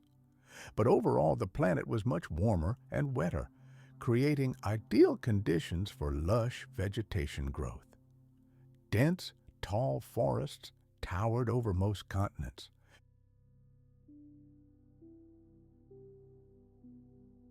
In places like the modern-day Pacific Northwest, conifers dominated the landscape almost as much as they do today, though they were, of course, very different species. Ancient relatives of today's redwoods and pines, reaching colossal heights, covered vast areas. At their base, the ground was carpeted with a thick carpet of ferns, especially in damp, shady areas. Cycads, with their thick, palm-like trunks and stiff leaves, were common in these prehistoric forests. And horsetails, growing in moist soil near bodies of water, reached truly impressive heights compared to their modest modern descendants. It was these plants that provided the food supply that allowed giant herbivorous dinosaurs to survive and thrive. And here's what would strike a modern observer most. There was no grass in this world. Imagine. Not a single endless meadow, not a single golden savanna. The fields we're accustomed to seeing covered in a soft green carpet were here the kingdom of ferns. In open, sunlit spaces where there was ample moisture, entire fern prairies sprawled, low, dense thickets that created a landscape utterly alien to us. In drier regions, conifers and deciduous trees predominated, growing at a distance from one another, their silhouettes sharply outlined against the sky. Along riverbanks and on flooded plains, horsetails and ferns flourished, their stems and leaves intertwined in impenetrable thickets.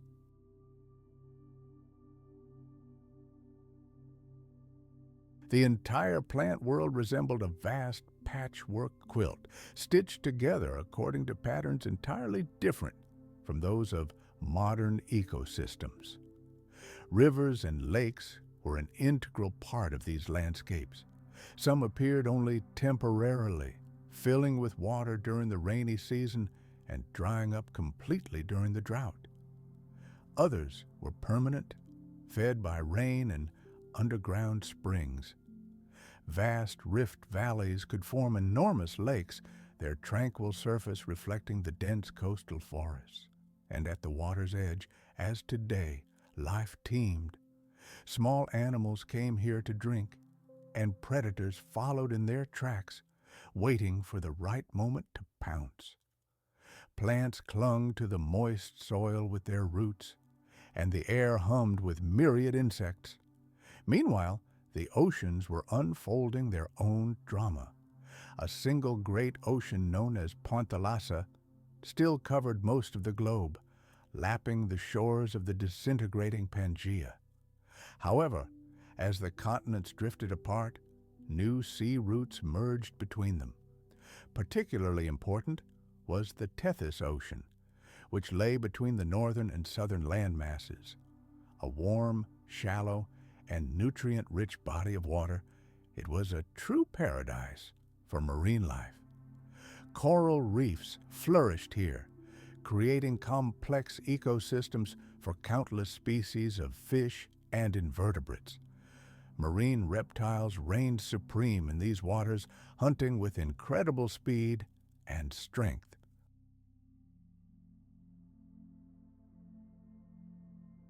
The oceans of the Jurassic period were teeming with life, but they were also the scene of fierce competition and an eternal struggle for survival, just like the land itself.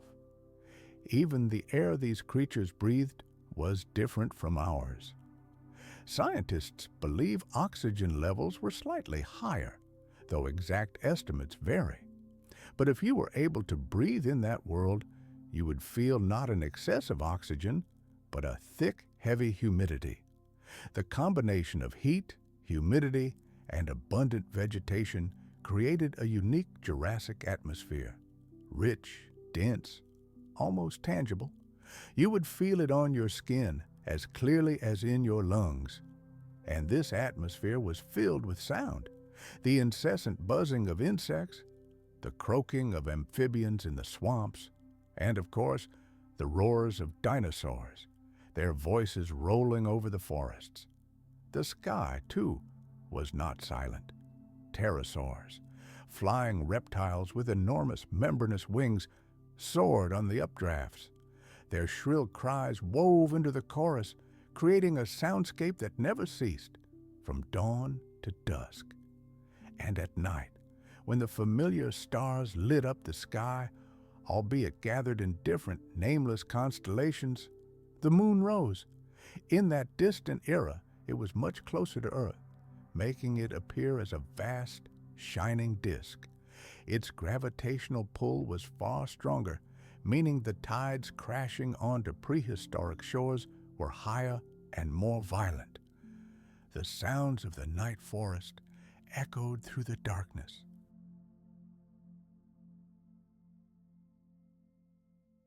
A predator stalked silently in the shadows.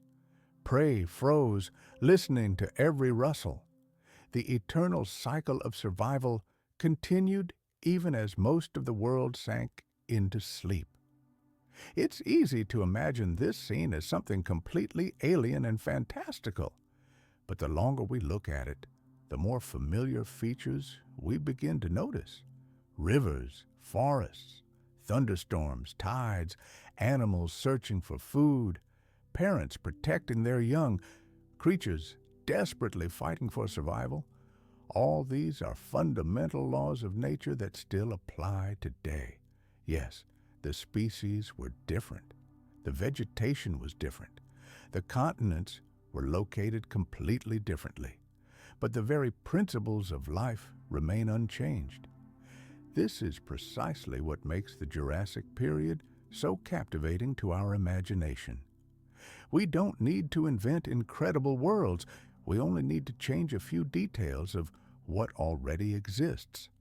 This planet was the stage for the drama of the great animals of the Jurassic period. They were not strangers to this world. They were an integral part of it. Their lives depended entirely on forests, rivers, coastlines, and climate.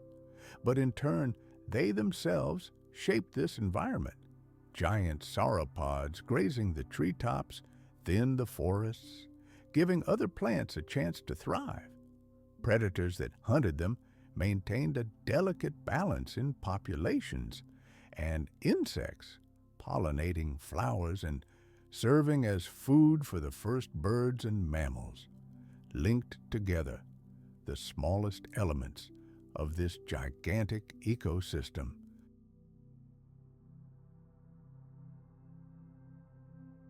When we look at a fossil in a museum, we see only one fragment of this complex network, frozen in stone.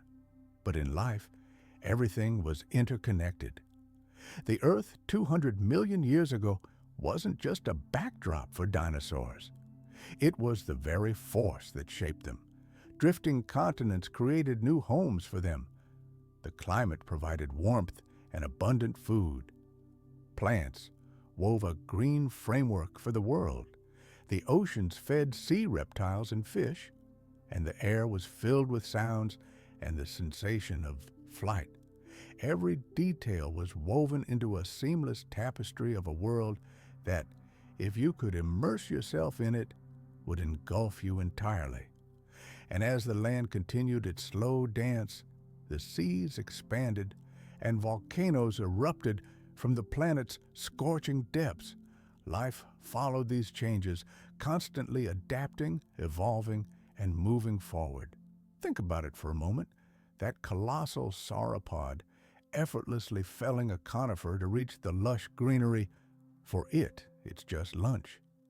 And that Allosaurus roaring through a flooded river valley, pursuing its prey, it simply hunts to survive. But if we step back and look at the picture as a whole, we see more than just individual animals. A grand canvas unfolds before us, created over millions of years of endless evolutionary experimentation. Each new generation was built on the foundation of the experiences of the previous ones. Every adaptation, every character trait, every instinct was cruelly tested by the harsh reality of this ancient world.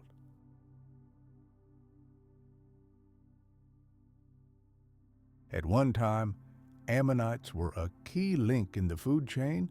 They were preyed upon by fish, giant marine reptiles, and even the first seabirds, which were just beginning to explore the skies above the ocean. Another gem of the Jurassic seas were the coral reefs. Let's travel to the warm, shallow waters of the ancient Tethys Ocean. Here, under the gentle rays of the prehistoric sun, majestic underwater cities, built of calcium carbonate by tiny organisms, sprawled. These reefs created a unique teeming environment. Countless schools of small fish flitted through the labyrinth of coral branches like living gems, seeking refuge from ever-hungry predators. Crustaceans scurried along the bottom, while sponges and mollusks, firmly attached to the surface, created a living carpet. The reefs were true oases where every niche, every crevice was occupied. And, of course, such a concentration of life attracted those at the top of the food chain. Marine reptiles constantly patrolled the surrounding area, turning these underwater metropolises into an eternal hunting ground where diversity and danger went hand in hand. The boundary between land and sea in those days was arbitrary, constantly eroded by the constant exchange of life and energy. Mighty rivers carried a life-giving cocktail of nutrients from the continents to the ocean, fertilizing coastal waters. This became food for plankton, which in turn gave rise to complex food chains, from microscopic algae to colossal marine reptiles.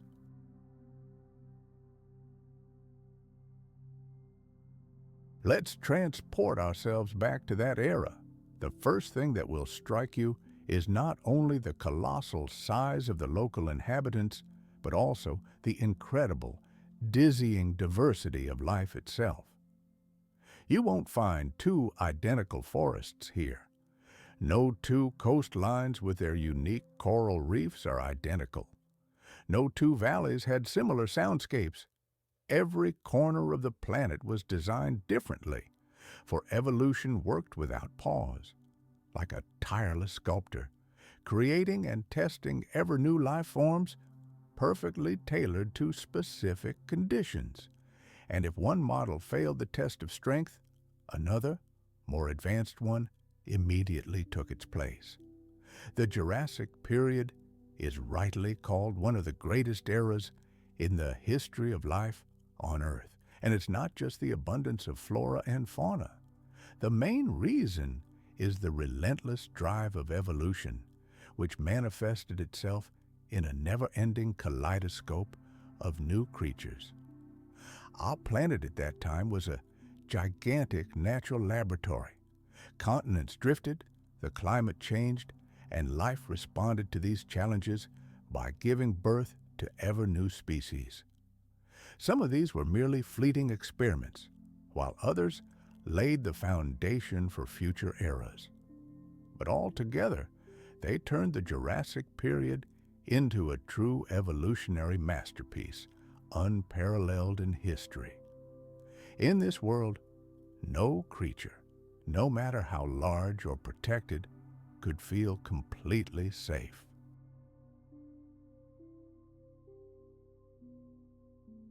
Every dawn brought the beginning of an eternal drama. The merciless confrontation between predators and their prey, the relentless search for food, and the desperate struggle to avoid becoming someone else's meal. It was this fragile balance of forces that orchestrated evolution, creating ecosystems that were simultaneously remarkably resilient and incredibly volatile. Each species was inextricably linked to dozens of others, and no evolutionary advantage could last forever. The laws of survival here were not written in ink on paper, but were carved into the very nature of creatures, in the sharpness of their claws and teeth, the strength of their armor, the cohesion of their herds, and the depths of their primal instincts. These factors determined whether an animal would live long enough to leave behind offspring. For giant sauropods, survival was synonymous with a near-constant intake of food. Their massive bodies, weighing tens of tons, required hundreds of kilograms of vegetation daily. Their entire anatomy, from their incredibly long neck and tail to their highly complex digestive system, was perfectly adapted for this single purpose. However, such an appetite forced them to constantly migrate across vast territories, literally devouring entire forests in their path. These migrations, on the one hand, created new landscapes, and on the other, made the herds vulnerable to predators. An adult sauropod was virtually invulnerable, a veritable living mountain.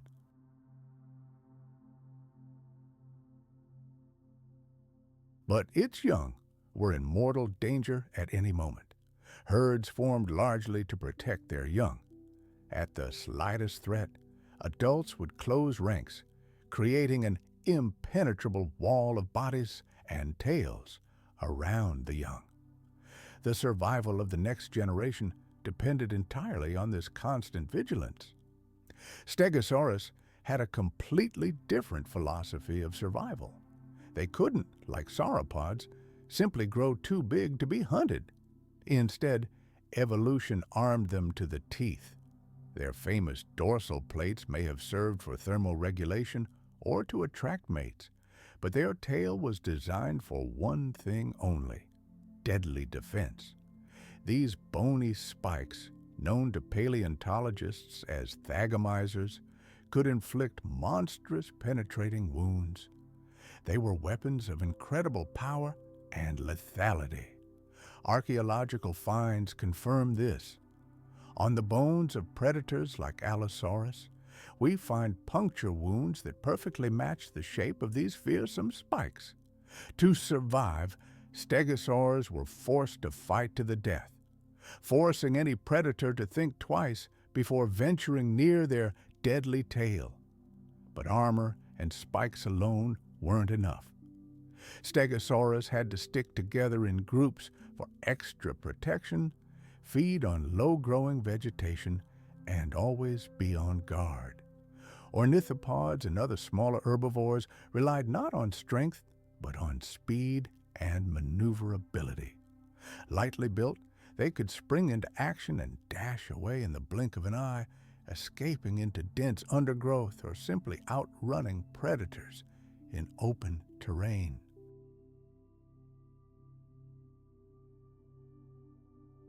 Many possessed phenomenally acute hearing and vision, allowing them to spot danger long before it approached. Their specialized beaks allowed them to feed on vegetation ignored by the giants, reducing competition for food. However, their lives were lived on a knife's edge. The slightest hesitation, one false step, a poorly chosen path, or separation from the herd could cost them their lives. These animals lived in a state of perpetual tension, and their survival depended directly on their ability to react with lightning speed to any threat. Predators, in turn, faced enormous challenges. Apex predators like Allosaurus fragilis were at the top of the food chain, but even they couldn't blindly pounce on any prey. An adult sauropod could reduce them to bone pulp with a single blow of its tail or foot. A stegosaurus's tail could impale them. Even a herd of small herbivores working together could trample an unwary hunter. Every hunt required a carefully considered strategy, perfect timing, and, of course, a fair amount of luck. Fossil remains of predators eloquently testify to the high price they paid for failure. Broken ribs, bitten limbs, and severe bone infections all were commonplace in their brutal world. For predators, the balance between hunger and risk was as delicate as for their prey. Every animal faced an eternal dilemma: risk everything for food or die of starvation. Every hunt could be their last.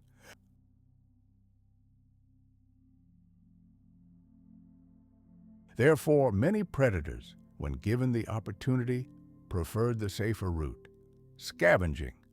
The remains of animals killed by floods, disease, or abandoned by other more successful hunters were an invaluable resource. Eating carrion minimized the risk of injury, but it also generated fierce competition. Several large predators could converge on a single carcass, and then they would use their teeth and claws to fight each other. Small scavengers, such as primitive mammals, insects, or small theropods, scurried around, trying to snatch a piece while the giants squabbled. In such moments, survival depended on a rigid hierarchy. Size, aggression, and superior numbers determined who would be fed and who would go home empty-handed. Insects also played a seemingly unnoticeable but critical role. Billions of them could strip a carcass clean in a matter of days, leaving only bare bones. They were the planet's primary caregivers, recycling organic matter, returning nutrients to the soil, and distributing spores and seeds. For tiny mammals, insects were a primary source of protein. But for giants, they were a true curse, a source of constant irritation, painful bites, and blood loss. Sometimes, survival meant smashing through swarms of midges or avoiding areas swarming with stinging insects. The tiniest inhabitants of this planet were as vital a factor in the great balance of life as the largest. And in the seas of the Jurassic Period, a different version of this eternal drama raged.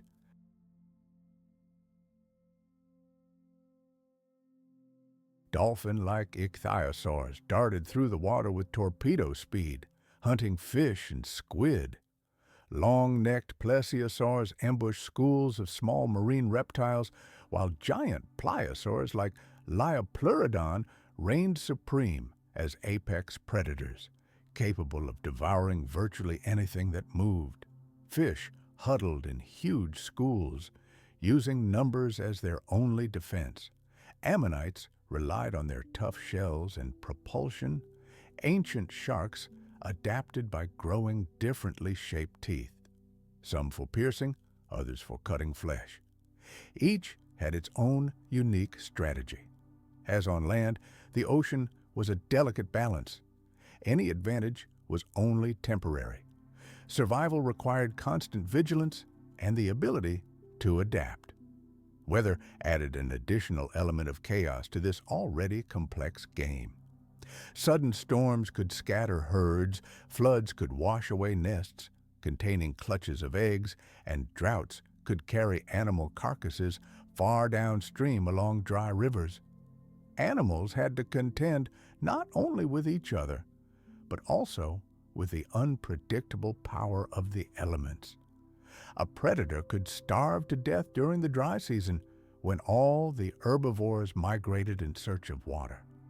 A herbivore could lose its entire offspring to a sudden flood, and a tiny mammal could survive a hurricane only by hiding in its burrow for several days.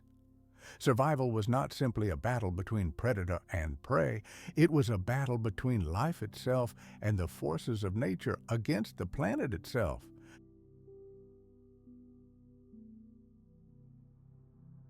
It is the fossil record that gives us a glimpse into this epic struggle.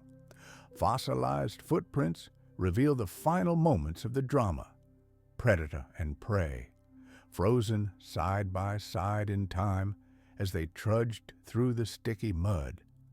Entire bone beds tell stories of herds that perished together, perhaps caught unawares by a flood or succumbed to drought.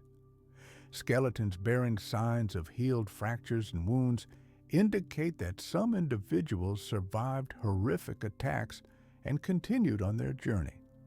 Other bones, bearing traces of fatal injuries, tell of the battle's fatal outcome.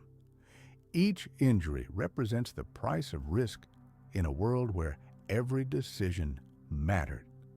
Each fossil is a chapter in the grand story of evolution, a reminder of the delicate balance and that survival was never easy. Even social bonds and complex interactions within species were part of this equation, shaping behavior.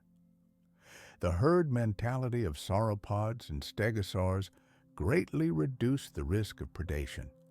Perhaps cooperative hunting, or at least communal feeding at a single carcass, helped Allosaurus overcome larger and more dangerous prey. Communication through sounds, visual signals, or specific movements allowed for the coordination of the entire group. A herd, moving as a single organism, could completely disrupt a predator's tactics.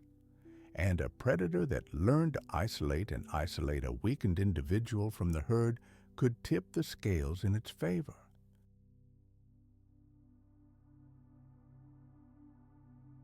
Each of these scenes is not just a moment in life. It is the embodiment of the very principle of survival, where hunter and prey are eternally locked in a deadly dance. What's striking about the Jurassic is how stable this natural balance remained for tens of millions of years. Of course, new species emerged, and some, unable to withstand the competition, disappeared forever. But the very structure of this world, based on the relationship between predator and prey, remained virtually unshakable. Plant life provided food for the herbivorous giants, who in turn became a source of energy for the carnivorous predators. Scavengers scavenged the remains of the feasts, and microorganisms completed this great cycle, the cycle of life and death. Of course, the planet was not a peaceful place. Monstrous hurricanes, volcanic eruptions, and the slow but inexorable movement of continents constantly upset this balance. But life, with its incredible resilience, always found a way to recover. This balance was never perfect.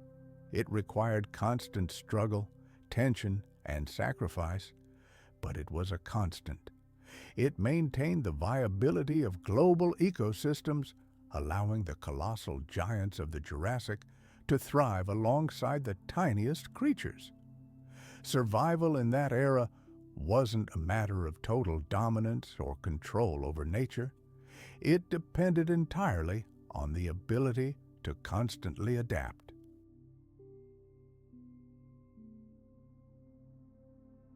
Every living creature, from the tiniest insect to the largest sauropod, obeyed the same unwritten laws: find food, avoid mortal danger, leave offspring, and pass on to them those traits that would give the next generation a chance. This was the path to the equilibrium of the Jurassic. And essentially, this same equilibrium, albeit in completely different forms, but with the same inviolable logic, persists on Earth today. When we reflect on the Jurassic Period, we often forget how fragile life truly is and how persistently it continually seeks new paths to stability. Everything we know about this long-gone past is based on traces preserved in stone for millions of years. The animals, plants, and even the landscapes that existed then are long gone. However, their remains, their footprints, their stone shadows remain, allowing us today, like detectives, to reconstruct a picture of that world. Fossils are more than just bones gathering dust in museum display cases. They are true testaments to life, death, habits, and the environment, sealed in the geological record for millions of years. These stone messages allow us to peer into the deep past and imagine what our planet looked like and how its amazing inhabitants lived. The most recognizable and impressive fossils are undoubtedly the bones of dinosaurs, often gigantic and full of hidden drama. When we see the complete skeleton of such a creature in a museum, our imagination completes the picture.